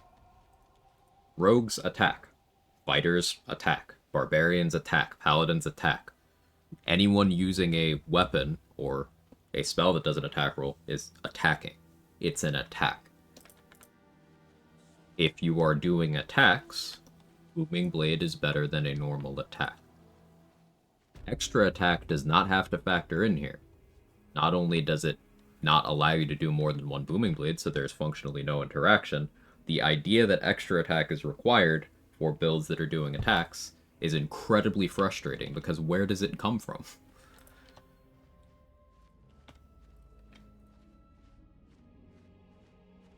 If you're doing an attack, Booming Blade make attack better. Potions, switches. I know I can do this. You recognize the corpse being tended. I will sell you what I can. Not dead, merely medicated to ease the pain. Stop trying to jump on my desk. Stop it. Yes. Not much left now, but you're welcome to look.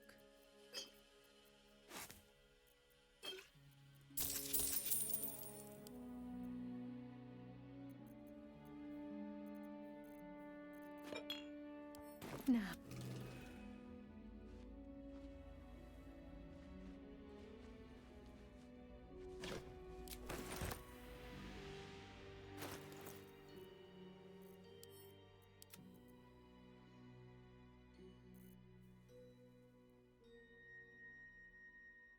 I'm bored due to feel the inspiration cap is in a solo context.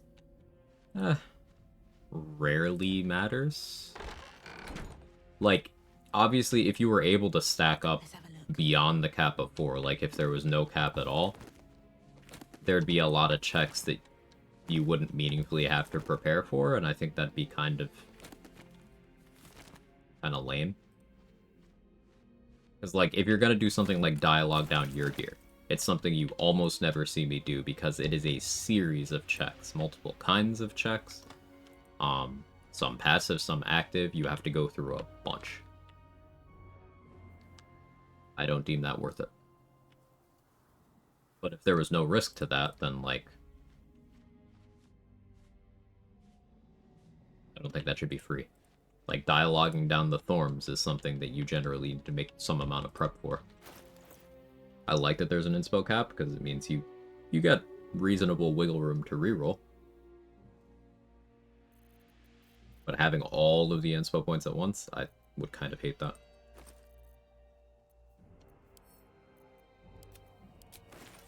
An extra attack, just a lot more damage per round. Sometimes. Have you read your class features, though? I know you haven't. So, let's pull up a very relevant wiki page.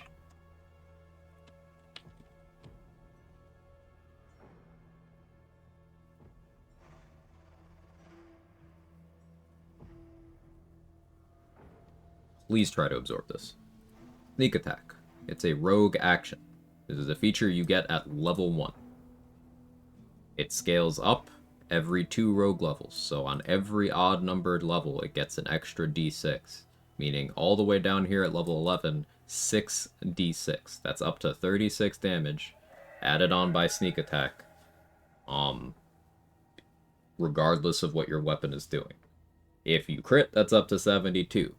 If you max roll a crit with vulnerability, that's up to 144 bonus damage. Now, most of the time, most builds are not getting 144 damage out of an attack. Even if they crit. Even if they max roll a crit. Until Act 3, that's not really common to hit that amount of damage. So why do you care about extra attack if your attack already does massively more? If you're still doing more damage, if the enemies are dying before you need another attack, why do you care? I know the answer is you didn't read sneak attack. Sneak attack is fucking broken. It's really strong. And even if you are playing in a way where you're not clicking it as your primary action, you can use it as a reaction on other big damage things like Arrows of Slaying. You send an Arrow of Slaying at someone, you crit that, you react sneak attack, you're adding a ton of damage. Damage type of sneak attack is the same as the main damage source. the damage type of your sneak attack is either the same as the damage source that you did, or your main hand weapon if you are dual wielding melee weapons. It gets a little complicated sometimes. Yes. Do you delay feats for ham or go straight rogue play without to not delay rogue progression? When I'm going ham on rogue, I tend to start rogue and then I take a level in cleric or fighter. Or I tend to go rogue and then cleric. If you are doing fighter, then you would start fighter, then go rogue. But I go rogue, cleric, then back to rogue, so that I keep rogue saving throw proficiencies, but I get all the gear proficiencies, and then that means at level 5 I'm able to take heavy armor master.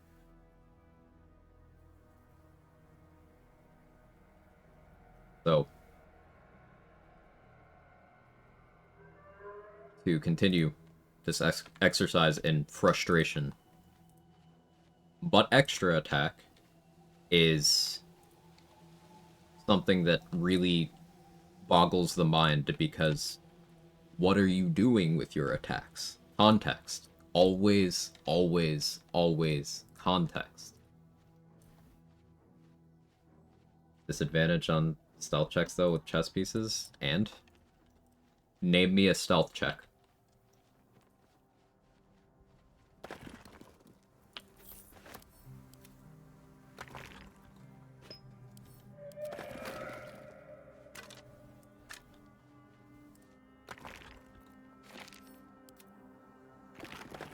My cleric with rogue, because you can pick up heavy armor proficiency from picking up either Tempest, War, or Life Domain cleric. If you go with Tempest or War, you are also picking up martial weapon proficiency, and with all cleric dips, you're picking up medium armor and shield proficiencies. So you get a bunch of really good gear proficiencies. And you need heavy armor proficiency to be able to take the heavy armor master feat. Heavy armor master combined with a good heavy armor combined with rogue defensive features makes you the tankiest class in the game. And the reason to go cleric over ranger or paladin or fighter is you also pick up the utility stuff you get from one level of cleric. That's a bunch of favorable dialogue options. It's a bunch of really good spells, both leveled ones and cantrips. It's good. See Battlemaster benefiting more from extra attacks because each attack has CC effects. Not true. That's not how that works, Sanguine, because Battlemaster maneuvers are not free. If you are playing in the exact way you just outlined, where you are using your extra attack and your attacks in general on your Battlemaster resources, you do not have enough resources to power up all of your attacks in one round by the time you hit level 5.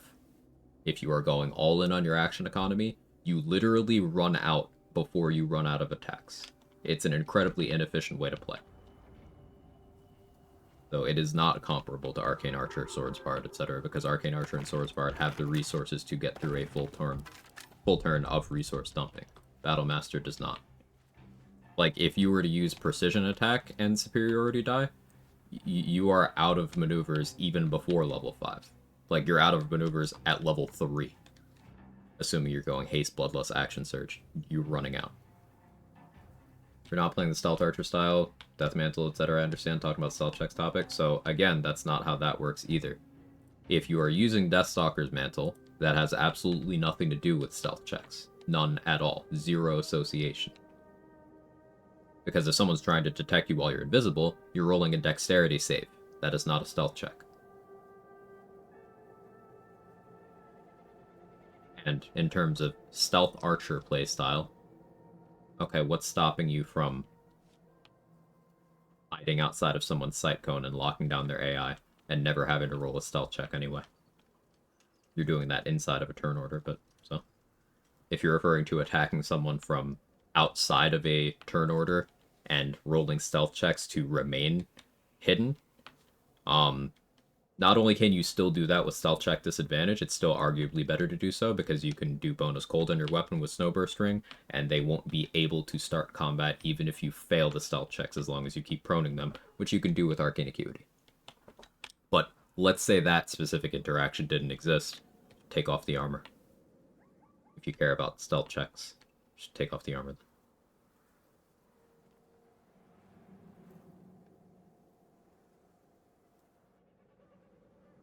Pass out Trace, Greater Invis. I'm a solo player, so running those two together is almost never an option. But you could do that.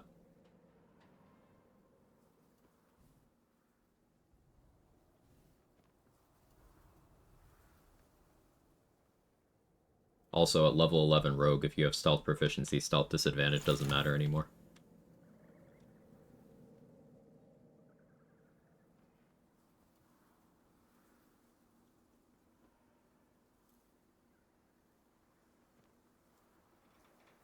You have to find supply being a major hurdle, and my run's 80% of the fights. I can just run through mindlessly, only the remaining 20% do I need to carefully plan out my resources. So, hey, Golibi, how are you? This is either intentional or unintentional goalpost moving. And we're going to look at Battlemaster here, because what you just described is literally not how the class works. I'm gonna be bullheaded on this one. Was lost on the Battlemaster thread. What do we bring up level 5? Okay. Superiority die. Level 3, you have 4 superiority die. At level 5, like all fighters, you get extra attack. That means you attack, you attack. You action surge, you attack, you attack. You are out of superiority die already. At level 5. By just using your action surge, you don't have any more. If you have any additional attacks, such as attacking with your bonus action by dual wielding, or having the means to do that from a weapon, such as having haste, such as having bloodlust, such as having Terrazul, such as having things that allow you to attack on your reaction, if you have any action economy outside of your extra attack and your action surge, which you are given at level 5, like all fighters, you do not have the resources to use one of these maneuvers on all of your attacks. You run out. You cannot do it. And if you are doubling up by using, let's say, precision attack to boost the accuracy on one of these attacks, you're spending 2 superiority die per attack. So you are unable to even get through your second action point if you are resource dumping on a Battlemaster. It is not feasible. It does not work. You straight up do not have the resources. So saying that Battlemaster benefits more from extra attack because each attack has CC effects is completely misrepresenting the resource economy, because you literally cannot do that. It doesn't work. You don't have enough. At level 7, you get your 5th superiority die, and that's all you get. Level 6 with the feat, you can get 1 more die. Sure, if you expend a feat on Martial Adept, so you could have a total of 6 die at level 7, and still not be free of the exact problem I just outlined. You still don't have enough die to fuel all of your attacks. So if you were going to play Battlemaster, because Battlemaster has use cases, the worst thing you could do is just click the I'm going to use superiority die button on every attack, because you are going to turn off your subclass by the time you're done with your first turn. Then what?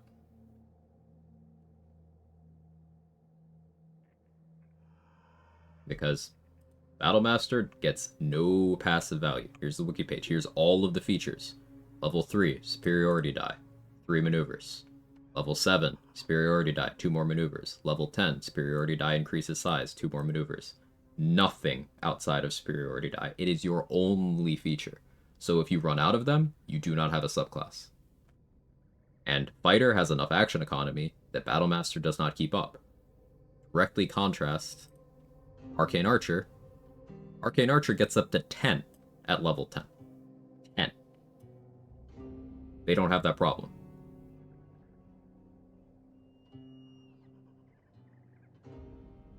Without extra attack, you can do 2 maneuvers with Action Surge, 3 with Speed Pot, has some intense risk associated, 4 with Bloodlust, and again, there's other things.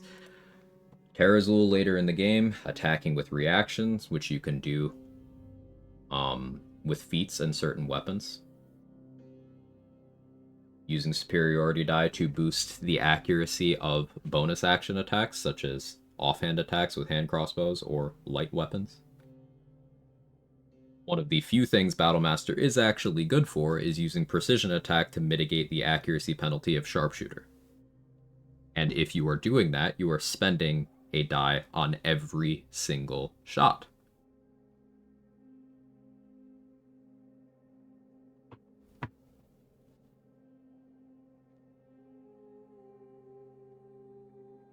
Battlemaster does not have resource sustain in Baldur's Gate 3. If you use a superiority die on every attack, you are turning off your subclass. It is bad. It is a bad decision to play that way. It's one thing Battlemaster's good at. Another thing is disarming or frightening multiple enemies in the first round. So it doesn't have that over anyone else.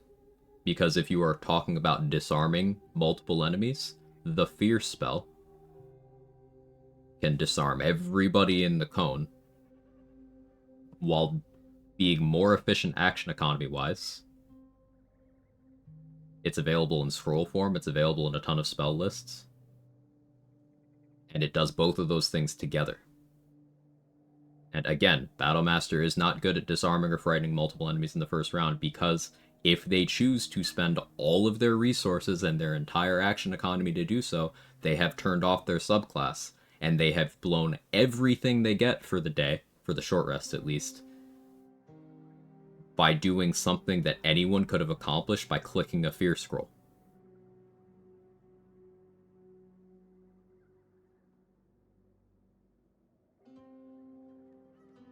Or by an upcast command drop.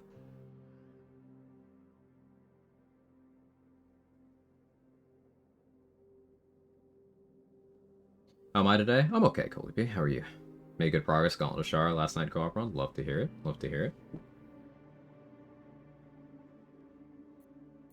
So I think a lesson from this rant is conflating you can do this on this class with this class is good at this is a mistake. Because again, can you do it? No. We're comparing the same functionality across characters from different categories. Martial characters and casters, the discussion soon evolved to what's the best character in the game. No, it doesn't, because context always matters there. And there is no such thing as best without getting extremely specific in context. Once again, Fear Scrolls in Baldur's Gate 3, the video game that I'm playing and we were talking about, are available to absolutely every class, everybody. Fear Scrolls. I'm going to keep saying Fear Scroll. Fear Scroll, Fear Scroll, Fear Scroll. It's a 3rd level spell, so it's available at character level 2? Character level 3. With Rogue, should I just be hiding for advantage? Is there a better way? Situational. Sometimes you hide, sometimes you can throw someone prone and get advantage that way. Sometimes you can blind someone. Sometimes you can be invisible. Sometimes you can use a tadpole elixir. Sometimes you have other class features. Can't Fear Scroll effectively without having decent spell DC? Yes, you can. Languid, are you forgetting that I'm the person who actively runs around with 8 in mental stat on basically every run? Yes, you can. But also, let's pretend what you said was accurate. You just get good DC then. That's also available to every character. I don't have any Battle Mage elixirs on me right now, but as of level 5, level 6, excuse me, they're available to everyone. Fistbreaker Helm, available to everyone. Melf's First Staff, available to everyone. Arcane Acuity gear, there's 3 hats and gloves. 3 hats and 1 pair of gloves in this map that I'm in right now. I have one of the hats already. Like, if you need good spell save DC for it, get good spell save DC. Because I can also turn that argument you just made on itself and say, well, you don't have good weapon action DC without investment for Battlemaster maneuvers. So you can't do that effectively either.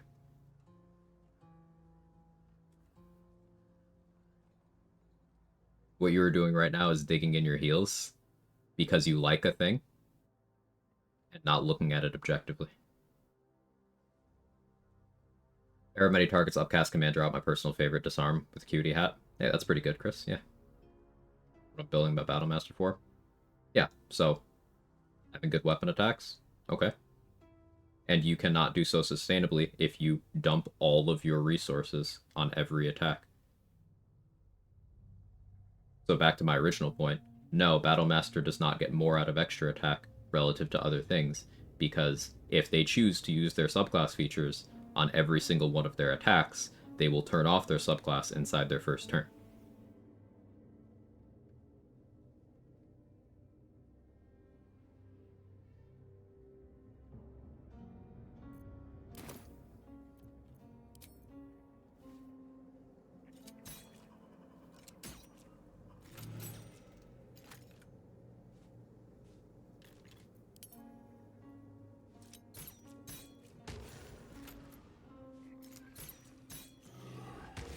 Get quite a lot from my first turn. Relative to everybody else, no you don't.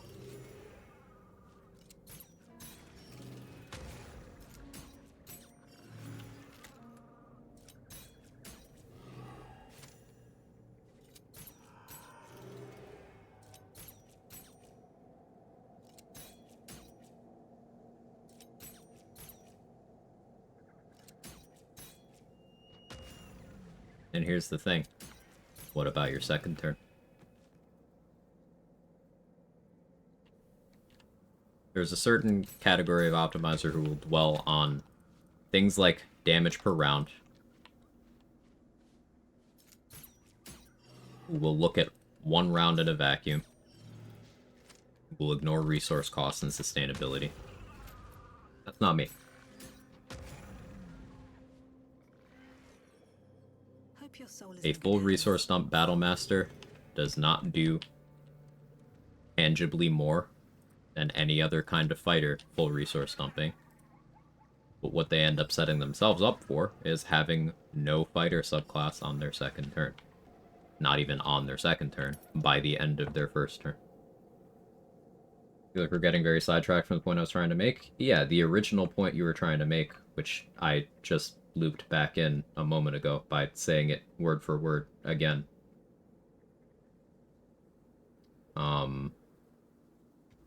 This one.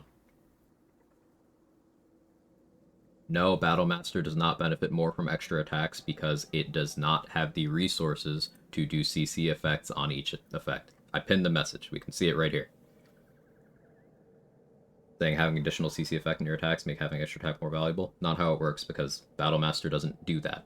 Because again, it doesn't do that.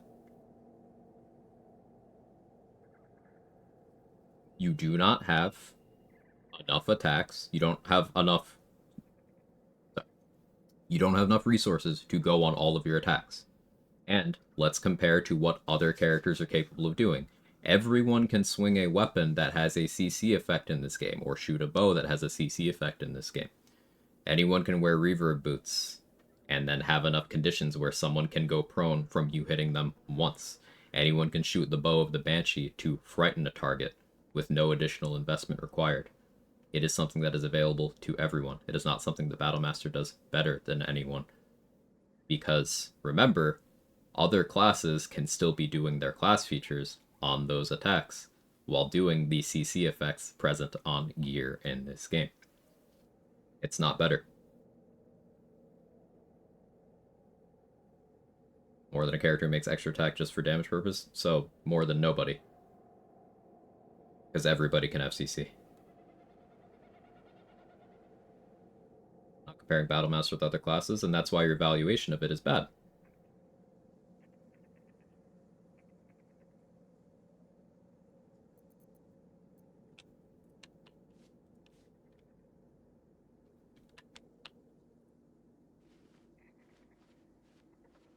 Because nothing you're describing is native to Battlemaster any more than it is to baseline fighter.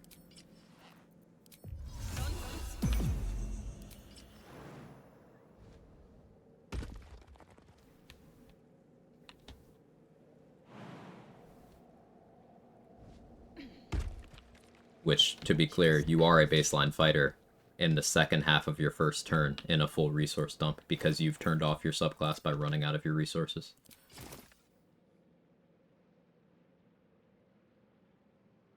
Say a Battlemaster's nice subclass for full parties or fights of less rounds? No, we can't, because you could also be playing in a way where you can contribute to your team with your entire turn.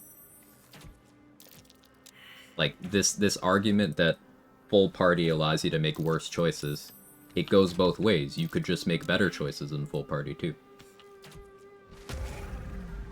So you could say Battle Master's better when there are fewer rounds, but it would still have all of the same problems, and it would still be a disingenuous argument to make. Because let's say party members 2 through 4 allow the combat to end before you hit the point where you are out of your superiority die. Let's say that happens. Why did you play Battle Master? What did you get out of it? What was the tangible benefit from that? If you didn't use your Battle Master features, why are you a Battle Master? See how you can just kind of make arguments? Powerful 1 and 2 rounds resets after short rests, but you're worse in those 2 rounds than everyone else still. And how many short rests do you have? Are you going to run around making sure you have an infinite supply of short rest potions? Because that's something you can do very easily, and we can do it in a lot of runs. A lot of classes benefit from that. Monk builds do that frequently too. But, like, are you going to do that? Or are you not going to do that? I think Battle Master's nice in early game where you can only swing once per round. I think Champion's nice in early game when you can only swing once per round. Higher crit rate. But I did outline a specifically good use case of Battle Master, that being you can use precision attack to mitigate the damage penalty, or the accuracy penalty of Sharpshooter. That is a good use case for it. But that's still resource hungry if you're using that on every single attack, so it's something you still do sparingly. And it means you are also being extremely stingy about using your other resources, because, again, you have dog shit resource sustain. And if you run out of superiority die, or if you aren't clicking them, you do not have subclass benefits. So at that point, can Battle Master be called good if it is literally nothing over a baseline fighter? No, it can't. I know the idea of things existing in a vacuum is alluring. Things don't exist in a vacuum. There are always going to be points of comparison.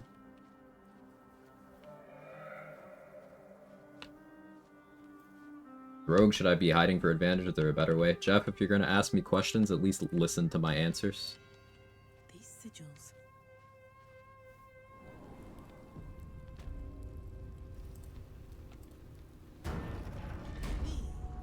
Zirel, Minthara, whoever you are, leave.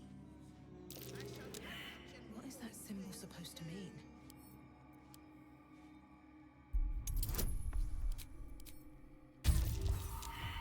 Agree, making extra attacks only for damage purposes is not a realistic model, because all characters in the game do more than just dealing damage. The intention behind the pinned message is to theorize how you can get extra value from extra attacks compared to a tabula rasa, i.e. making extra attacks for the sake of attacking more times. But you don't get more Sanguine, because, again, it's a false premise. You don't have the resources to do that.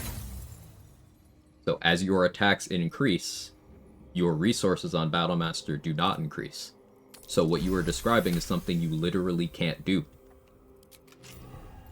As you are getting more attacks, you are running out of your resources.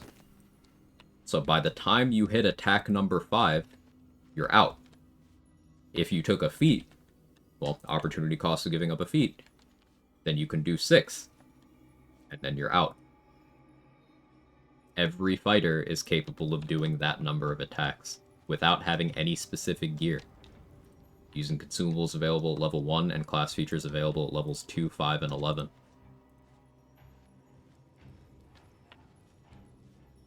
Again, at the cost of stripping my subclass feature of the first round, I don't think you understand how many attacks you can make in this game. Let's break this down. Your action surge gets your extra attack, and later on, your improved extra attack. So, pulling up the Battle Master page again, you get 5 superiority die at level 7. It never goes higher, but let's assume you took Martial Adept, so you have 6 superiority die.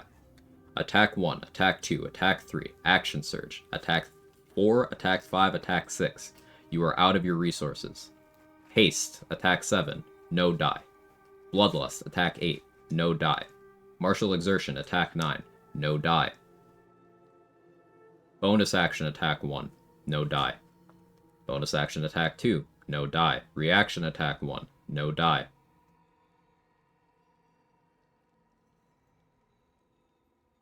And this is all assuming you are spending 1 superiority die per attack, which you can spend more than 2 you can spend more than 1 per attack. If you're doing precision attack, to mitigate accuracy penalties, you're spending 2 per attack.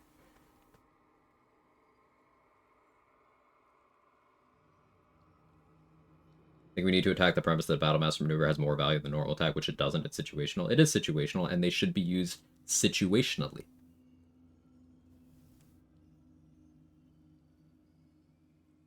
It's also not accounting for, once again, opportunity costs of doing other things. Because Battlemaster maneuvers don't do more damage than Arrows of Slaying, straight up.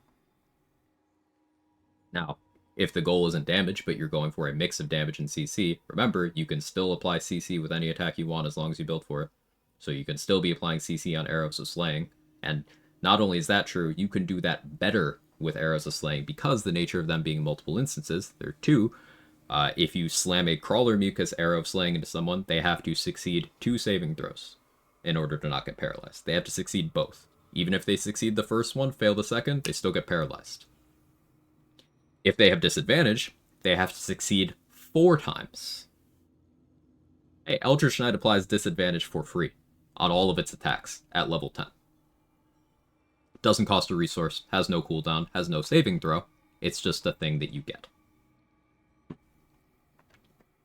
So if you're trying to do additional CC, and do so efficiently with more attacks, Battlemaster, who does not have enough resources to do it on all of their attacks, and if they're doing full resource dump, they can't even do it on half of their attacks, again on a full resource dump.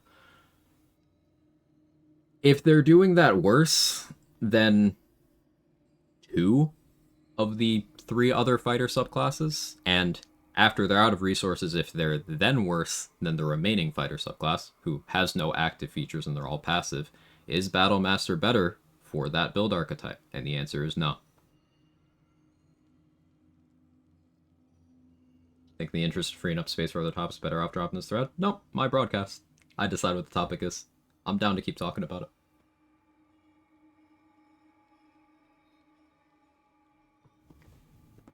In the interest of promoting good information, having meaningful discussion, dispelling certain myths around how certain classes and game mechanics work. I'm down to stay on this. I got time.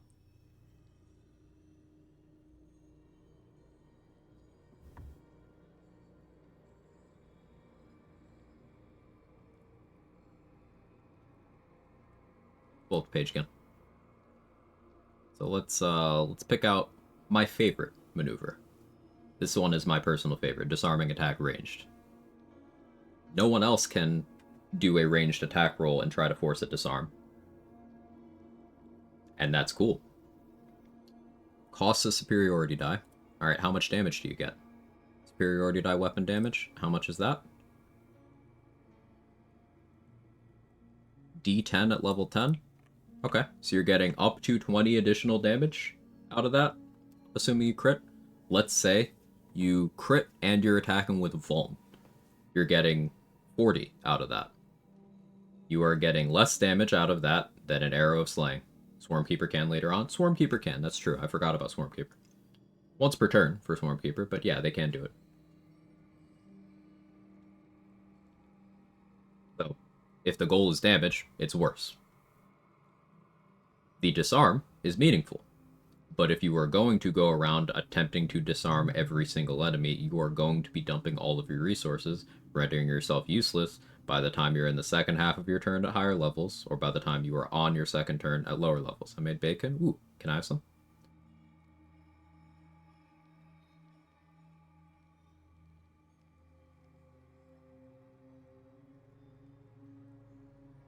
I understand and agree with everything you said. The only thing I think you're misinterpreting under addressing my attention is simply compare a character who's only capable of making vanilla weapon attacks versus a character whose attacks can disarm frightened enemies. But that's a false premise. Not considering the economy of superiority die, which is why I hitting the pain on that one so hard. I do recommend dealing with Nier. What do you want from him? You want max XP? Do you want max rewards across the board? Do you want max tadpoles? Do you want to fight him? Do you not want to fight him?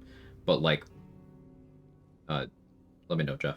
But back to your message, Sanguine. The idea of a character who's only capable of making vanilla weapon attacks, that's a false premise. That's not a thing. Because everyone gets access to consumable special arrows at level 1. You get many of them for free as you play through the game, in guaranteed fixed locations. False premise, doesn't all theorizing start from comparing the very, very simplified model? No. Nope.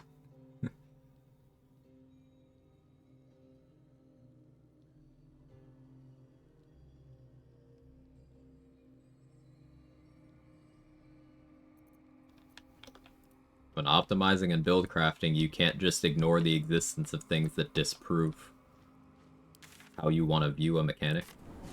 Yeah. I wish there's more where that came from. Once again, back to things about Battlemaster that I do appreciate, and I do see the value of. Precision attack to mitigate sharpshooter penalty is meaningful. It is actionable. It is not something that I often do, and I'd still prefer to play the other fighter subclasses, but I'm not out here pretending that you can't do it.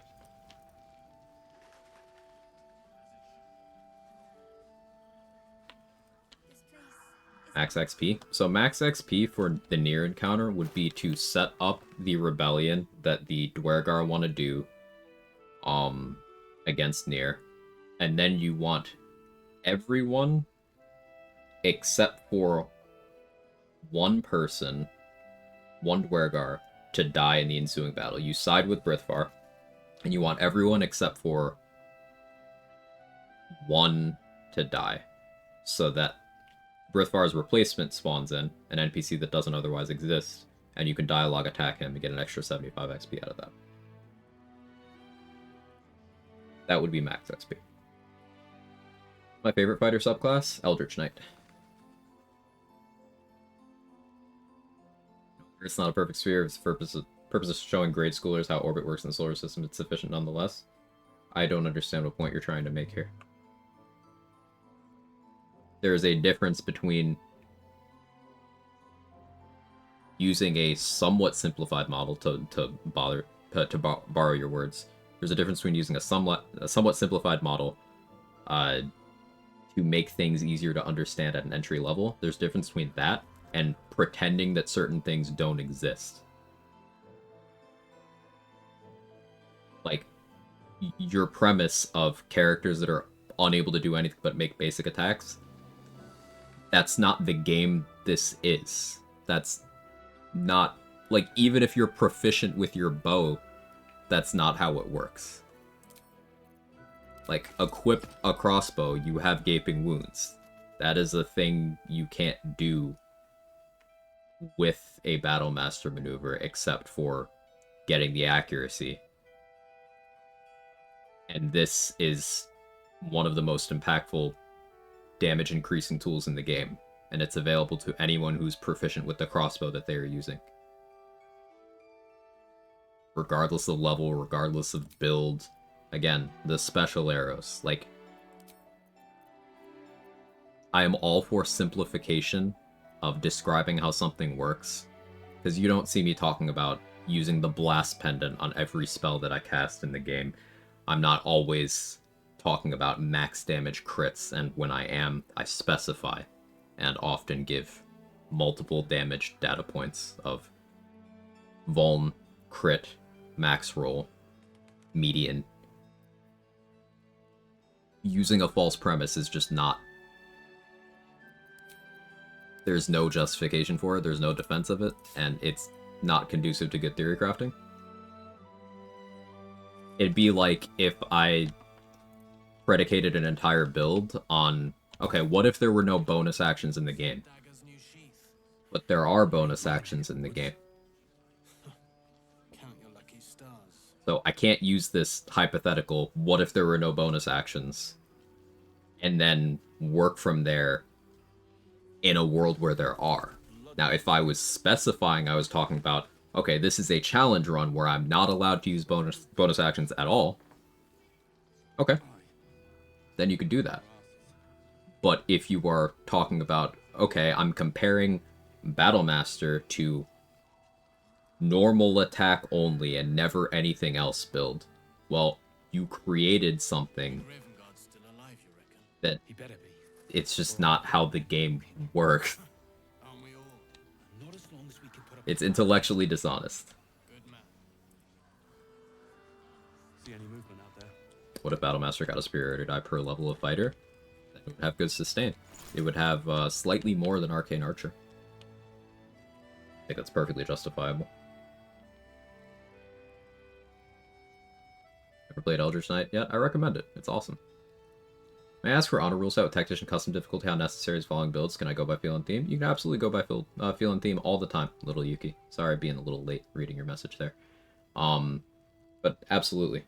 You never need to follow a build, and I often recommend not doing so because you don't gain any meaningful understanding of what you're doing by just going off the recipe by itself, right? Like, if you're putting together something yourself and figuring out, okay, how can I make this piece or that piece of the build work more smoothly, you are learning how your setup works. And whether you're trying to be, like, the strongest build you've ever done, or you're trying to do something thematic, then optimize within that window, like, you going through the process yourself, I think, is important. So I encourage not following builds, whether you're on custom honor or regular honor. Like how big your bubble is right now, right, Candy May? It's distracting. It derailed my train of thought like 2 or 3 times. We've gone legitimate, and Mole put me in charge. For all intents and purposes, could have said exactly what I said while replacing Battlemaster Arcane Archer. It'd probably attract much less vitriol. I don't know about much less, but Arcane Archer doesn't have the resource problems that Battlemaster does, and Arcane Archer has passive value outside of its maneuvers. At level 7, you get Curving Shot, which is something you can do on your bonus action that has a lot of value. And it's per turn, so sustainable.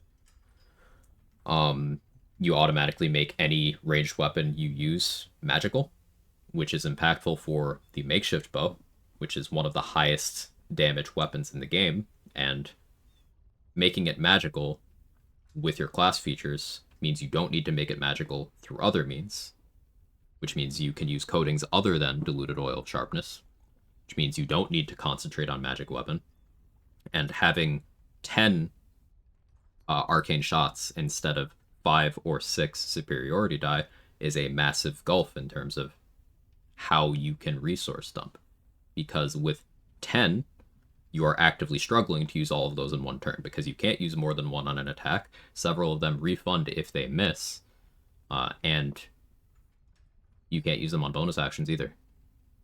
So, like, the reason why you would get less pushback ascribing that to Arcane Archer is because it's more correct to say Arcane Archer scales better with extra attacks than Battlemaster does. Not from a point of bias at all. It's just the game mechanics.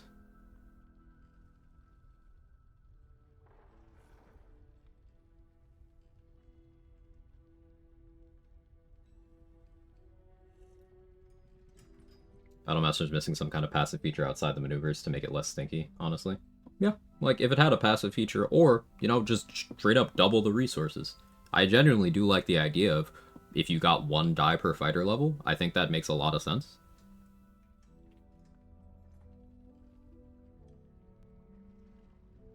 It's absolutely better in tabletop, though, for sure. I'm not super duper familiar, but I've heard a couple of things that indicate that, yeah, that's the case.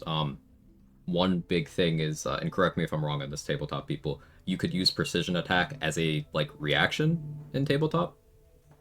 So, like, if you would miss, you could just be like, precision attack. Yeah? Alright, that alone is massive. Don't be shy. Have a gander at the finest stock. Like, that alone is an absolutely huge deal. Think about how good reckless attack is in BG3. and you use it exactly that way. Where you allow the game to ask you, hey, do you want a reckless on this? Because you would miss.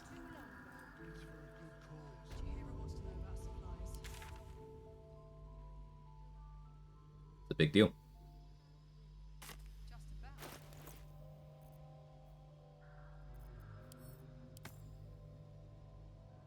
Makes sense. I think it helps in learning too. I'm about to make a second playthrough after not playing for a year. Well, welcome back. If you've not played for a year, there's a new subclass for each class, for all 12 of them. They've changed some game mechanics, added some story stuff.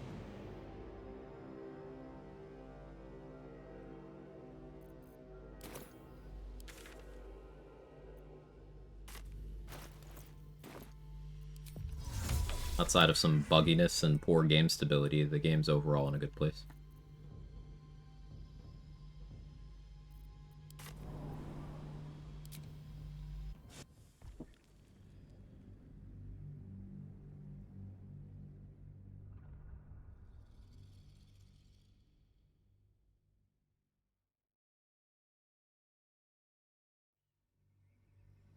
Need a Battlemaster Reforged mod to add those small but meaningful changes to the class. Could be pretty cool. Never wanted the easy path.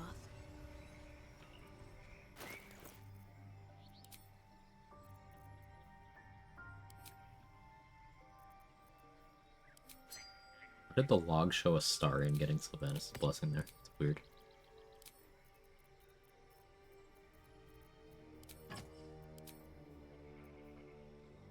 Feel free to keep the discussion going, everybody. I like nerding out about this stuff. It being impassioned does not mean that people aren't welcome to jump in.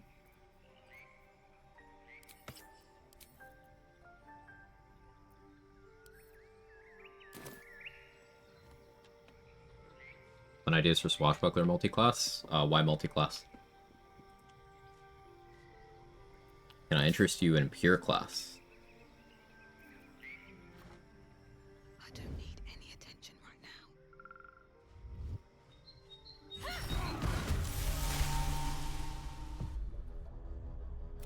You blink and the will. And tips for the actual fight with Nier? Pace yourself. If he has his, clones on him, his version of mirror image, don't hit him. Just wait for his turn to end, and then hit him when it's not up. Just take your time. Having psychic resistance can be good. Having fear immunity can be good, because he clicks dissonant whispers at you, and that can frighten you and do big psychic damage. He has mind spike, which is also psychic damage.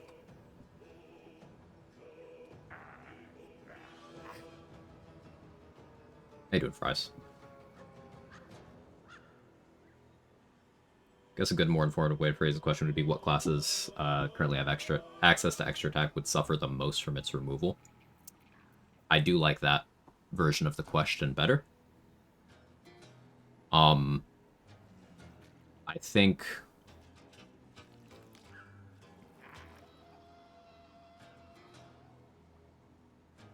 Eldritch Knight. Eldritch Knight's in a weird position, where I do think it's, like, overall one of the strongest classes. I hate using blanket terms like that. But one of the big things that I personally like to do with Eldritch Knight is that Eldritch Inertia loop that I was talking about, where you force someone to have to roll 4 times against your Crawler Mucus, and then you follow up with crits. Doing all that in one turn works very well. Not having extra attack means you are making, as assuming we're doing late game stuff, you're making 4 fewer attacks in that gameplay loop. So, Eldritch Knight would suffer in that regard. Champion being kind of plain Jane, just being, hey, I'm passively a little bit better. You would be making fewer attacks, meaning you would have fewer chances to hit that jackpot on that minus crit. So I think it would be valid to say that things that have diverse toolkits in terms of their class features and who do not have resource sustain issues by having their attack count outpace the resource count, things like Battlemaster, like arcane archer, like swords bard, you know, that are very much structured around situational toolkits, I think they are hurt less by the removal of things like extra attack. I'm open to pushback.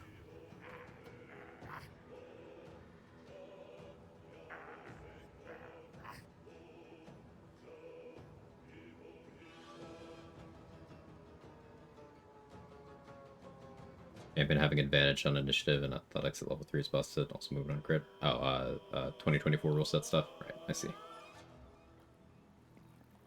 Druid, I guess, would be kind of less good without extra attack, unless you're not really using the shapeshift. Yeah.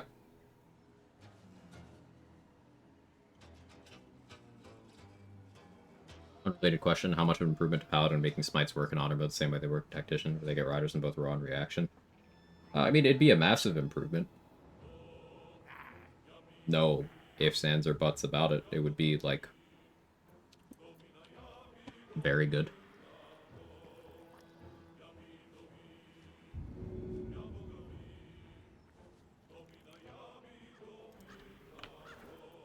A rage here. I'm gonna long rest relatively soon.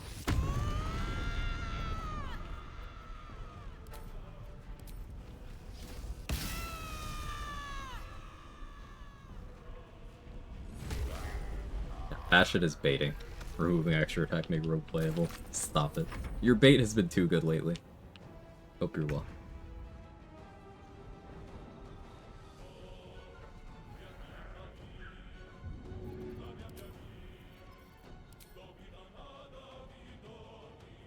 Should get started. From this. Hey, JD.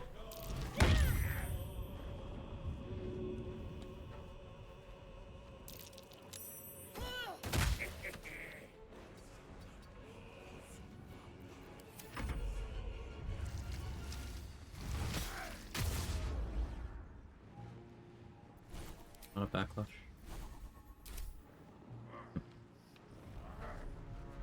Can you not backlash? Oh, I guess for these red caps it's a cantrip. The Act 3 ones, it's a leveled spell.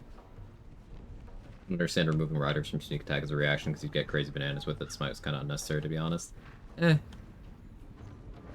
Like, was it though, Mick? Because think how people view paladins still, despite Smite being, like, bad.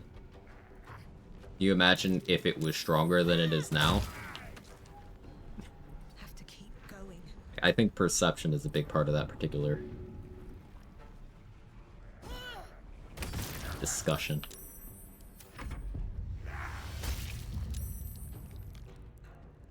I think Thief being such a valuable dip blinkered people from seeing how valuable it is to take Rogue to very high levels. I think it's that plus the fixation on extra attack, Sanguine. Because I think a lot of people do assume that you need extra attack to, like, have meaningfully effective attacks. Like, completely ignoring the concept of, okay, what if you had one really, really fucking good attack? Completely ignoring other ways to attack more than once per round without extra attack.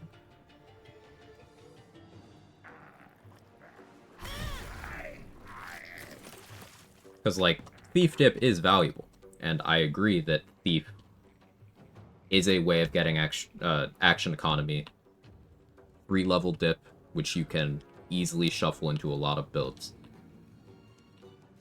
But Thief is not the popular dip that people take. They take Assassin. Not saying nobody takes Thief, but, like, think the most Reddit-brained. I want to take a rogue dip on a build. They take Assassin.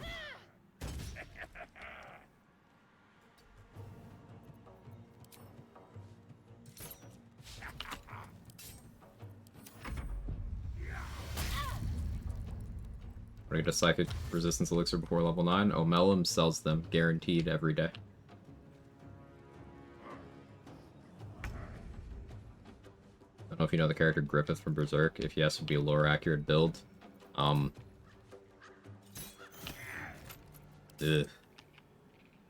I don't want to make a lore-accurate Griffith, because fuck that guy.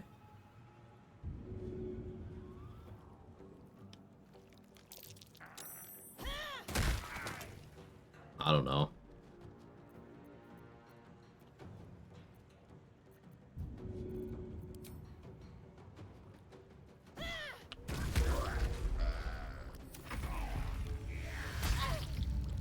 I'm posting Arcane Trickster build. Took 7 levels of Arcane Trickster today. Love to hear it.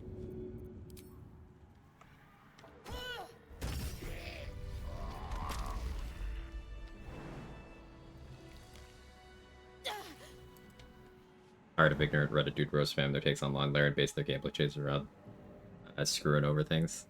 Like, it's at the end of the day, the correct move as a game dev is to do what the largest number of people will be satisfied with.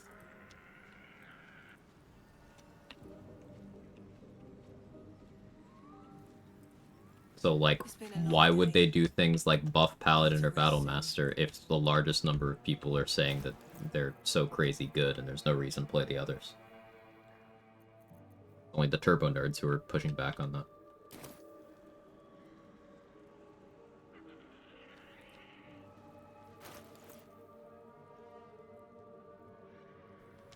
Arcane Trickster build poster definitely had a bit of a knowers will know wink in their build guide too.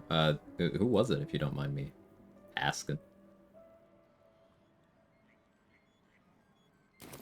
Honestly, I still have trouble evaluating a pure, almost pure assassin build.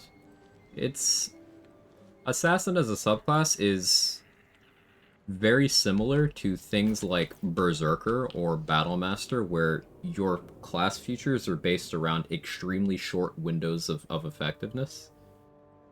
And you can work well for short periods of time, but often it's hard to justify that over subclasses that have some sort of value on every turn, right? Does no subclass feature past turn 1, basically, yeah, you have Disguise Self at level 9 as your non-turn 1 feature. Like, there are ways to surprise enemies after turn 1 in certain encounters, if you know how, so Assassin can technically get some value there too. But, like, everyone can crit. There's lots of ways to force crits or increase your chances of critting. So often, it's more beneficial to play one of the rogue subclasses that actually gets additional things it can do, and then crit with those things, right? Like, play Arcane Trickster, you also can get Disguise Self, as if it wasn't already very easy to get, except you get access to the grab bag of wizard mechanics. You have the Mage Hand, which is itself action economy. Like, if Assassin's action refresh is action economy, well, Arcane Trickster gets action economy from the Mage Hand. Swashbuckler gets action economy by having all of those additional things they could do on their bonus action. And then Thief gets action economy by having the extra bonus action. It was Remus. I don't know this Remus person, but I've only heard good things about them, and everything that I have seen from them has been good takes. So, based. This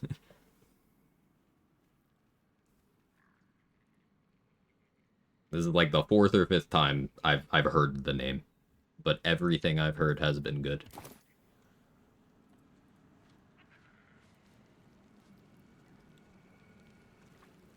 No wonder why Gloomstalker Assassin build spread, first round all gas, second turn regular archer. Exactly, Exile.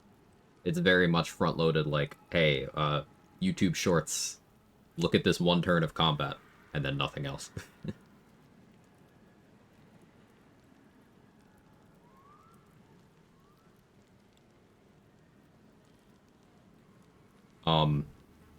But to your point, Sanguine, I do view Assassin as the weakest rogue subclass in this game. Not bad, but it offers you the least.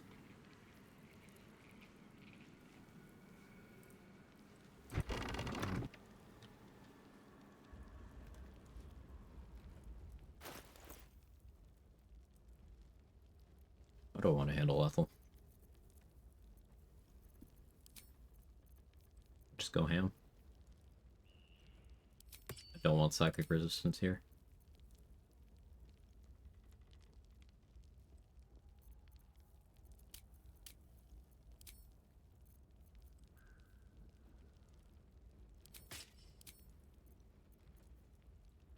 do this. I don't. Gods grant me patience. Eat up, Mayrina. Is Monk with the Thief Dip as popular as I think it must be? Yeah. It's pretty popular. I rarely see people taking higher level monk stuff, and it hurts me, because level 9 on monk is super duper, super, really incredibly fucking good.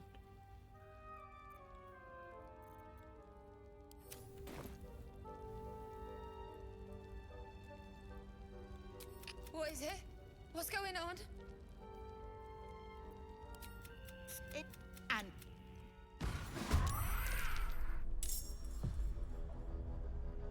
Level 1 features plus 3 initiative are quite valuable, IMO. But here's the thing about that. Opportunity cost again, Sanguine. What are you using those features for, and where else can you get them? Most commonly, people combine Gloomstalker with a Rogue dip. So the bonus action hide you're getting from Gloomstalker, redundant because you get it with Rogue. Dread Ambusher as a turn 1 thing, people like, but Hunter has more action economy. So, if you're doing the out of combat, succeed stealth checks archery style, then Hunter and Swarmkeeper are both better there. If you're talking raw damage per round across Ranger subclasses, Gloomstalker is in last place, actually, of the 4. Maybe if you don't have Dark Vision, maybe if you're not picking up good initiative, maybe if you're not picking up good movement speed, those other features of Gloom can be good. But, like, for that build archetype, the way people play it, that sort of stealth archery thing, Hunter is and always has been better. It's just Gloomstalker is less knowledge required, so that's why it's spread. Open hand 9 plus Thief 3 is the meta, or no? That's how I see it at least. There's no meta. How would we even define that? If you're talking total damage per round, it's not even open hand for that. It's, if we're operating in a vacuum, as these conversations tend to be, it's Shadow followed by 4 elements, followed by open hand. Seen Soblack's Brutality and Saravox last stream? I did not. What did you do?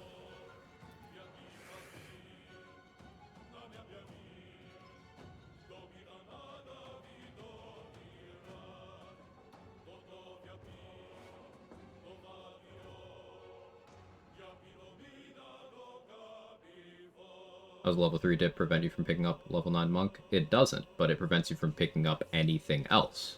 Hollow. You have 12 levels. 3 plus 9 is 12.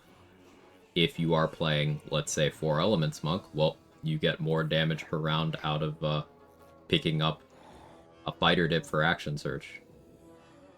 Obviously, that's, hey, short rest after every round, but, like, we're talking resource dump DPR stuff. If you are doing peak damage Shadow Monks, you need 11 levels for that, so you have no room for Thief. And even if you're not going disingenuous max damage calc stuff, sometimes you want other things that you can do. I like running heavy armor on my monks. Can't do that without feats with the 9-3 split. That is the most popular natural way to build a character.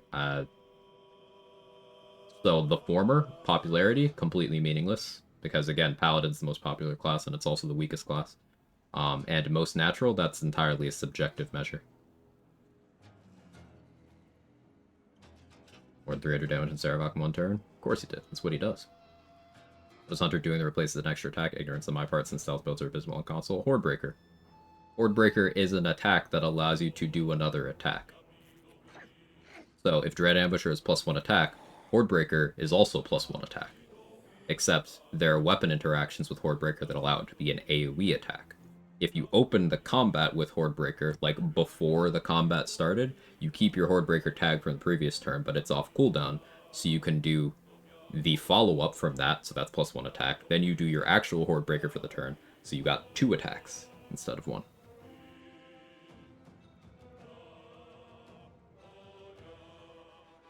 Colossus Slayer is similar to a truck trying to ram you at full speed with iron spikes in the front. Yeah, you're not wrong.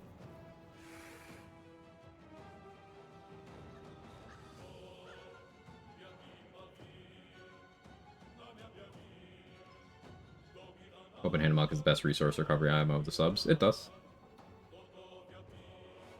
Like I have an easier time with 4 elements resource. I would say that 4 elements has pretty rough resource management. Only Shadow has it worse. Open hand has really good resource management. That's not something it's lacking in. And remember, let's compare the monk subclasses. What do they all look like when you're not spending key points? Open hand has passive value on its attacks, whereas the other ones aren't getting passive things on their attacks specifically. They're getting other passive things, but not damage, and often the metric we're using here is damage. Open hand has passive damage. And for reference, open hand is my second least favorite of the monk subclasses. I like them all, but I value Shadow and 4 elements higher, yet resource is something open hand does well.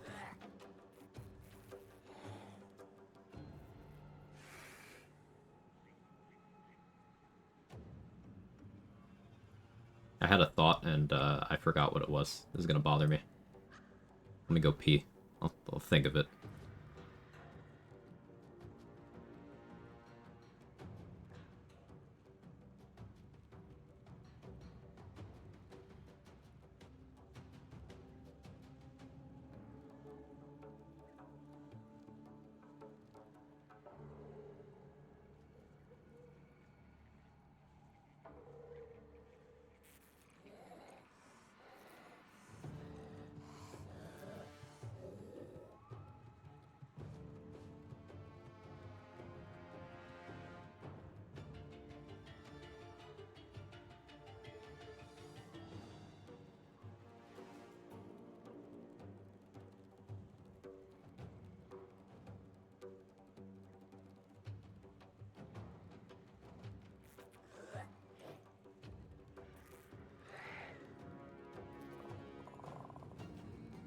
I'm back.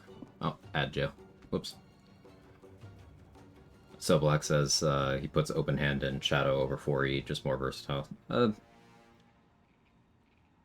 Yeah. Yeah. And versatility, yeah. If you are sick of being the Fangs of the Fire Snake show, then yeah, 4 elements has a lot less to offer. You have Water Whip, you have Shaping of the Ice, you have Clench of the North Wind.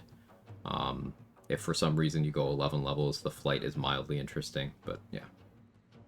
Assassin always felt like the best-worst subclass to me. Best-worst is a good way of looking at it, I think. I'll make relax.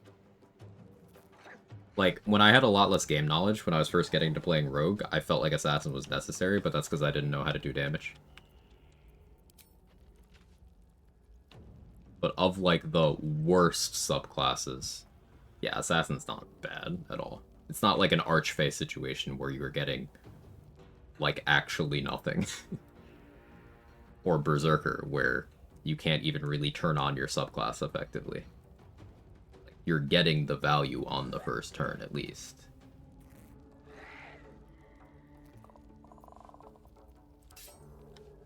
All Paladin subclasses?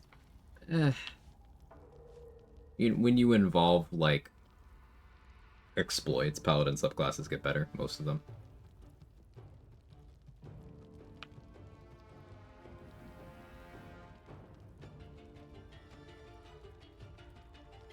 But yeah, Paladin subclasses are not good. I'm deciding my resource sustain right now. Like, I have 3 rage charges. How soon am I gonna long rest? Let's just hit it now.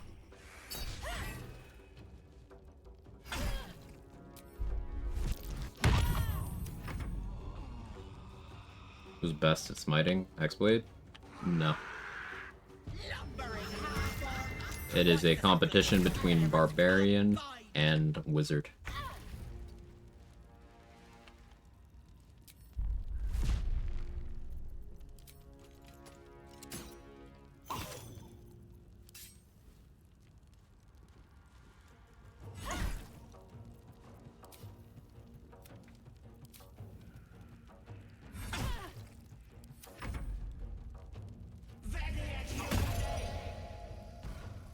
Tried Shadow Sorcerer playstyle yet? Looks interesting. I haven't made my character yet. Yeah, Shadow Sorcerer is interesting.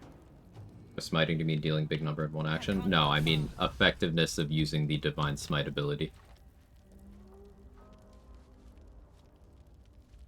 Or the other smites. So, like, for Divine Smite itself, it's Barbarian. No one else is getting close. It is objectively Barbarian. If you are talking using the other smites, then Barbarian is still up there, but Evocation Wizard starts joining the conversation. Because Evo Wiz and Barbarian are very relative for, if you're talking one attack's worth of damage, they are very, very relative.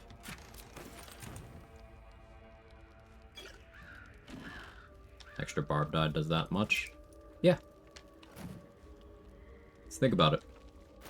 If I am Divine Smiting, 4th level Divine Smite, against a Fiend or Undead with the Rat Bat, and I have Crater Flesh Gloves on.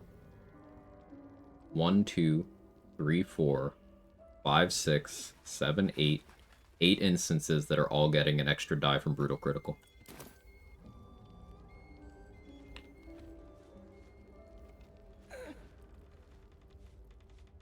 Half-work stack with Barb's ability? Yes, that's why I'm doing it on this run.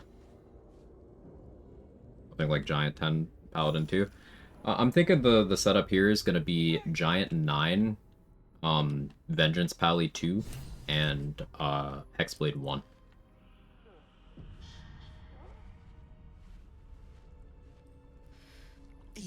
This is my personal playhouse, and you... Hey, Rapson. What is this place? Out of sight, out of mind. Oh, Sinistarian playthrough. I don't think he's that big.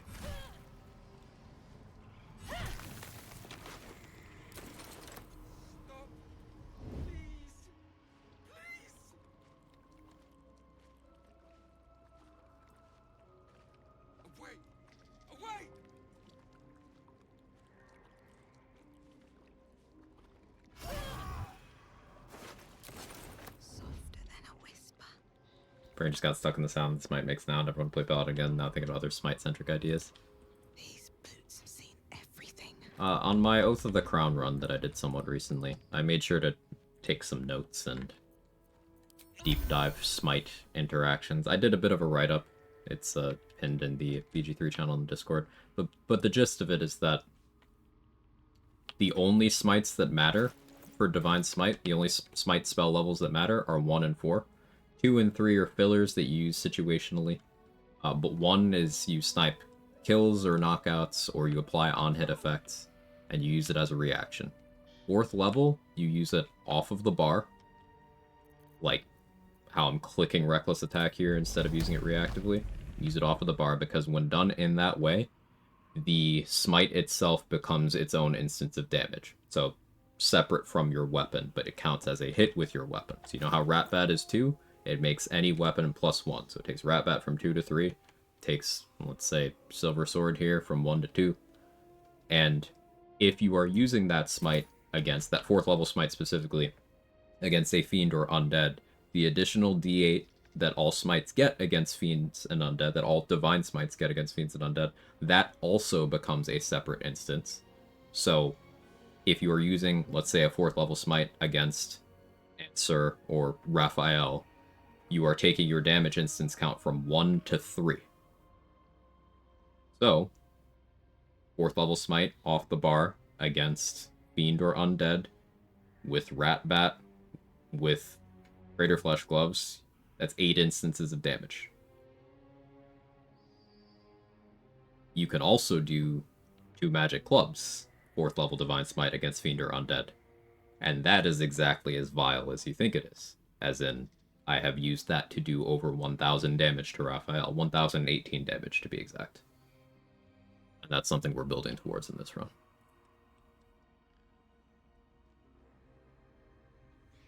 How true is the popular internet claim that Valor Bards are outclassed by Swords Bards almost everywhere?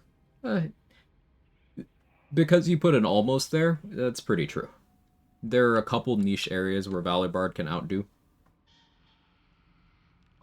Slightly better gear proficiencies. Much better ally support. but in terms of like your individual performance as a character, Swords Bard offers more.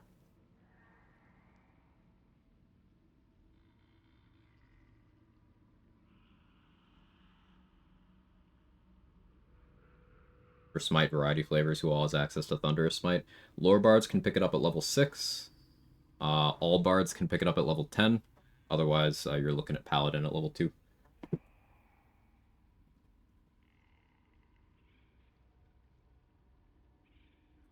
Jake, do not jump on my desk.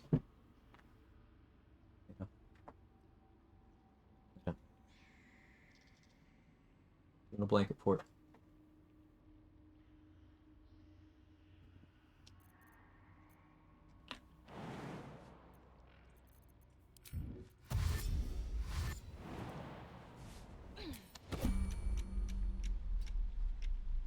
I think Rapat has a broken can't speak. Short sword to make up its nails. It's the D6 piercing.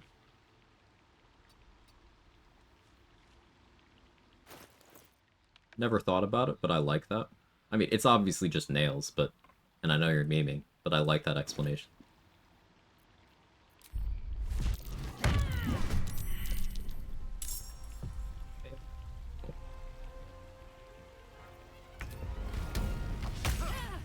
What do you mean?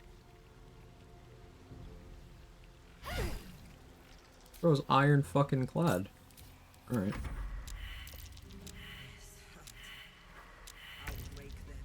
Jake. Stop it. Not doing this today.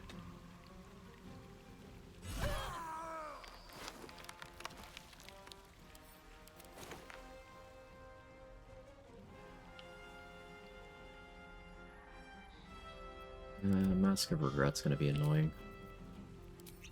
Swift as my feet can carry me.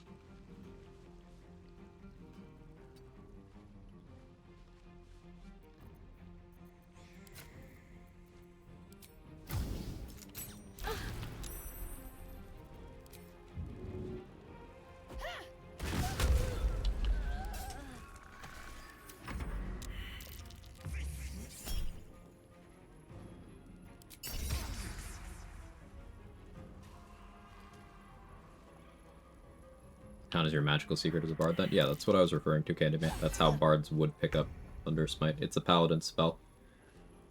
So you need to either be a paladin or be a bard who's using their official cheating feature.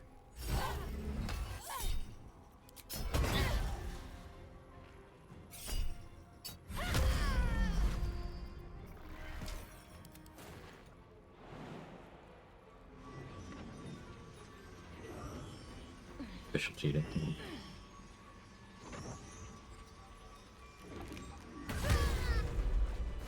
Is Magical Seeker's that good? Yeah.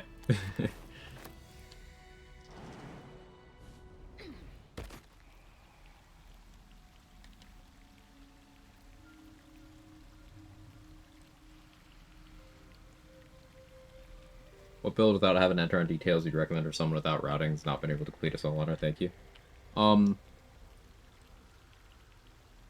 Without having to enter on the details. That's so hard for me to answer because I am all about the details.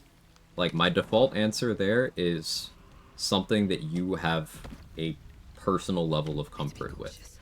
But if I force myself to not answer in that way, Eldritch Knight Fighter. That's a friendly-looking shadow. I want to inconvenience? You're not inconveniencing me at all.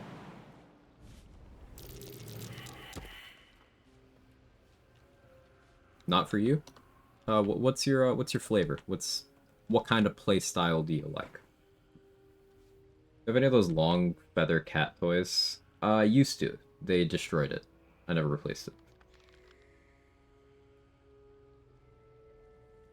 Totally revised my opinion on Staff of the Ram. Might be one of my new faves. Thought it'd be worthless. That's good to hear. I should give it more of a chance.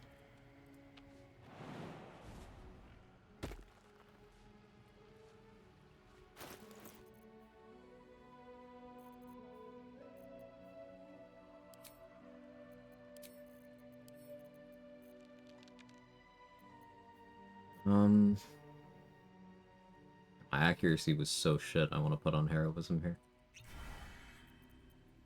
Do that.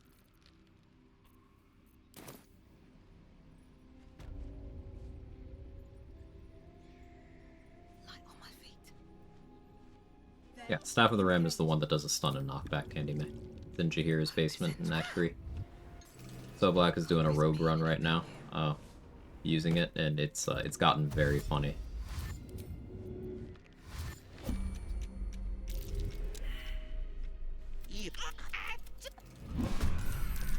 On my way. Anything cool you can do with free attacks on Mist from Gloomstalker level 10? Don't think I've ever seen a Gloom Pure class. I would want to mess around with it, but in theory, like, best case, it's like the level 7 Arcane Archer ability. So, there could maybe be some sauce there. But something I'm trying to do is, give things I've not spent much time with the benefit of the doubt. And I have not used that feature since I had far less game knowledge. So, I am optimistic about it. But I gotta try it. Sorry for my English. With no for me, I meant entering details more to not inconvenience me. I can listen to your Oh, yeah. So, yeah, no, it's... I'm happy to talk about the details. We went off on, like, what, a 30-minute tangent about, like, valuation of subclass features while I just sat here and talked instead of playing the game. Like, I'm happy to do that. Details are welcome. Share a clip? Yeah. Absolutely.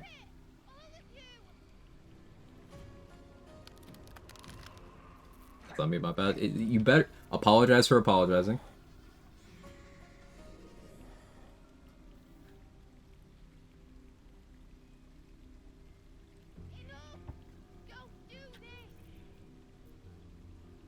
My bad for my bad. Thank you. It was a good discussion. And I do want to clarify, I am always open to discussion of mechanics, disagreement. Some of my favorite theory crafting buddies are people who have proven me wrong on shit over the years. This is not an echo chamber. And impassioned discussion does not mean that it's anything other than discussion. Just for disclaimer for everybody.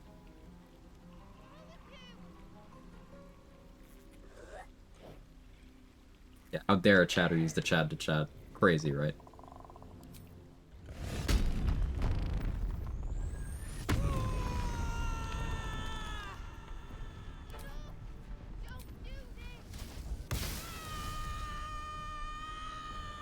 Catching with a fistful in his hand. Alright, let's see this. Watching Soblack's clip here. This is a swashbuckler dual-wielding Staff of the Ram with various other things. That Oil of Bane. Outrider longbow, okay.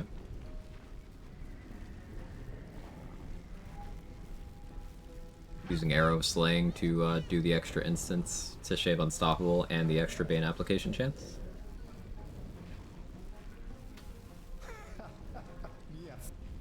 And the push with the sand, love it.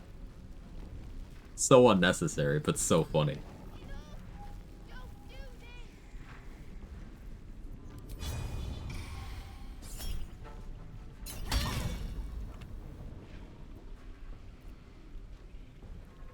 I think you're dazed.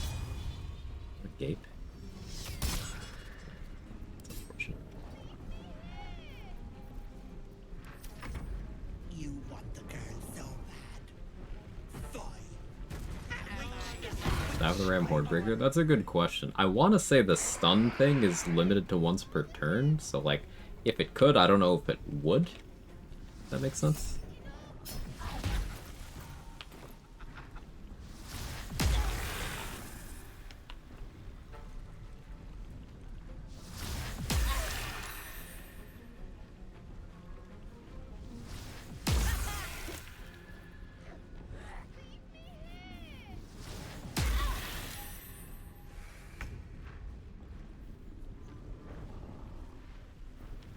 I didn't check my consumables before doing this. Fine. Or fine adjacent. One of the two.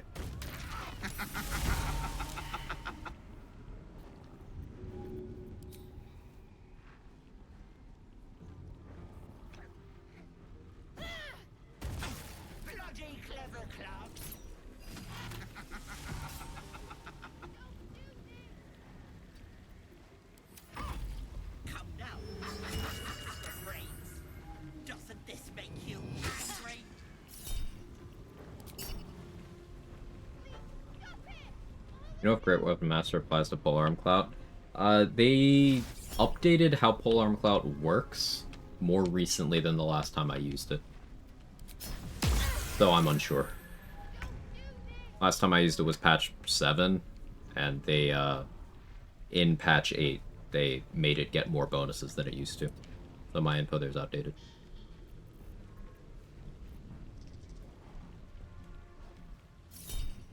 Is it practical to attempt this fight at level 5-6 with Elixir Poison Resist? Yes, but you're gonna have to take precautions to make sure Hold Person isn't an issue. Because the only reason they're not doing Hold Person right now is because I'm immune.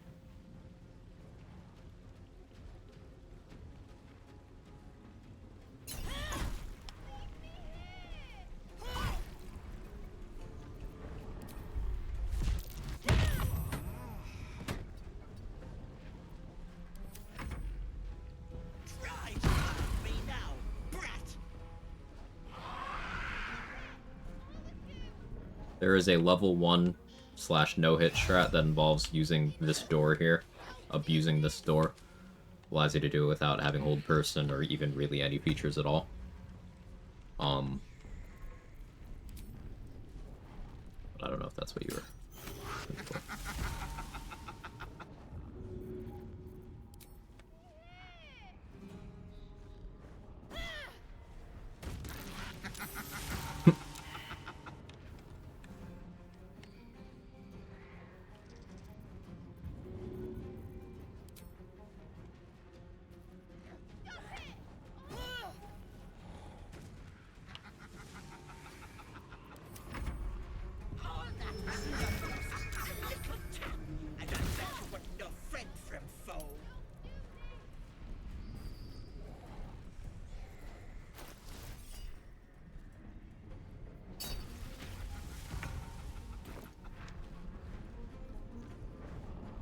Could hammer her after Gale Corpse clones, that too. Yeah, this is Ring of Free Action. If I didn't have that, I'd be using Guileful Move and Elixir right now, instead of Heroism.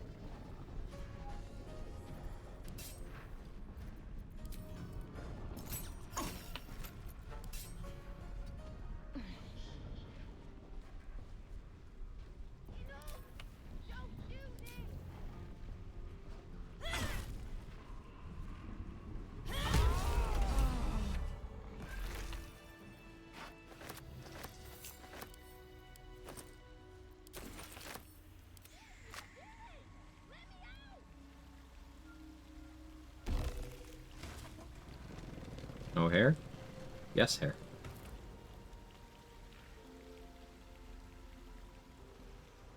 Yeah, we'll get it. First my brothers and now my husband. Ethel was going to bring my husband just a bit longer and my child more than I could have done.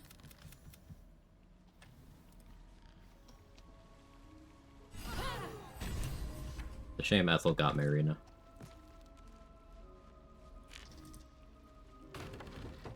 I have an uninteresting theory on why Otherworldly leaves a level 9 feature. Is that not because that's when you get it in tabletop, or? That'll fit in my pack. I'm exhausted.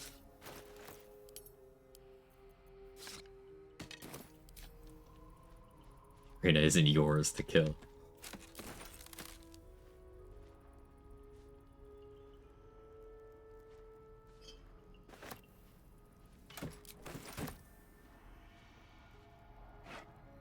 That's directly from tabletop. There you go.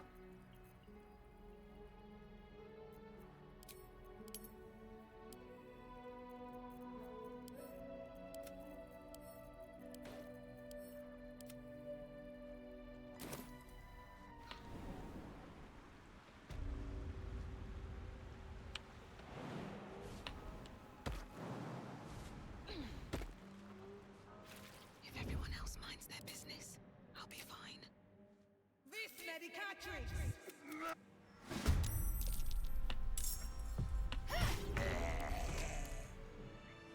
At the ready. Only ritual for Warlock, that's why it's level 9 5e. Ah, I see, it's not a ritual for anyone else. That would explain it.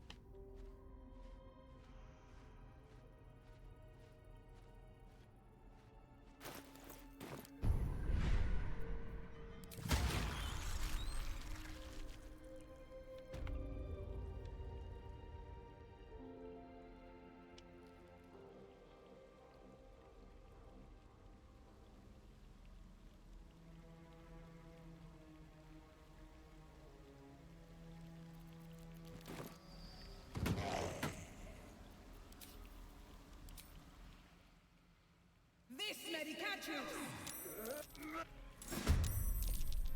You've made a grave mistake.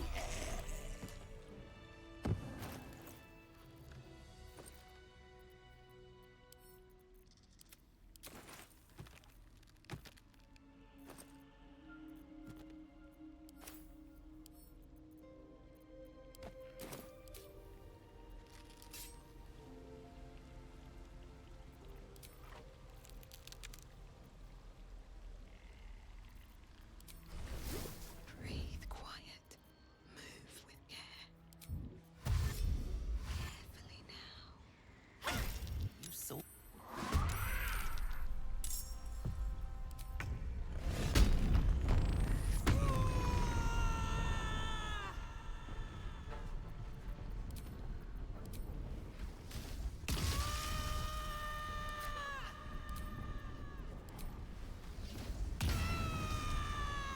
Elemental Cleaver being a free action is kind of fucking wild, by the way.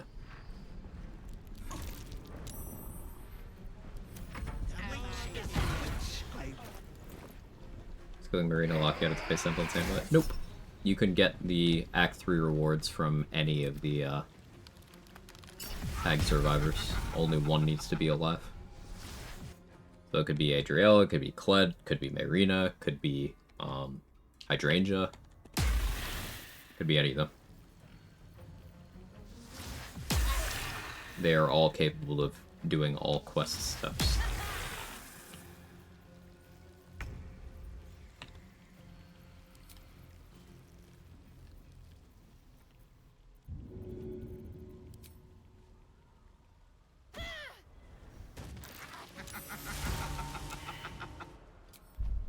Step is the hardest. Oh. Okay. Well, that would have been cool.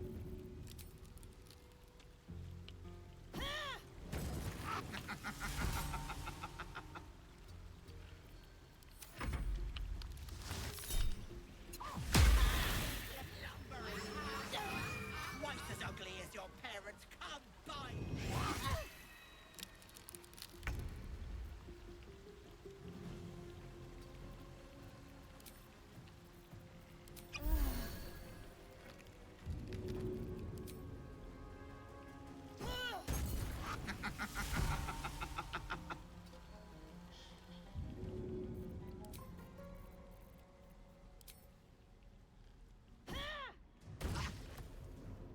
Need to find a way forward. Come now, justice for brains. Doesn't this make you angry?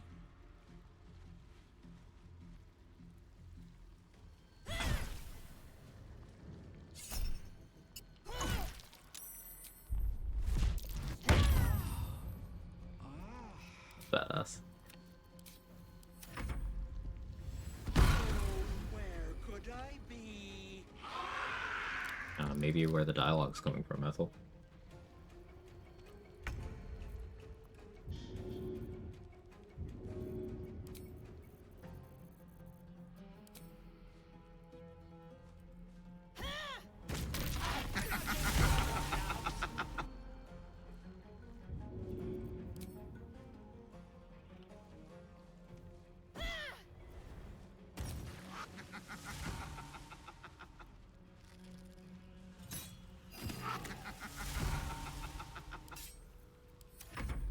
All that a little tap, and I bet you wouldn't know friend from foe.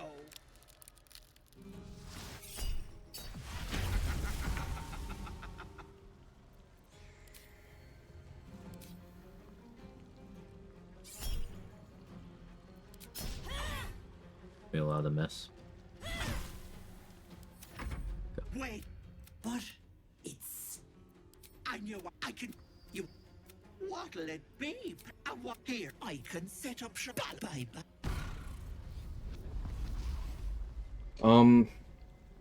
So, it's between strength and charisma here. If I go strength, then that'll put me at 19. And swapping out alert for any of the feats that gives me +1 strength would put me to 20.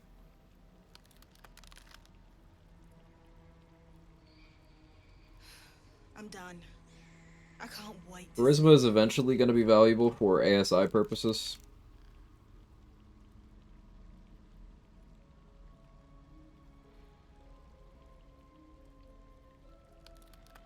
Honestly, eventually I could start scaling off of charisma instead of strength at all.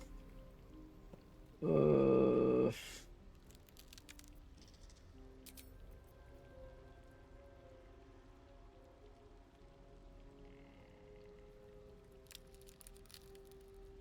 do we care about charisma on this character? Because eventually I'm going to have Inquisitor's Might from my Vengeance Paladin levels. And that is a charisma mod as radiant damage.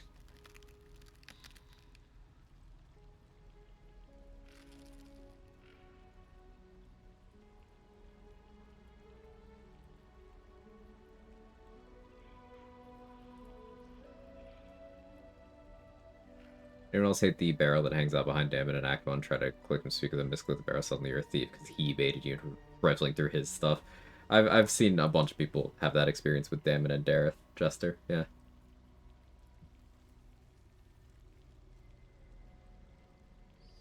Strength ASI is like downright. Bleh. Maybe I do end up going Mighty Cloth angle. And just be very squishy. Kind of make that work.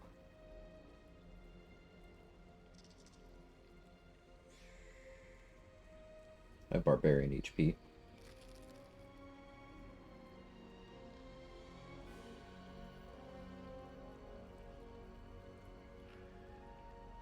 Cat is so cat.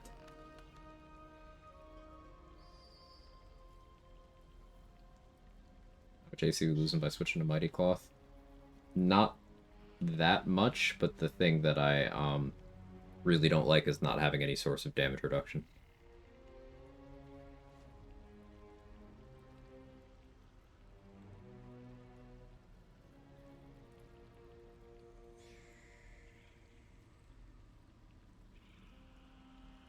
Evan, come here.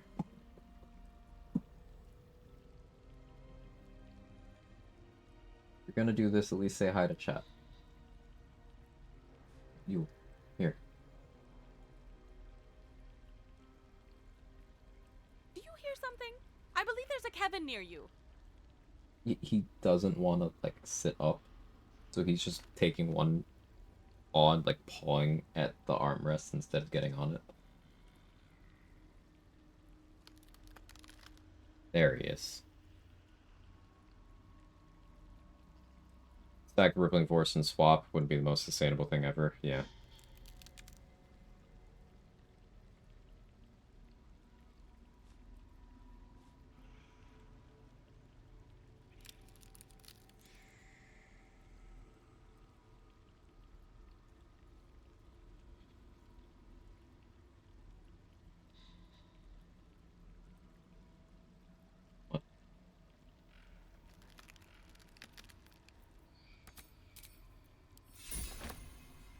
Did it. It's Riz.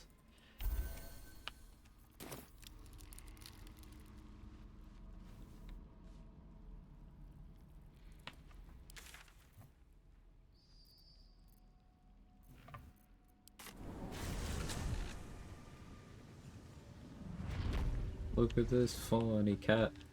Every time I do it makes me laugh.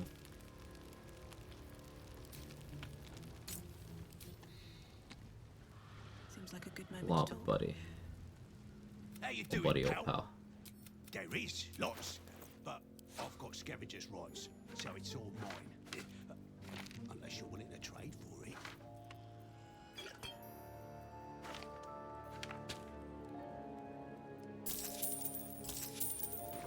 This is...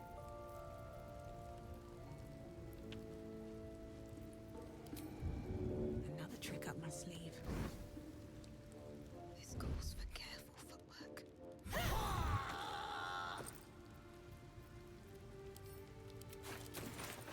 Another step forward. Shark charisma will be clunky if your charisma scale later. Yeah.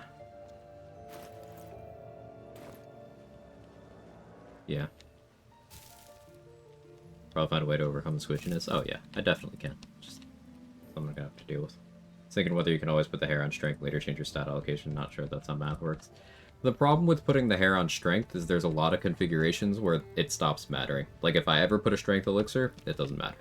If I go for the 24 strength setup, it doesn't matter. If I'm ever on an odd number, it doesn't matter. Like if it ever is what puts me on an odd number.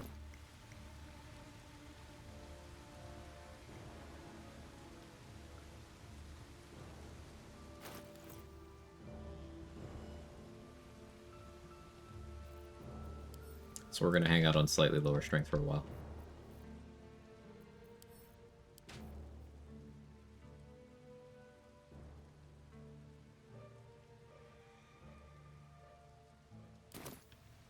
Larry cooked with how thick female half-orc thighs are, holy moly. Right? Like, it's just... Isn't she great?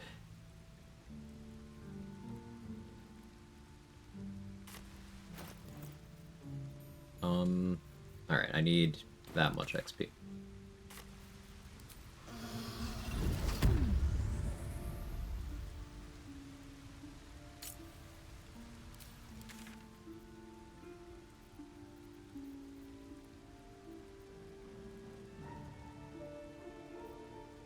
And Congo would be like fine, I guess. Guess let's do that.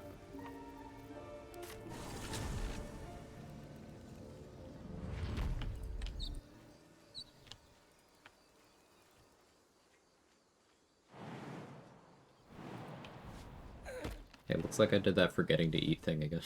Whoops.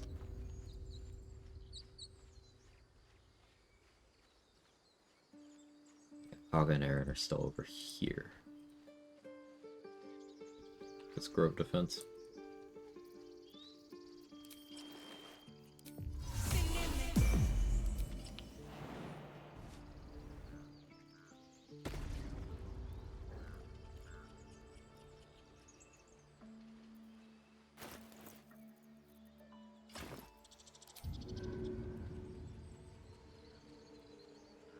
Try me.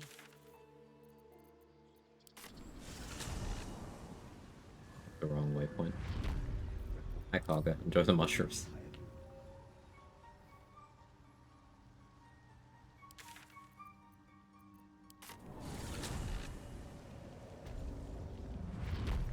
Taking her on a tour.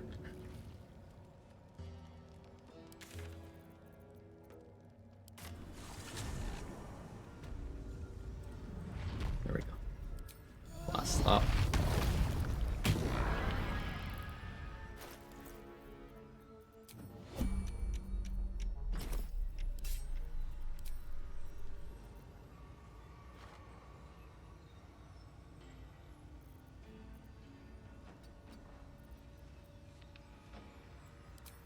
Just out of view.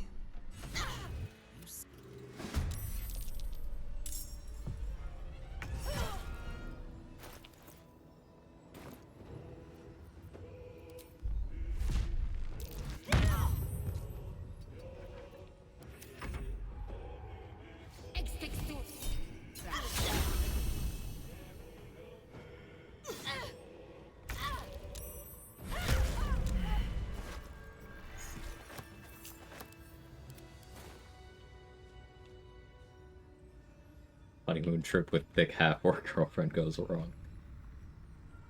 Or right, depending on your perspective. These boots have seen everything. Depending on if you're a coward.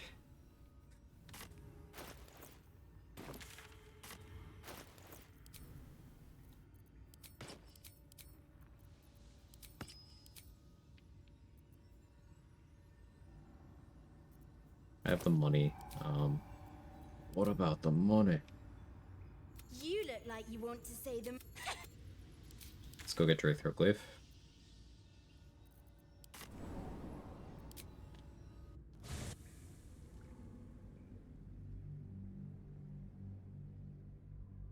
I can still get elemental infusion value if I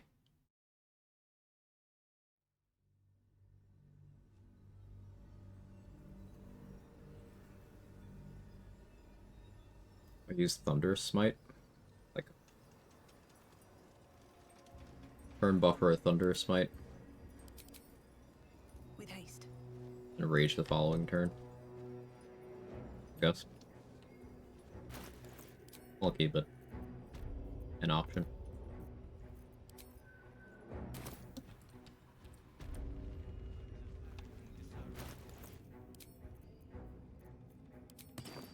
My brothers had the dreams too. Same as me. The absolute war drums beat loud in your chest.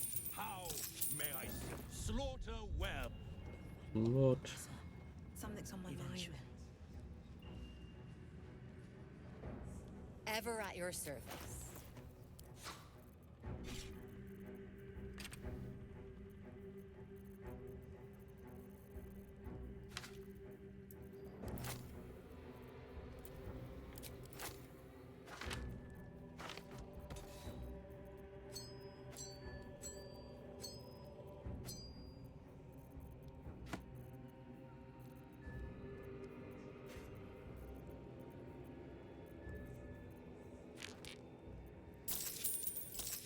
An honor. Hellish Rebuke, maybe? Yeah, I'd have to take a... Well, I could actually take Hellish Rebuke on the Hexblade level, huh? Yeah, we'll take that.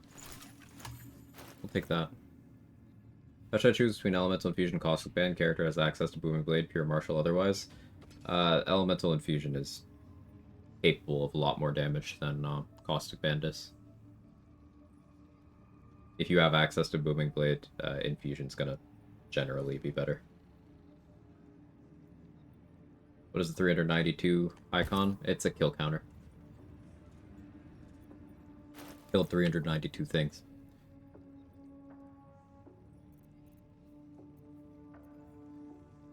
Stomach hurt.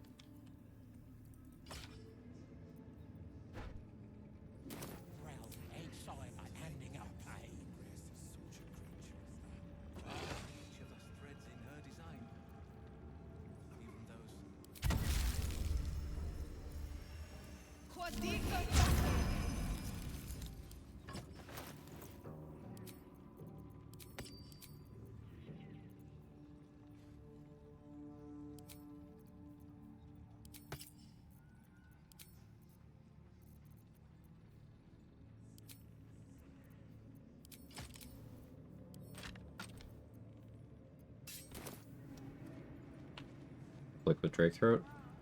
No. Drake Throat allows you to enable Elemental Infusion.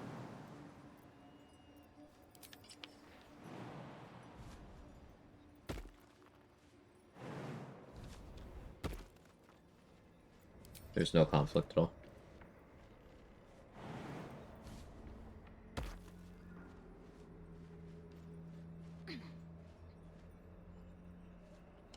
I should absolutely not have that on for that climb. Sometimes you fall through that.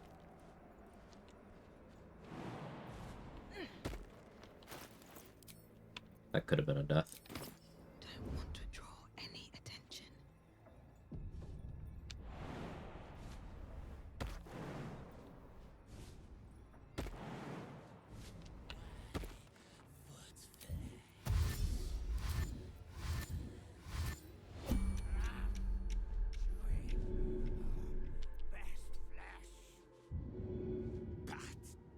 It is all full of little bones. Yes. Crunch. Athletics failed. Cool. You know, it was always my dream to fail athletics checks.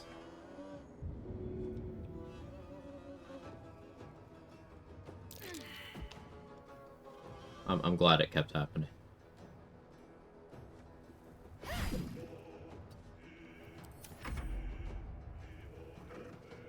Good news.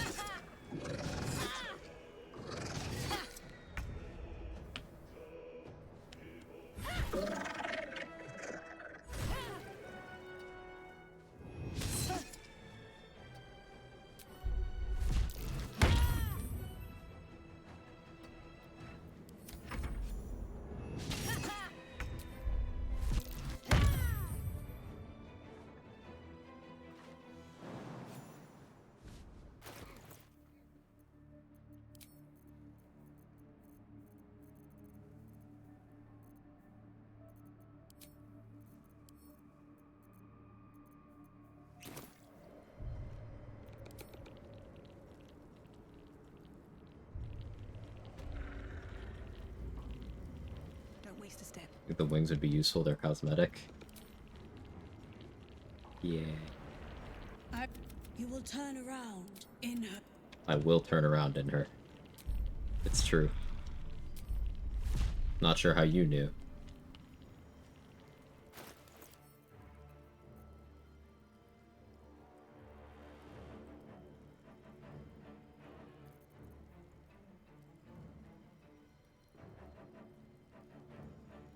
Just on heroism right now.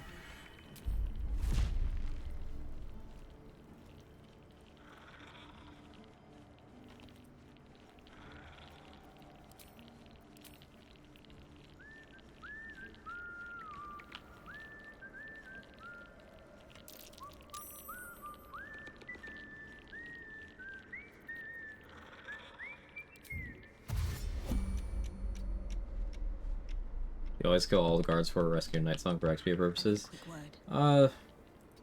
Some of them are still there in the assault if you want to get their XP at that point. But, like, it's definitely easier to do it this way. You were witnessed assaulting someone. You're headed for the cells. That wasn't a fight.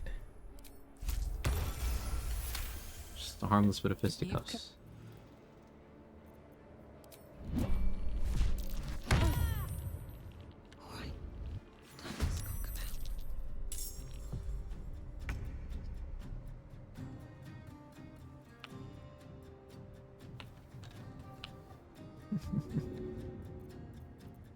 Gee, okay.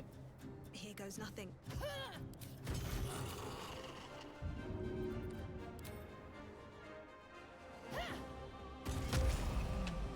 Time to press ahead.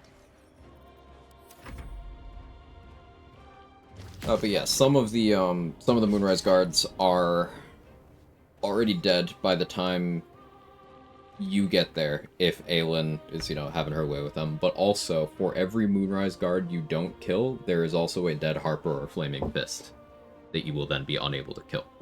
So, broadly speaking, yeah, it's better XP to just kill them all ahead of time.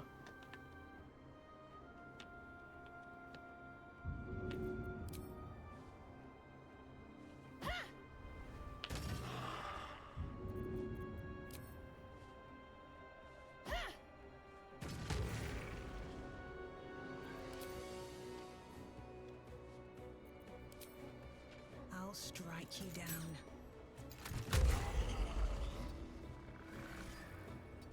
Reach from around is gonna hurt, but it'd be enough to kill me.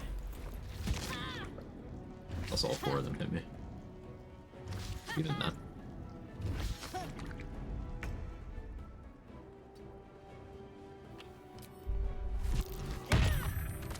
So kick isn't an attack, so it doesn't trigger armor of Agathis.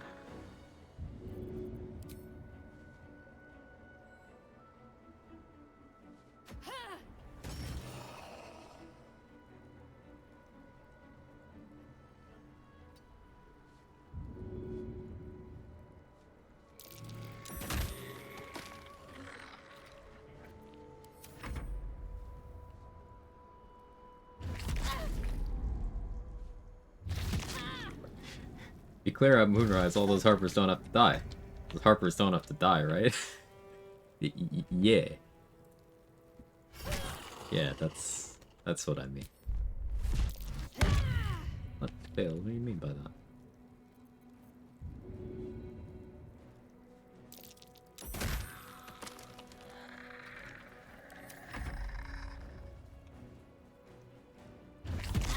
XP is XP. There's very few NPCs I won't kill for XP. Very few.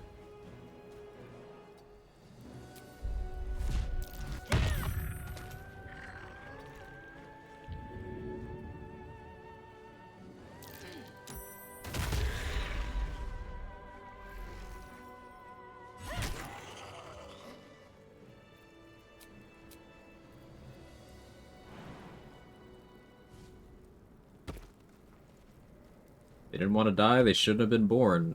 First time chatter. Been Chadpricorn.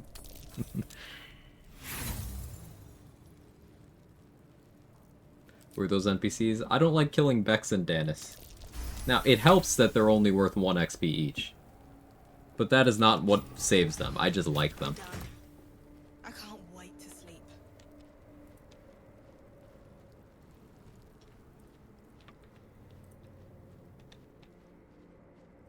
I'll take that.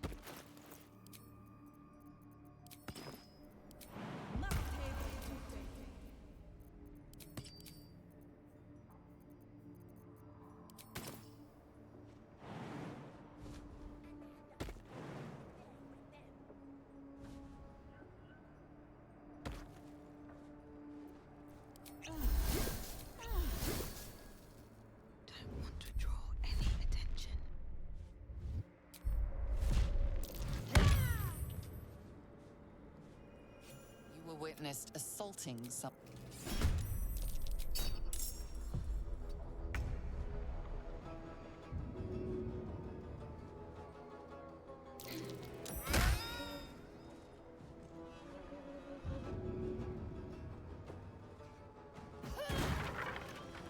I gained nothing by throwing a chair at him, but I thought it was really funny.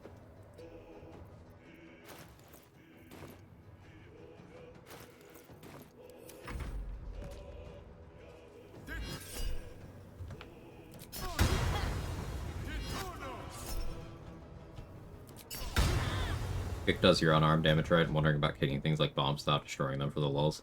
So, I'm unsure how that ends up working out, because, like, you can destroy haste spore grenades with the Shadow Blade. Even though haste spore grenades are psychic immune, and you didn't deal damage, they still get destroyed anyway.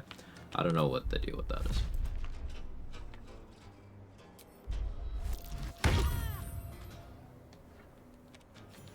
Should mind my step.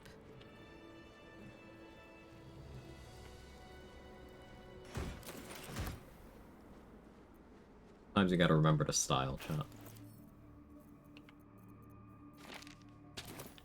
Breathe quiet. Move with care.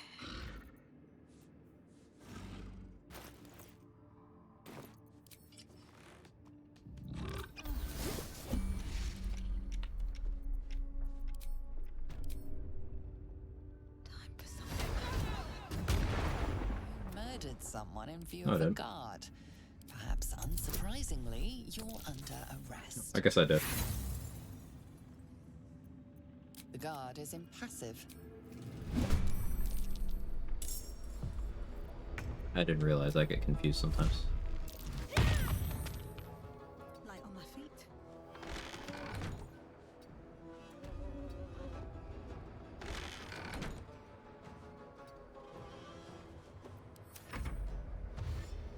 Created enough distance that she has to dash.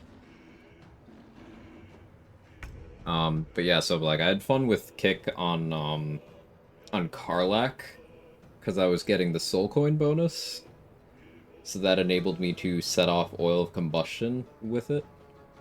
And I was also doing snowburst ring with snow dust and monastery gloves. So it was doing bonus cold, it was making an ice surface underneath them that they were moving across, so they were going prone. And also the detonation of the oil was delayed enough that it happened after they moved away from me a little bit. I was still often in the radius, but allows you to just kind of prime someone to explode and send them in one movement. It was super cool.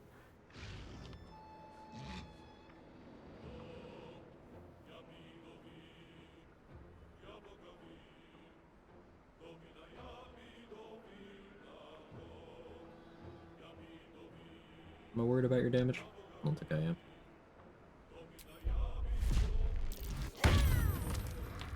Time for some bloody work.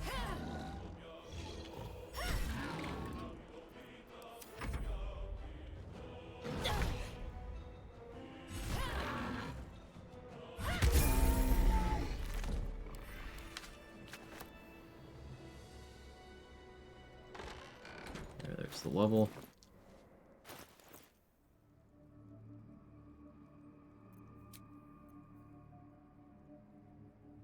This is where we respec.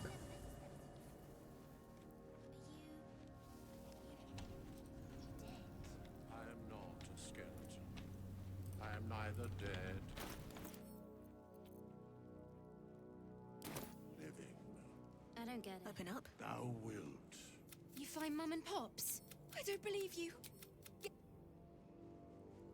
Thou hast now a bosom. You have a bosom too, Dost thou Withers. require-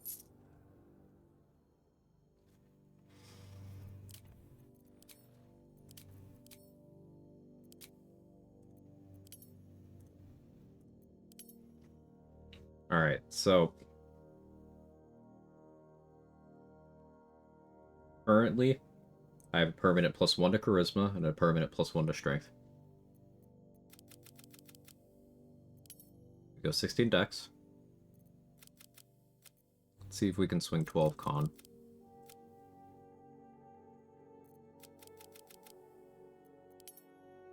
This would be 18 strength, 16 dex, 12 con, 15 riz.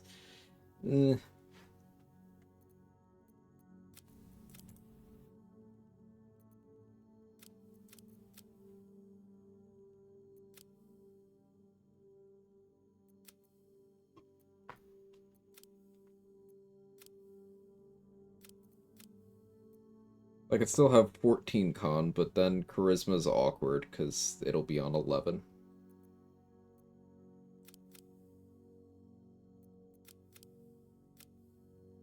Go this way, 12 con, 13, 14 riz. That's better. Going from 14 con to 12 con is going to be a bit of an HP loss. Especially with some of the gearing I'll be doing, but that's something.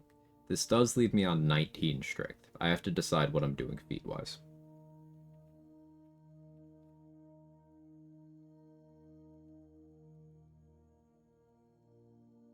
Con on solos when you know you made it. 8 con is a frequent choice.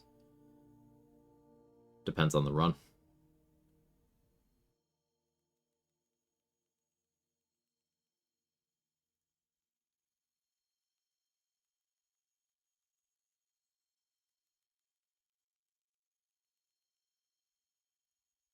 Donkin. What feats are relevant here? Like, Tavern Brawler would help the throw angle, and it would help my kick. So that's, like, somewhat tempting. I could use that to even out my strength to 20.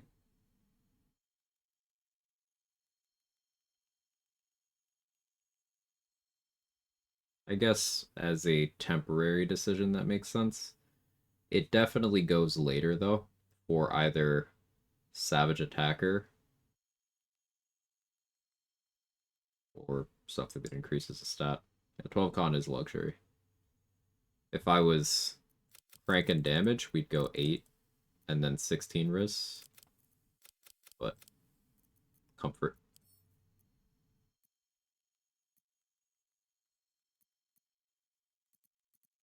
athletics persuasion here.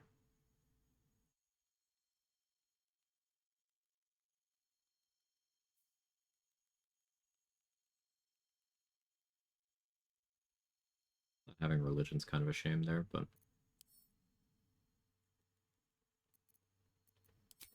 And Oath of Vengeance for Inquisitor's Might. This is why we want Charisma. This will be 2 radiant damage.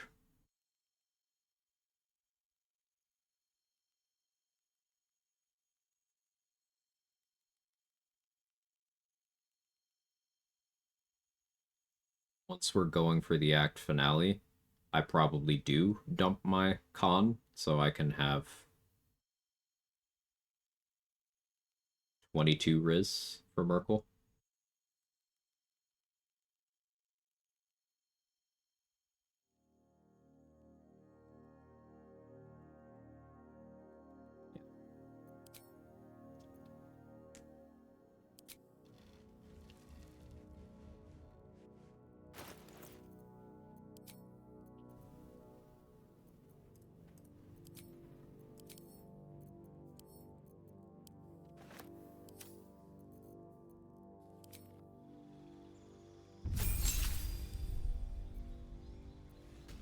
Like, I could take the second Paladin level now. Not gonna. Gonna wait.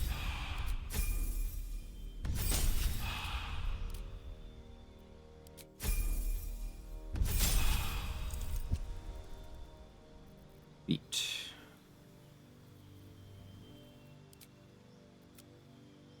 This means 20 strength.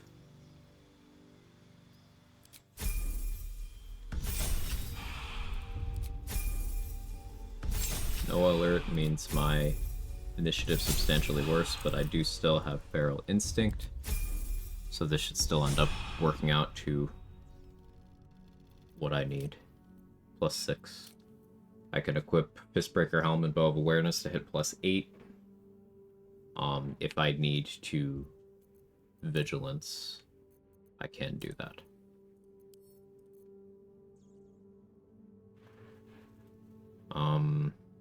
I should long rest to get Shadowblade Ring from Arabella here.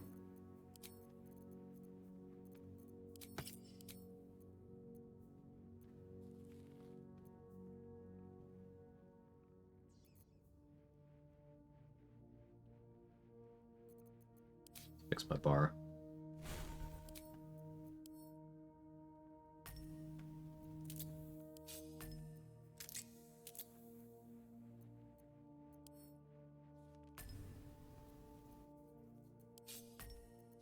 There.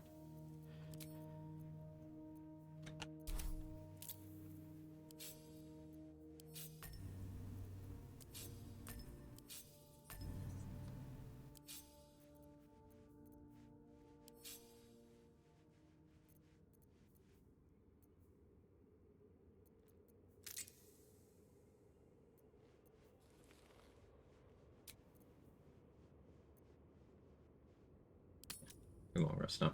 Got the Saza achievement. Nice. Congrats. Totally didn't deserve to be saved. True. Already feeling better.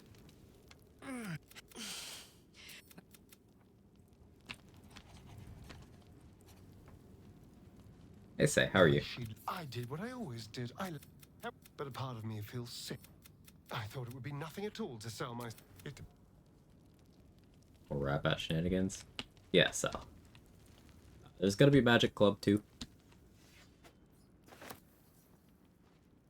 I could get the Magic Clubs together now, but I will wait. For now.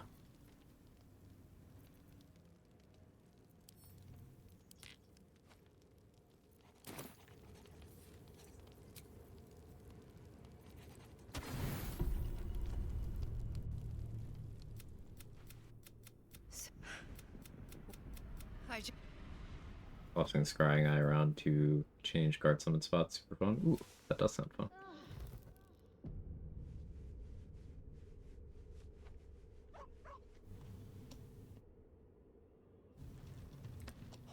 Because they'll just run to it even if it's dangerous, right?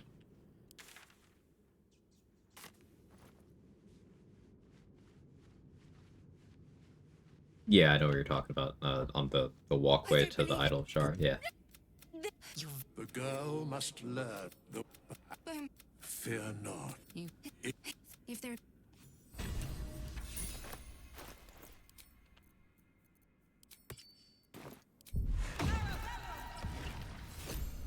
The cool thing about the Shadow Blade from Arabella's ring, you can unequip it.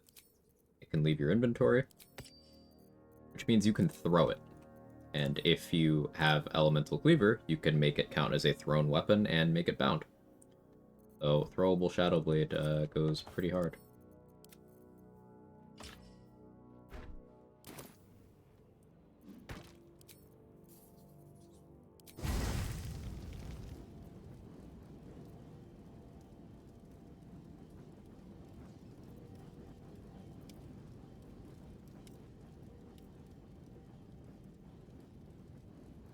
Do I want cold here? Am I going for winter's clutches? I don't think so. Not yet. But perhaps I will later. Guess we go fire.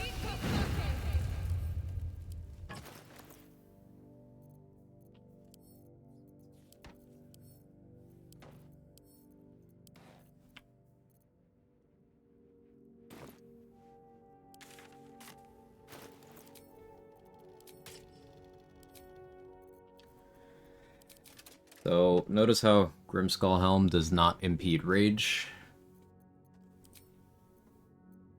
Means I have options.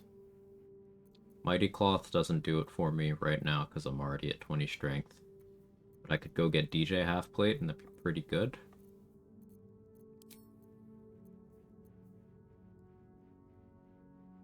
Do I want to enter the Gauntlet of Shara level 8? Not really, but I am going to do it anyway. Yeah,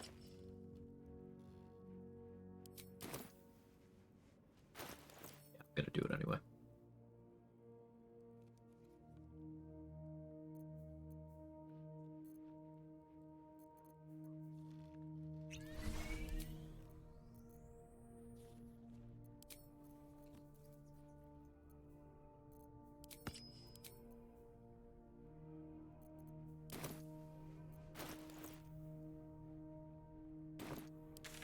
I should go get Shield of Faith.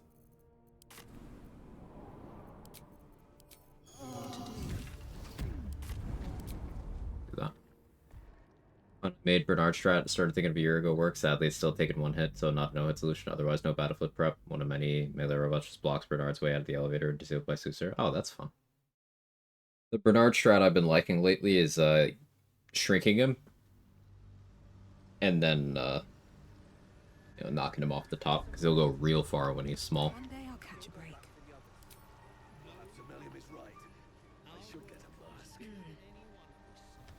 Welcome back. I do enjoy a good bargain, if anything in my private collection is to your liking. With diminution? Yeah.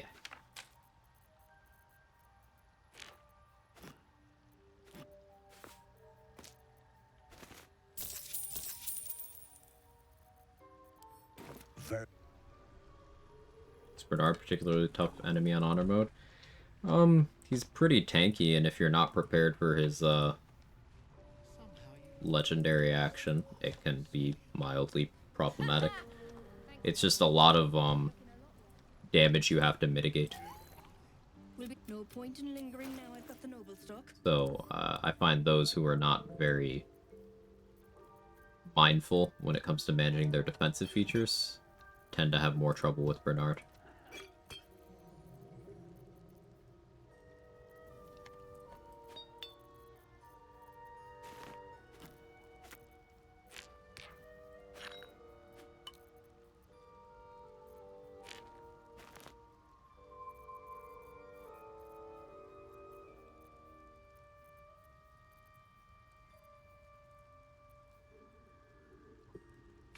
You can sell the Shadow Blade from Arabella's ring.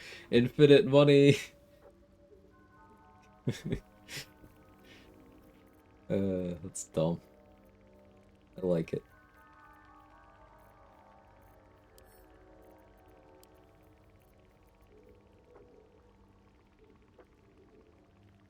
You can also just not fight him at all. Yeah. Because if you do the dialogue, you already got his XP, so... Unless you care about his weapon, you don't need to fight him.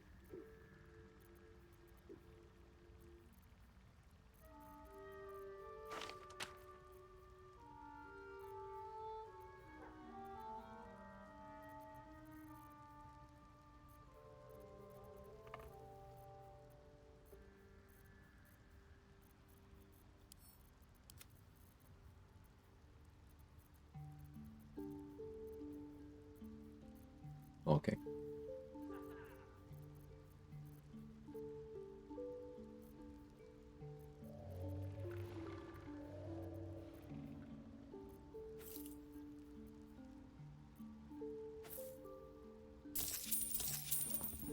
Do that. I have invis. Right there. That's that then. Shopping with Arabella's credit card now.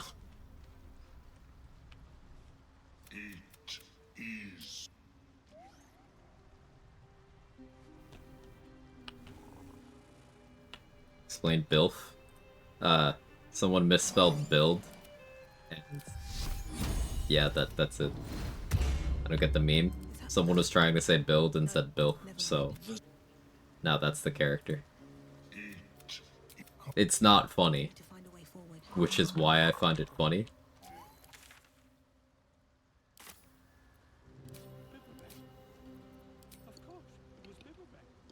Anything you want to say? And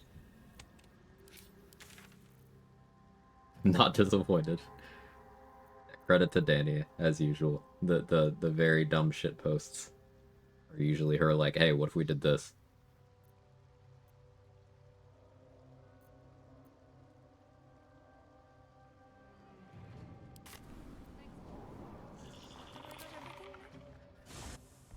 Kinda scared to head into the Underdark on Honor Mode, the Blue Spectator, Phase Spider. So, Phase Spider is not in the Underdark. Boulette, avoid. Spectator, avoid. Easy. You just don't have to go to those places.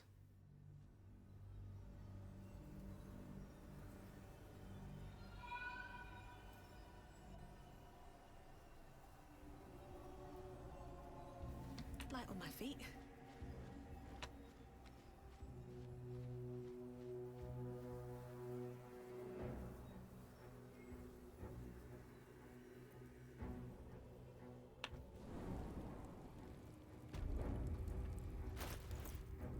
Yeah, I should wear a cloak that, like, does something, huh?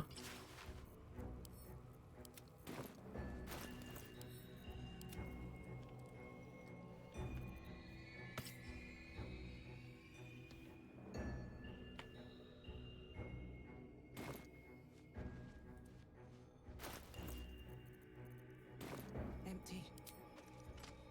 Not ominous in the slightest. What do I have to lose? Build plus the end. Oh. Oh. Nothing. That disc looks like it can move. But where does it lead?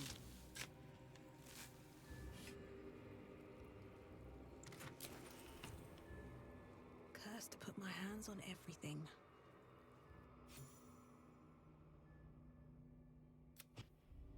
And I got Halson. My condolences. Some temple. Looks abandoned.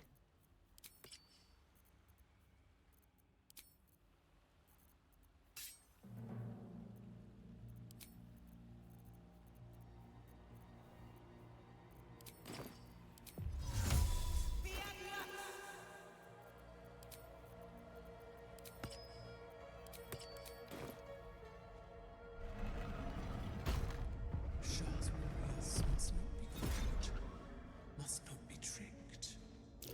Only loss awaits the unworthy. A voice. Welcome, Is that child. Shah herself who's Follow my Oh, voice. when a MILF's built for tough. Be cautious. I mentioned 17, 16, 15, 888. A BILF the other day. Nice. What do you think of EK 8 Alert Heavy Armor Master Tavern Brawler?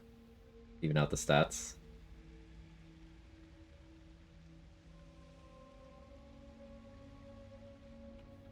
I like it.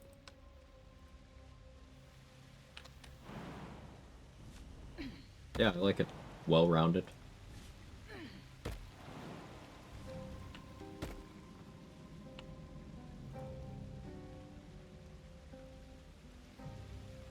So worth just avoiding the and spectator fights. Would have thought they give a good chunk of XP. So, like, let's entertain this line of thought. Even if they do, if you're scared of the fights, are they worth doing? Like, they're not time sensitive. And from what you said, you are just entering the Underdark, so why would you even consider fighting them? The real answer is no, they're not really worth much XP. Especially not in proportion to the threat level. Like, self-control. You do not need to do things as soon as they're available.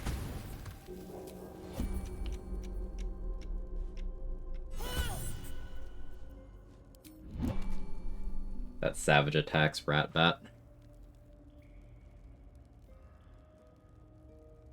Filthy.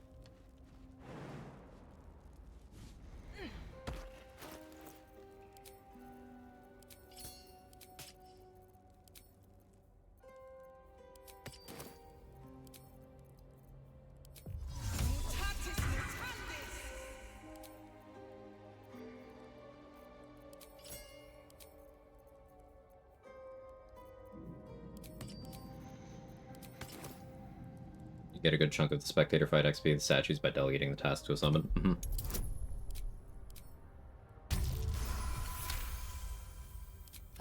There's my necrotic resistance. I guess I'll stay disguised because it does help my kick consistency a little bit.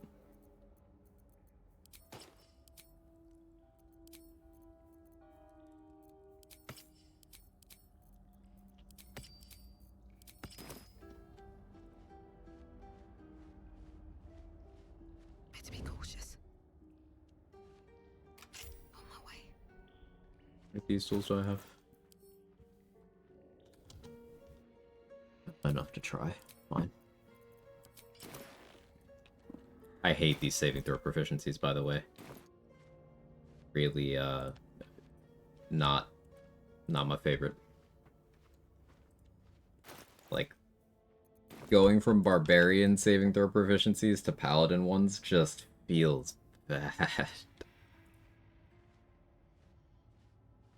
Had the world, and now I have nothing.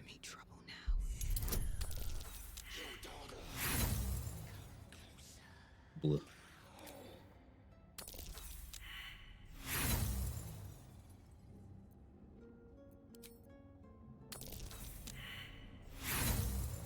But yeah, speaking to routing your runs again.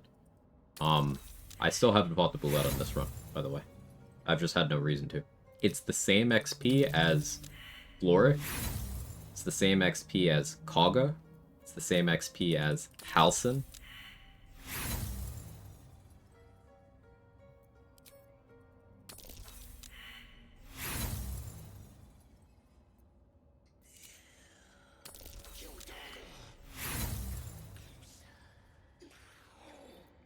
It self-polymorphs with lower consistency. Oh, ew, gross. That's making that harder, too? Ew. Ugh. Really is the worst.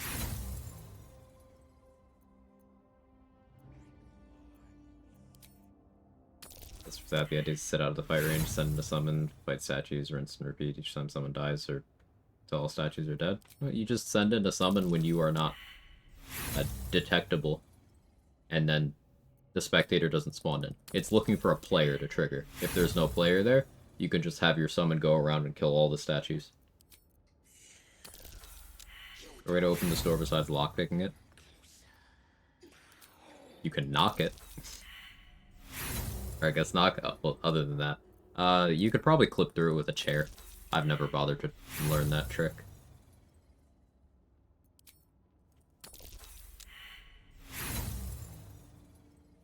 You could maybe benign transposition in as a conjuration wizard. That probably works too.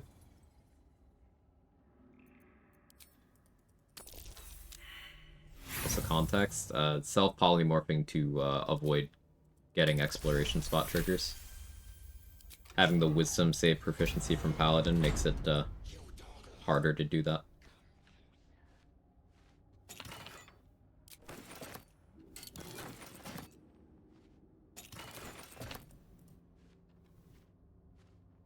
Like a storyline way. Yeah, I get what you mean, Rolls Royce. For almost every chest and door, there's a key somewhere. We don't know of one for this one. It's one of very few things that still gets lockpicked in like an optimized run. Skipping exploration spots before Dolly. Yeah. A tadpole elixir, arcane acuity with low wisdom.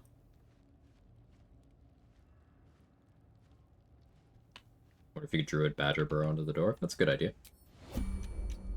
You need to be able to target, but the game is kind of generous with that at times.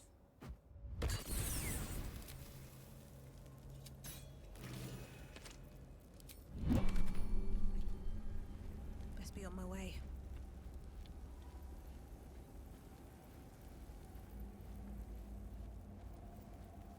I don't think you can target behind the door. Logically, you wouldn't be able to, but, you know, there's doors that we can Misty Step through. You can Badger Burrow into the grove after it's been sealed, etc., etc. It shouldn't work, but it's possible that it does, because I've not tried it. So many keys that unlock random chests you already lockpicked. Some keys are in weird positions, especially here in Act 2, I've noticed. Like, oh, thanks. The key for the chest that I just broke 10 seconds ago. Cool.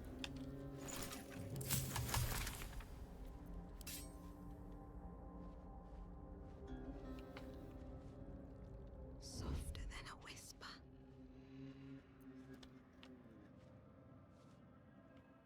Ahoy, cat.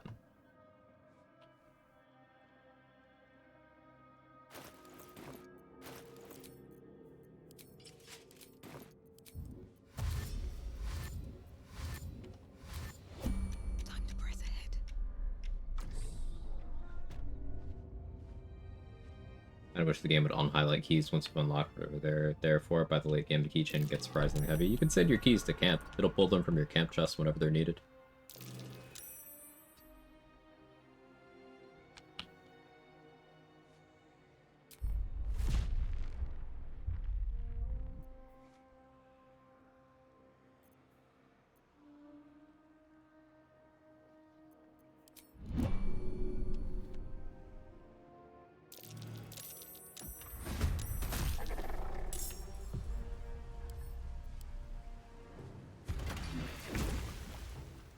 I miss my dex save proficiency. I miss it. Can't slow down. Awful.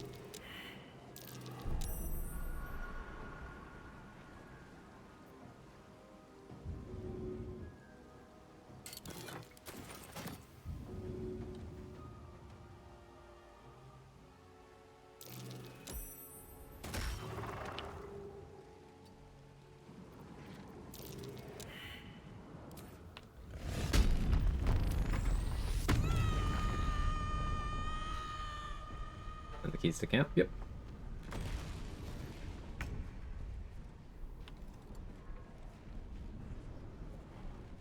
Person who distributed Act 2 keys was not in communication with the map people who were determining the most common 20 ways people would path around, for sure.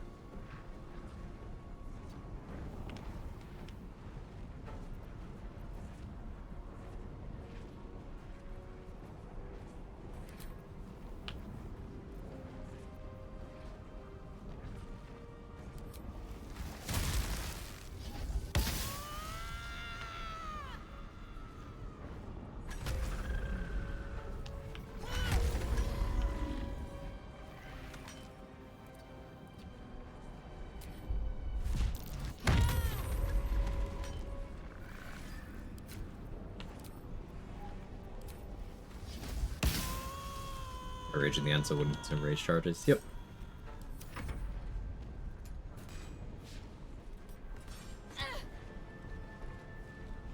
And now that I have Tavern Brawler, my kick does very good damage.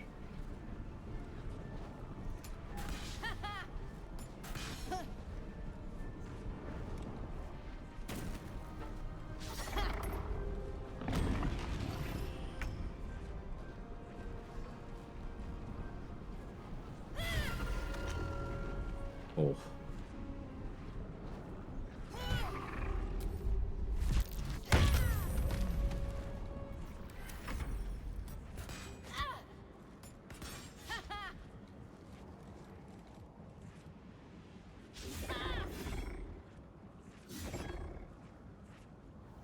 Who needs armor class when you could have 1 DR and resistance, so they just can't meaningfully hurt you?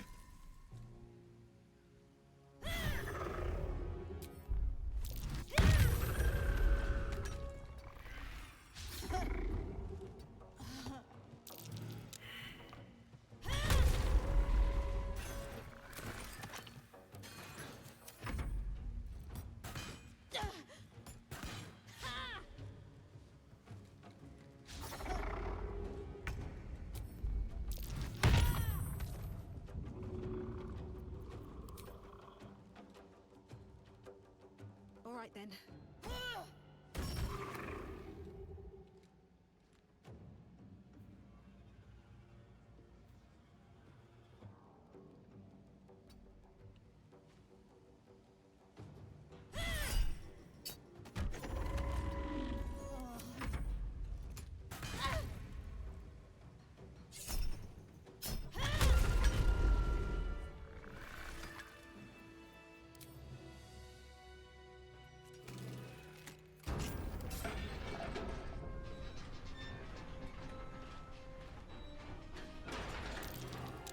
What can silence the night song?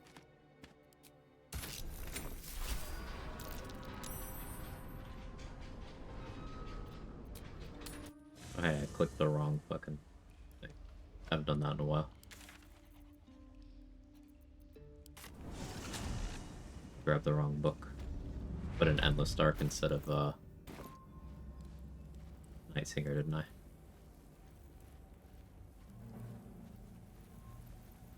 Autopilot. I'm totally not thinking about what I'm doing here.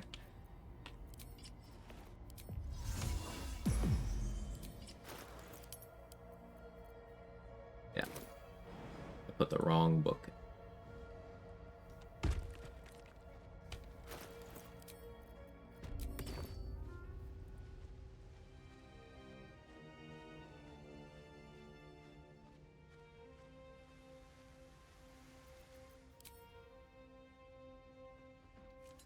I wonder if weaponizing this trap for surfaces on demand is interesting. You're locked now. Can you just not? What can silence the night song?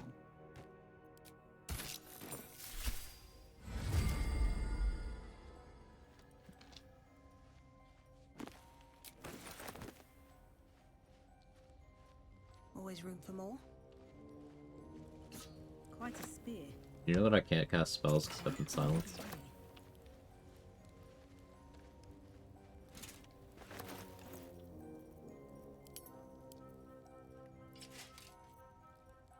Alright, DJ Halfplate, same AC as Adamantine Scale, but 1 additional damage reduction, and advantage on con saves.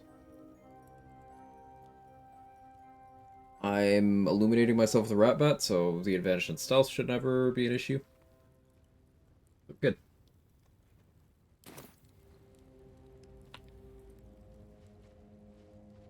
In between Circle of Moon or Land for Allison, like Moonbeam and Lightning spells, also like the Wild Shapes. Druids can do all of those things regardless of subclass, so I have good news.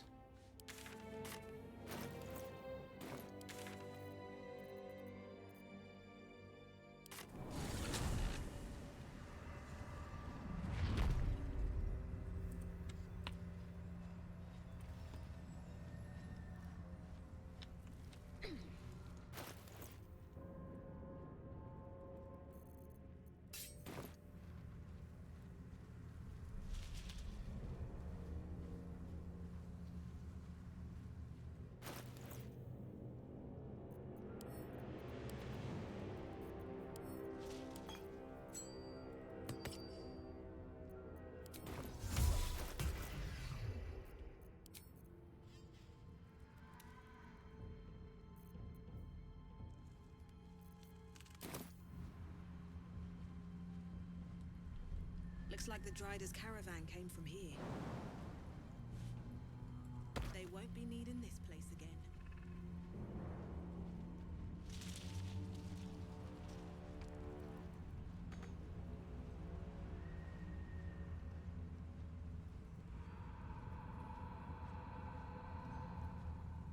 I'll give it a shot.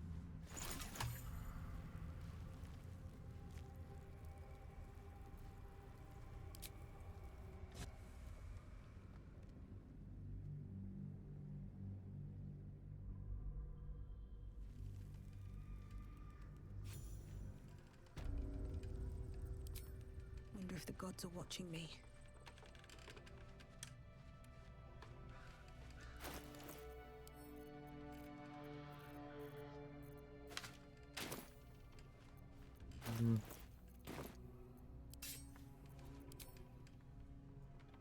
I think it's time for some Bussy. How do you guys feel about Bussy?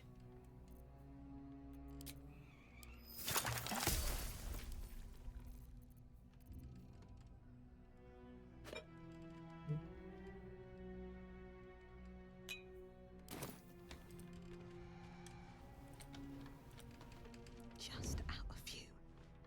Wonder if the gods are watching me.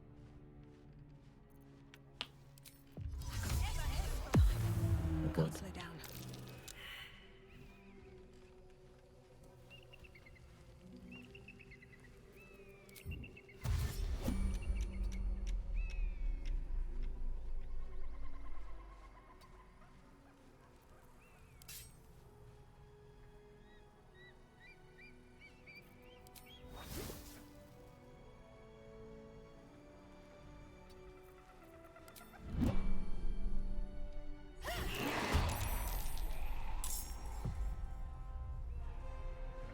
Handle a few Bussy in my day? Hell yeah.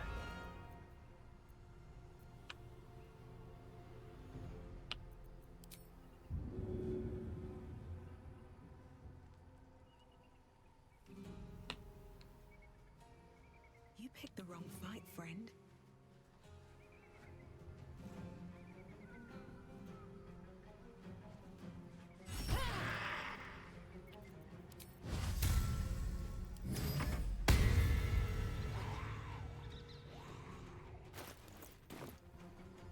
A consistent way to know when attacking the ambush will take your full action or just one of two attacks, whether or not you're in turn-based mode. If you're in turn-based mode, it'll take your action.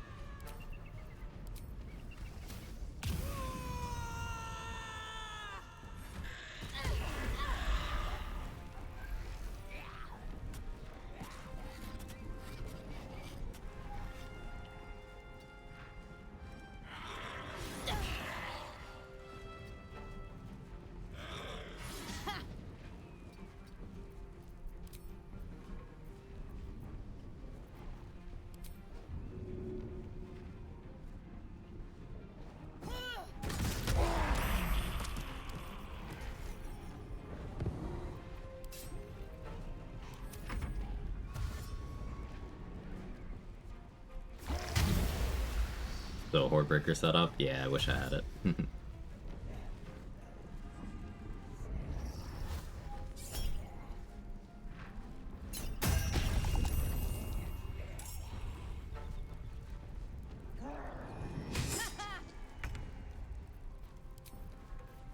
grab a bucket and a mop for this,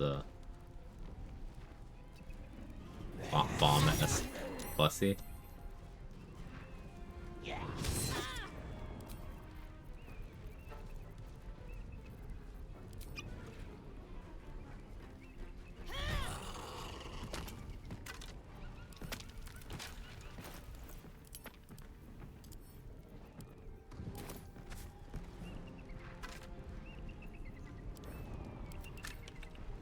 Alright.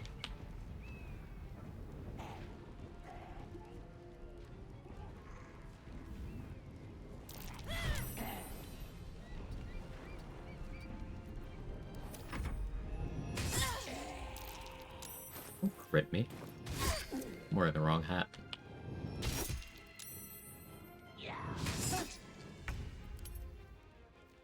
It dealt more damage because I got crit.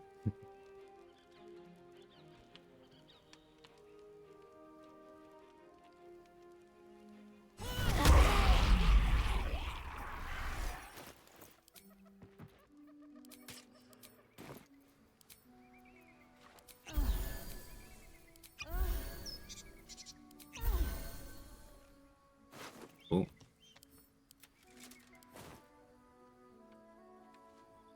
Can you imagine if the bussy lubricated itself? It'd save so much hassle. I really like this pitch for improvement of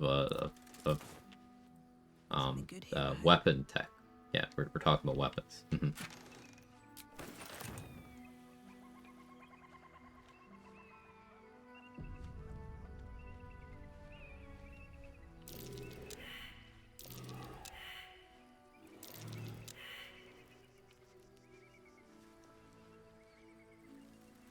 Question: will Spear of Evening work as a monk weapon if I have proficiency with Spear? Yes.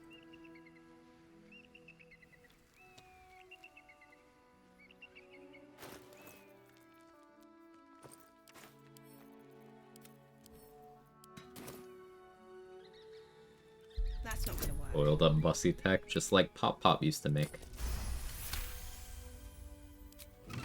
That was tough.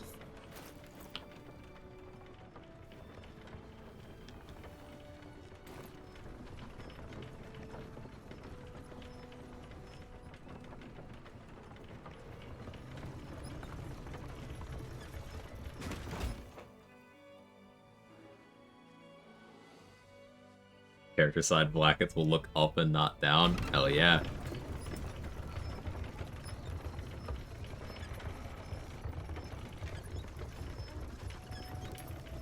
Yeah, Inquisitors might only apply to the first instance here, but it is damage.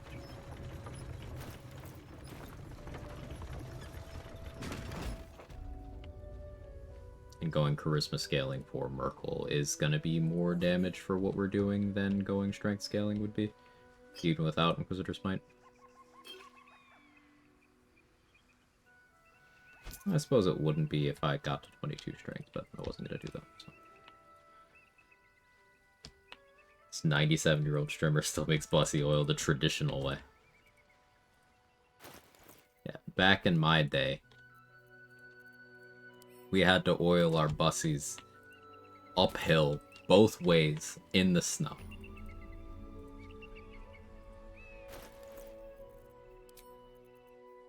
Nobody wants to work anymore.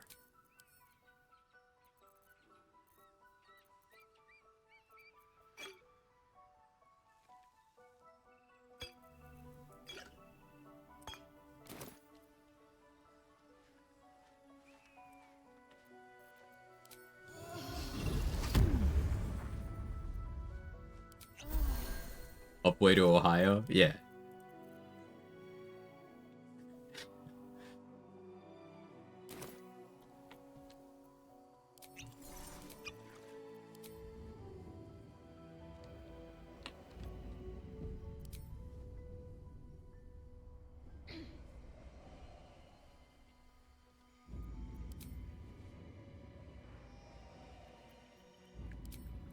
Is someone crying?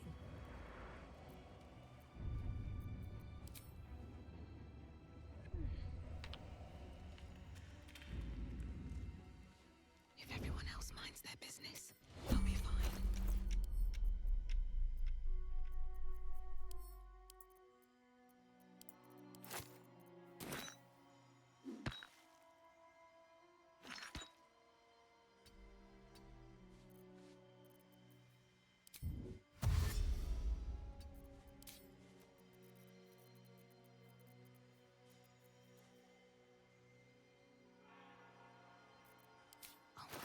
Thought I had an ice storm. Did I not? Oh, well, I thought I did. Time to improvise.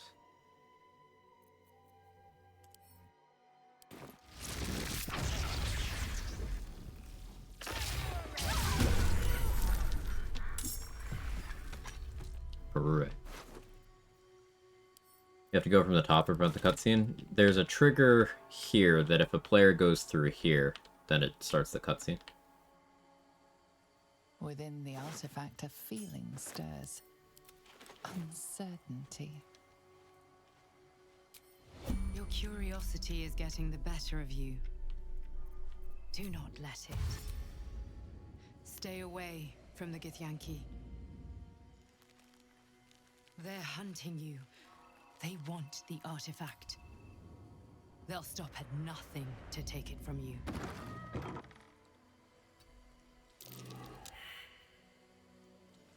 Out of sight, out of mind. No alert anymore, but I do have feral instinct, so I can't be surprised. So it's fine.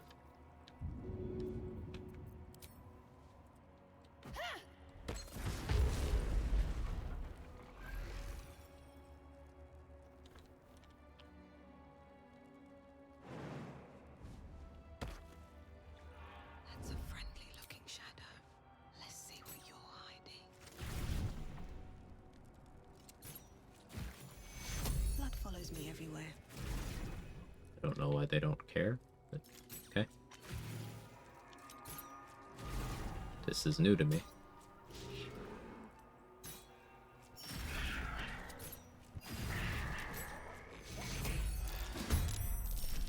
Mishkas. Better be Hey. careful with any magic. Spells set them off.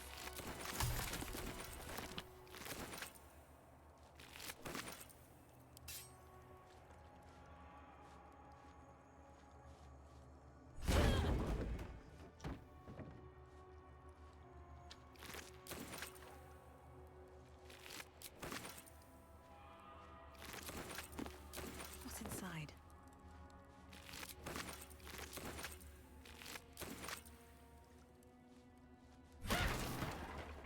Anything of use? Never wanted the easy path. I'll take that.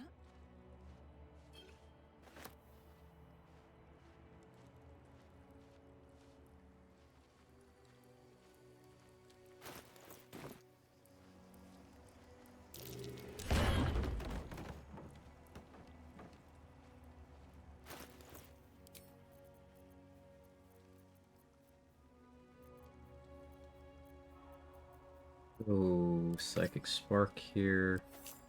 Amulet of the Unworthy on the bar.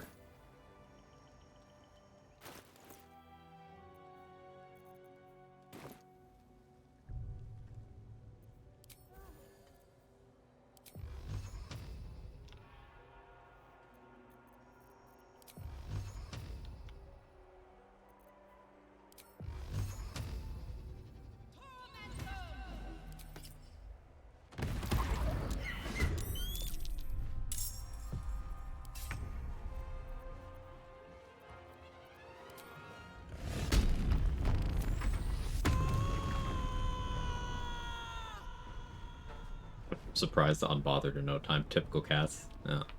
Too much catnip, it seems. Something like that.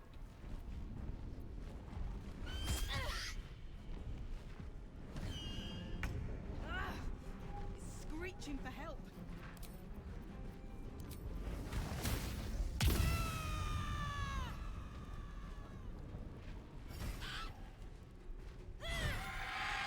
So much damage, man.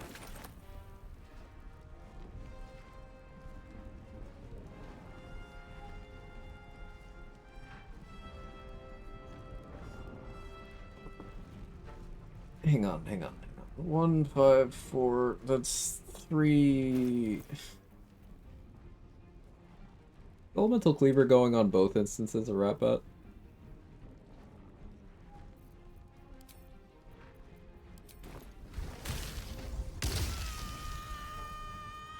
Is it actually the sauce?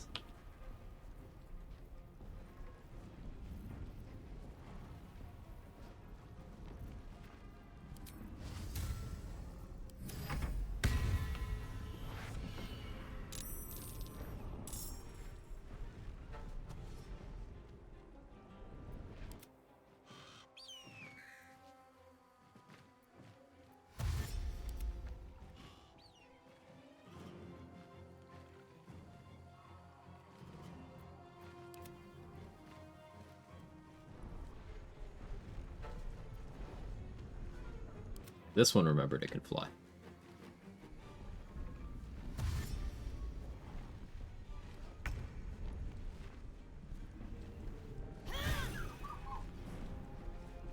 Okay, no.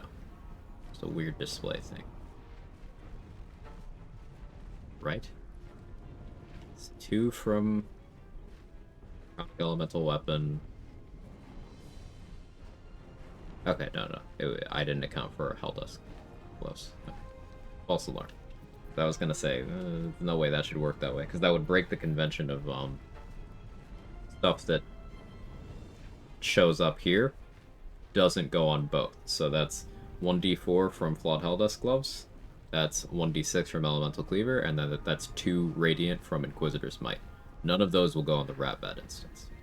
But the Callous Glow Ring doesn't show up there, and it does go on the Rat Bat instance.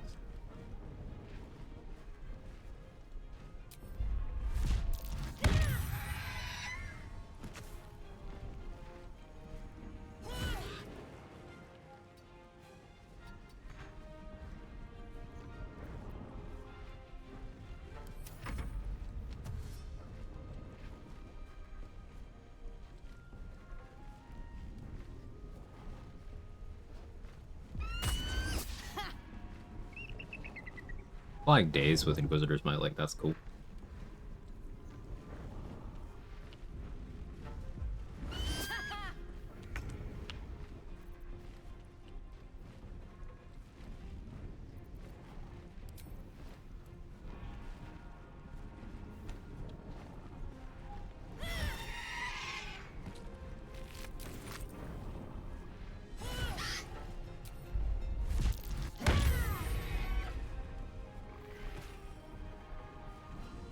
A lot of damage.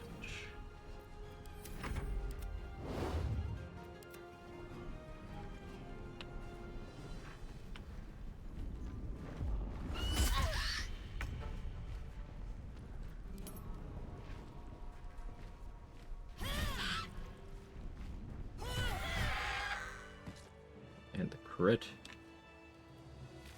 Let's inspect that crit. So very low roll on the Rat Bat's actual damage. But Savage attacks help smooth that out.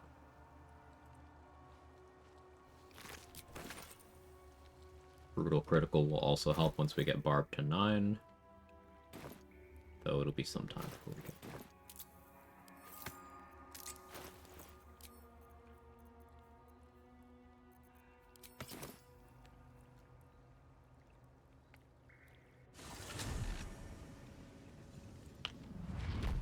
I think I could save the outdoor exploration spot if I'm, like, really careful here.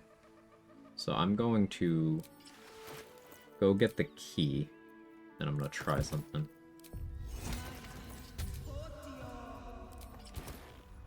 Now, my paladin level is gonna fuck me here, I'm sure of it.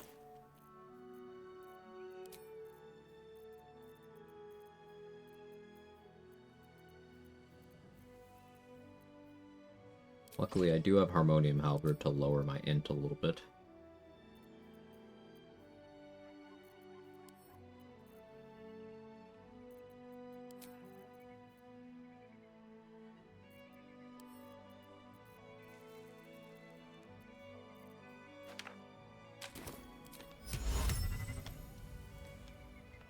I'll need Tadpole Elixir.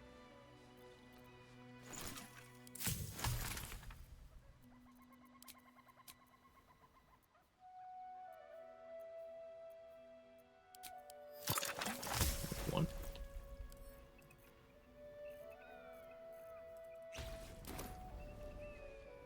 Psionic Weakening.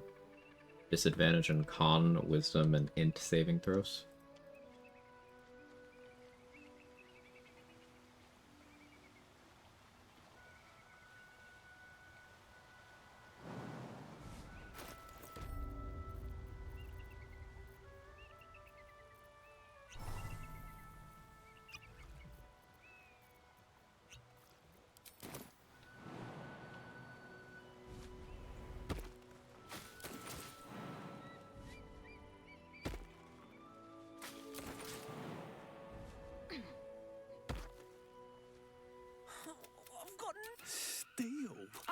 sure.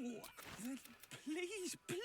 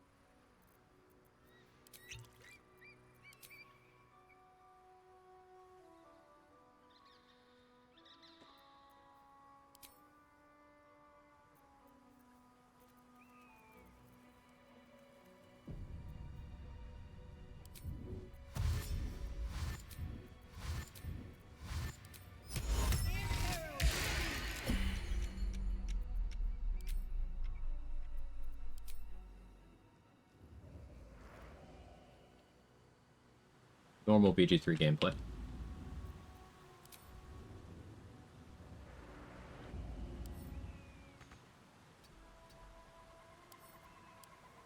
So I can't use the key to unlock it.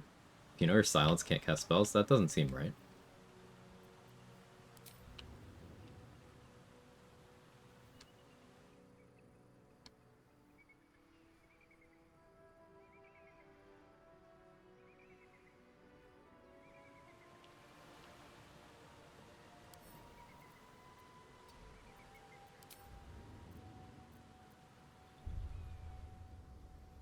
Could try to go around to the front door.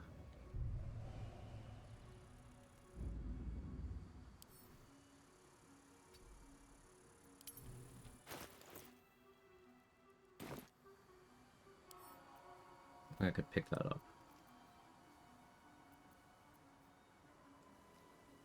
Flying sheep work like a sleep spell.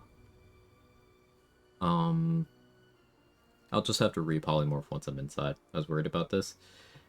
Yeah, I could get in the front door this way. The problem is the exploration spot there. Actually, I think I can make this work. I think I can make this work.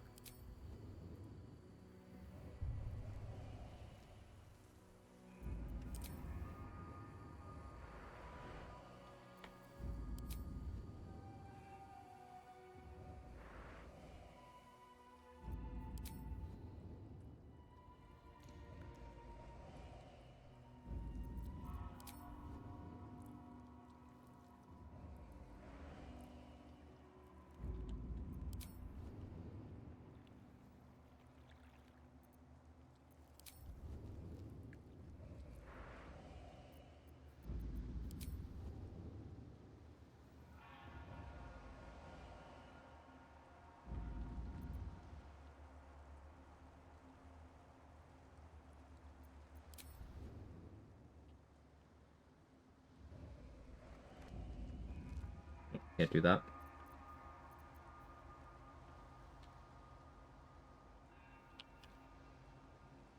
I can't use that door either. Yeah, I'm gonna have to still claim the tier 1 on the side door. Okay, I wasn't sure about that.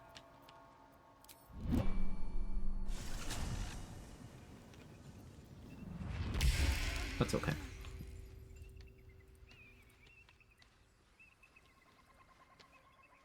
That's why we bought a bunch of polymorph scrolls.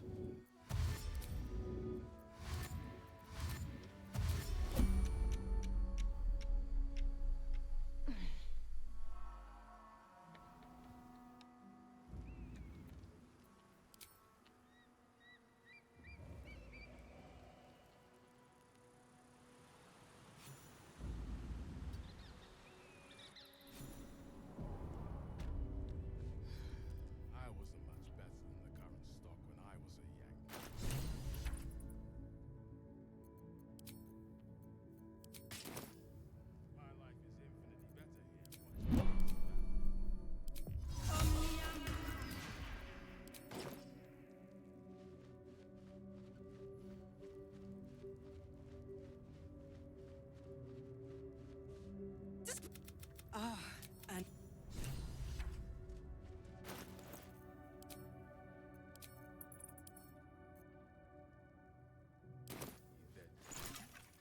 flight potion.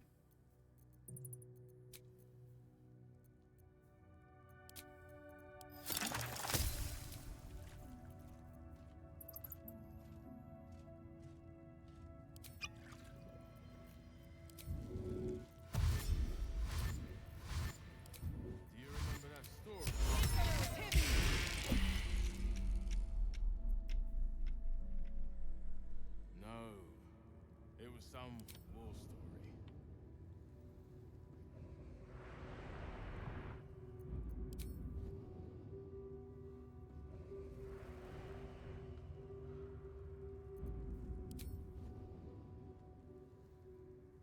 Jiro opened that door for me.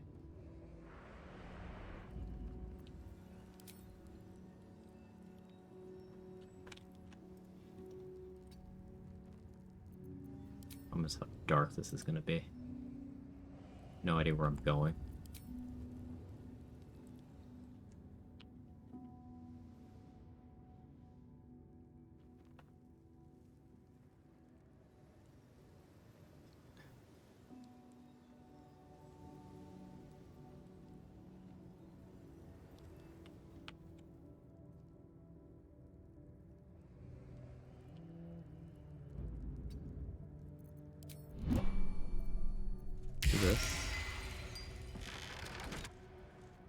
No, stop that. Jerry, your cape is through your front.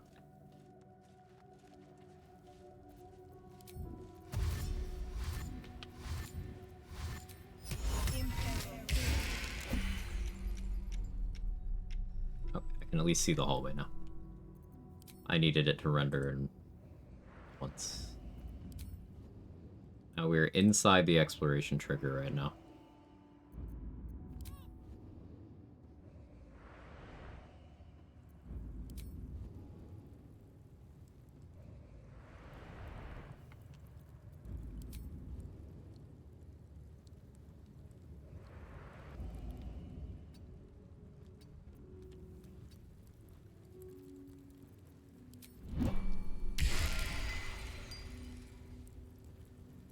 We're outside of it.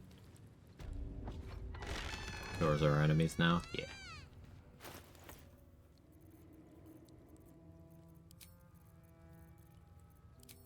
Keep your disguise through being polymorph. That's nice.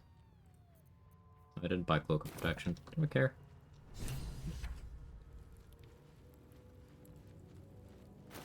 There's a parasite nearby. You should take a closer look.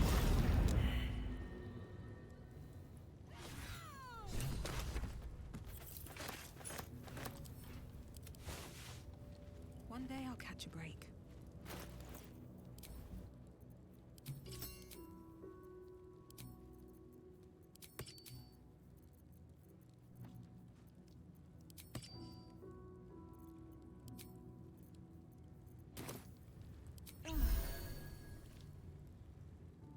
You feel your that whole elixir.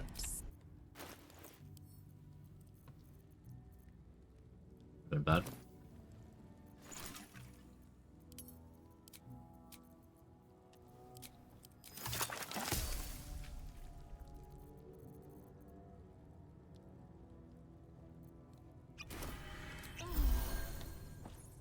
Ark's gonna get a late game? No. Not good early game either. Your body grows cold, layers of magic. You realize your skull groans and bends under the pressure. Agony. The parasite, you feel yourself ebbing away, while the parasite only grows stronger. Turned himself to a sheep. Funniest shit. Yeah, it's a great bill. Share your oathbound magics with the tadpole?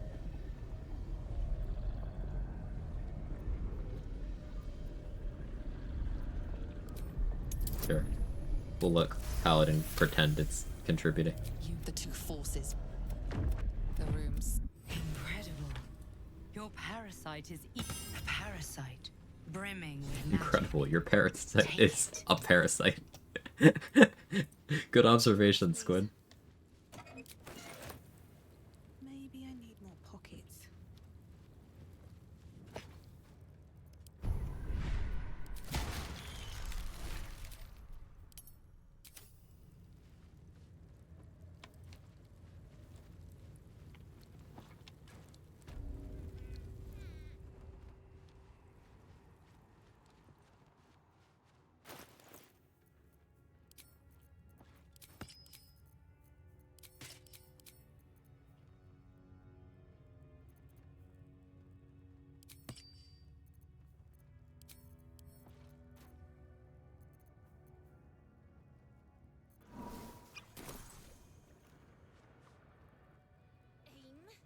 So Githyanki sleep in beds too. How conventional.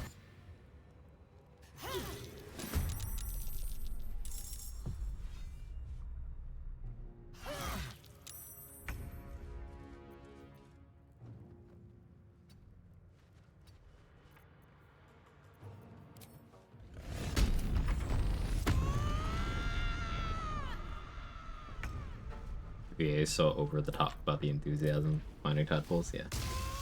It's quite something.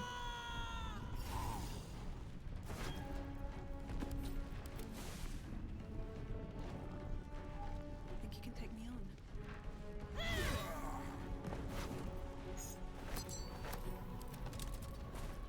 There's Elite Fusion.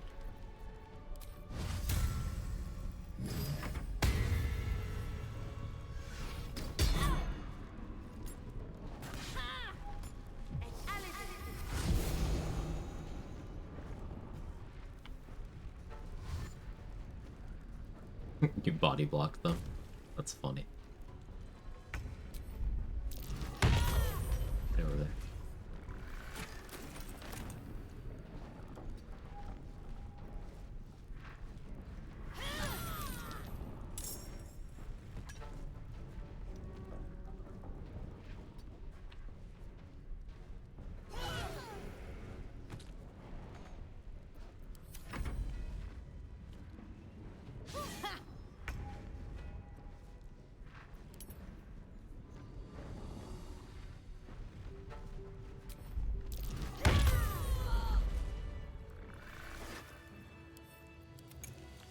Carefully considering my options, followed by a violent kick to the face. Giant barb will never get old.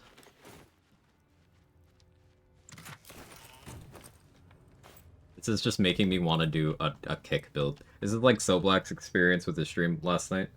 Where he was doing his rogue polar master stuff, then went on a pocket sand tangent and was like, now I want to do a pocket sand build. Me doing this eventual smiting setup, now I just want to do another kick build. Like going all in on the kicks. What if we do Thief? What if we do Helmet of Grit? 3 kicks per round? There's probably some gear swapping where you could get Pyro Quickness going too. 4 kicks per round? Open Hand Monk? I guess you can't do Wholeness of Body and Fast Hands and have kick. Not enough levels. Yeah, why am I not doing Brittle Kicking? Oh, I should be. I don't have a Conjure Elemental yet.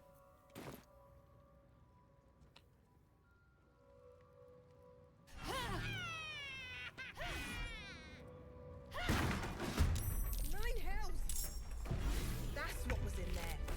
Those little shits.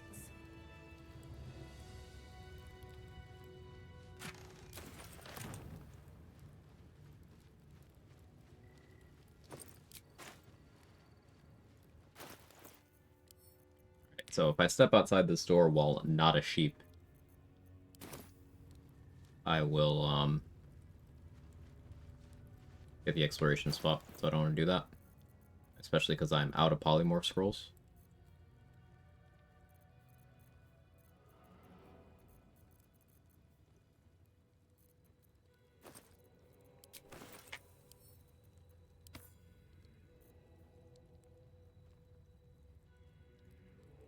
Mostly got what I needed.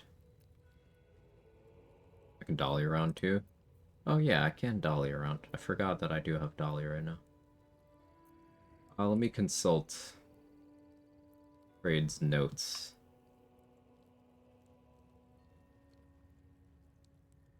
Is the front door area doable? The door is probably closed there.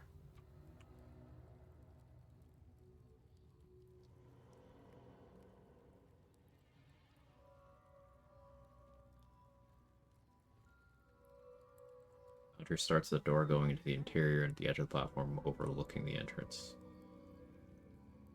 So if I fight them And if I lure them out of there, more towards where Jira is, I could get the Ring of Arcane Synergy. The question is, do I care?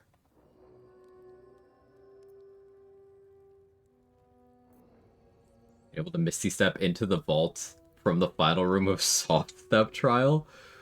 What?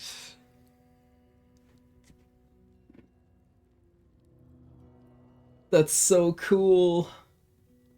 It's right above it. See? That's great. That's incredible. I love this game so much.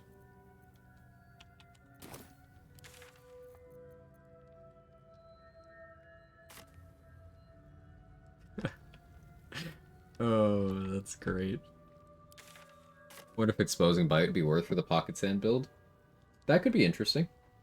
Like, if you get...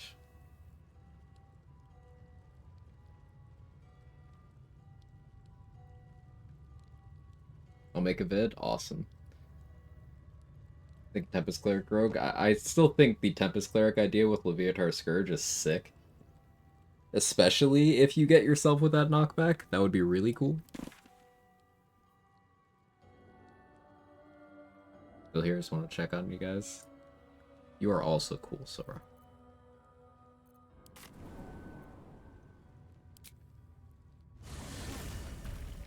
Oh, damn it, Lazel. Do I mind? Actually, don't really mind. Forgot to go to camp and talk to Lazel. Still tampered with it. Now I'll take the free rest.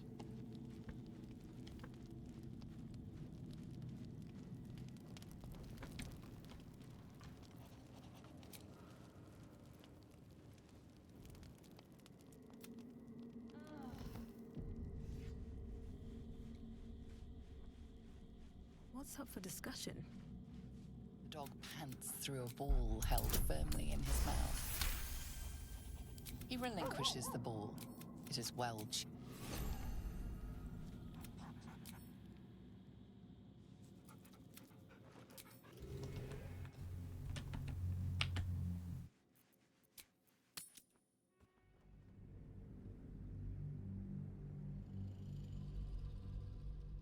Yeah, Leviatar Scourge Pocket Sand being a potential AoE knockback is funny.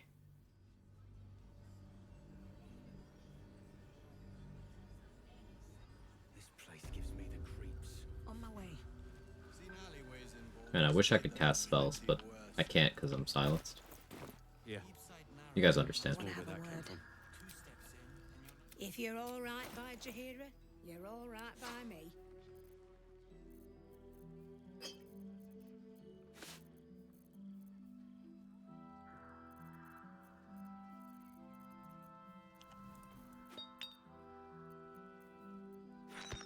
Conjure Elemental in there?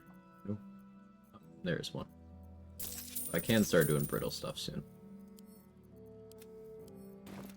We can't make Yerg brittle, unfortunately.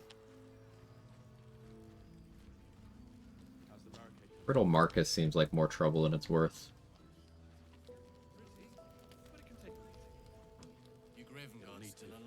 He'll do poison stuff on Thesibald. Brittle Malice.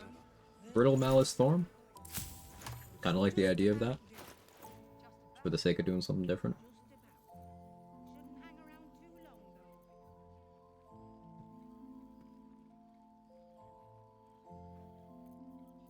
It could be fun. Exactly 8,500 left. So, the next goal is to hit level 9 so that we can start smiting. As far as damage goes, crit fishing with Crater Flesh seems to have the most upside. Big surprise.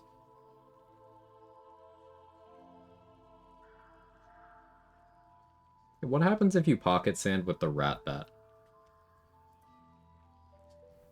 I imagine nothing. What?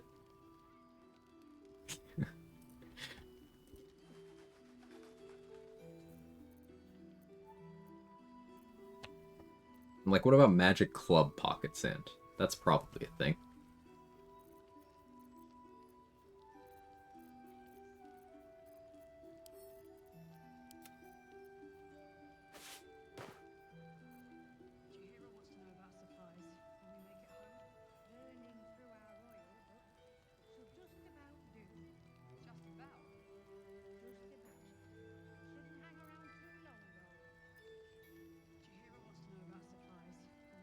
Am I going to It should just about do.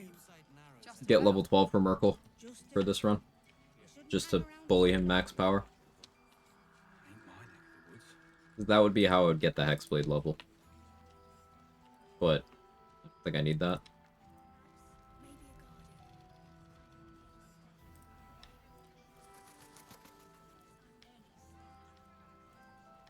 For my daily, do something other than play Tekken 8 and get angry time.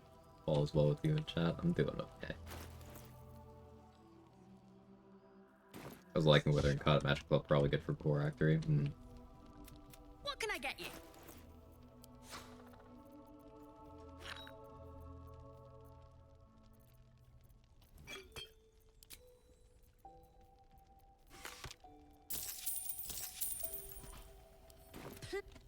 Last night's best bargains right here.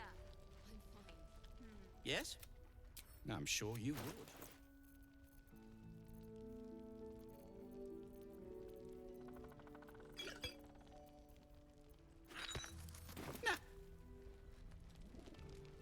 The Georgette Squashington still alive and kicking. Imagine Trident of the Waves makes your pocket sand inflict wet. Yeah, probably. Dragonborn and Orcs are heavier than other medium-sized races, right? Yes. Let's see, 100 kilos? Dragonborn and Half-Orcs are 100 kilos. Every other medium is 75, except Karlach is 90. But Karlach is almost as heavy.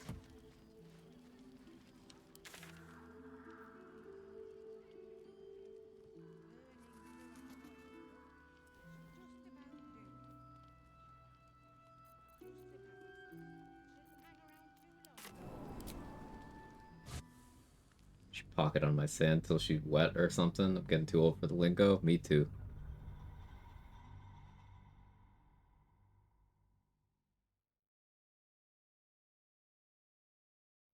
Give you any benefit as a player character? You are more equipped to crush people with gravity damage, like with your body. And you can't be shoved as far.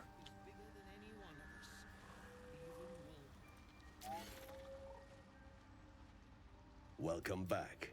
Have you... I do enjoy a good bargain. If anything in my private collection is to your liking.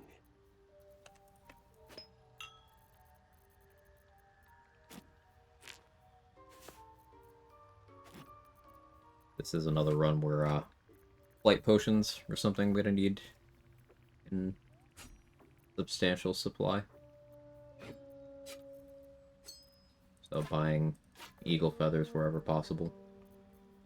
Makes sense.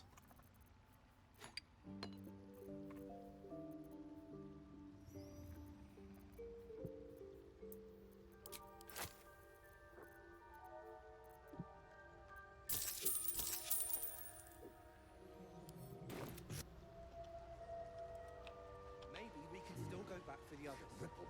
No, sustain an entire village of our work is bigger than any one of us. Even Been a few classes freshman college to run at my core, and it's crazy to think most of them were in 6th grade and graduated from high school. Yeah, thinking of how old people are in those terms, it's always brain-breaking for me too. Now I've got the noble stock.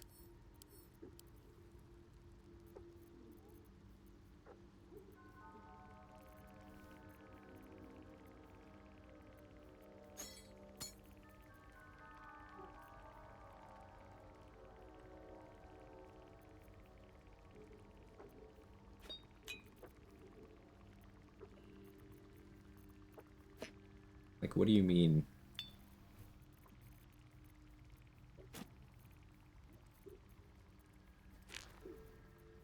What do you mean people who are learning how to drive soon were born when I was in high school? Like, I don't like that.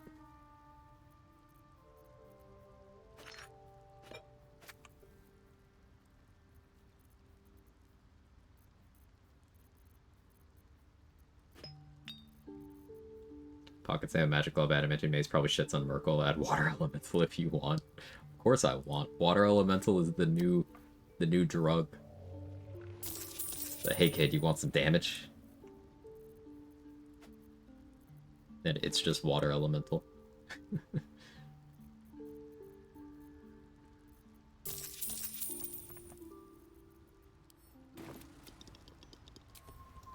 That's that then. Of course, it was Bibblebang.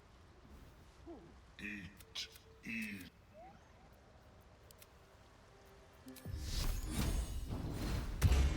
At least things have stayed interesting. Eat.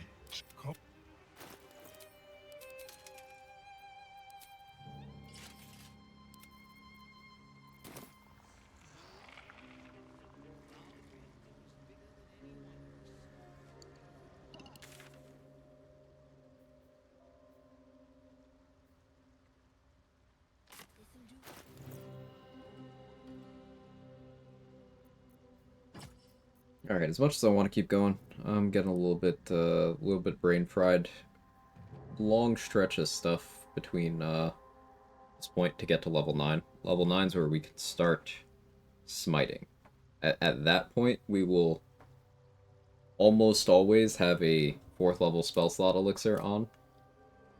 And then our chosen play will be, hey, are you a fiend or undead? 4th level smite.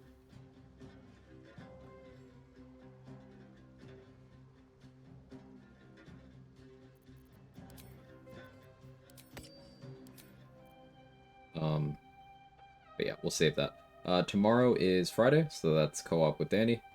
So this run will continue on Saturday. I'm pondering the stream schedule for after this run concludes. I might reintroduce a variety day, so I can do things like play Clair Obscure. Thinking about it.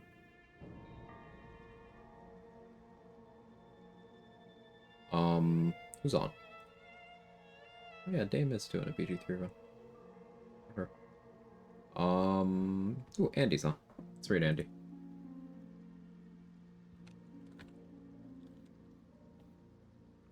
Got here. Sorry, Cryptic. I'm a little tired. Sure makes you happy. Also play Expedition 33. It's so good. Will do, Jesse. And you make me happy. Boom. Got him. Appreciate the homies on the way out. You gotta do it.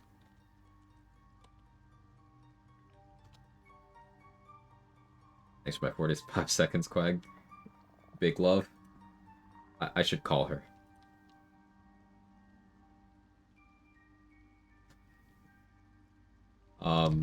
Yeah, if you got my emotes, feel free to jiggle. Andy's doing,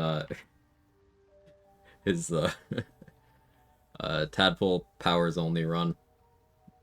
He is in Act 3. So yeah, say hi, hang out, bye.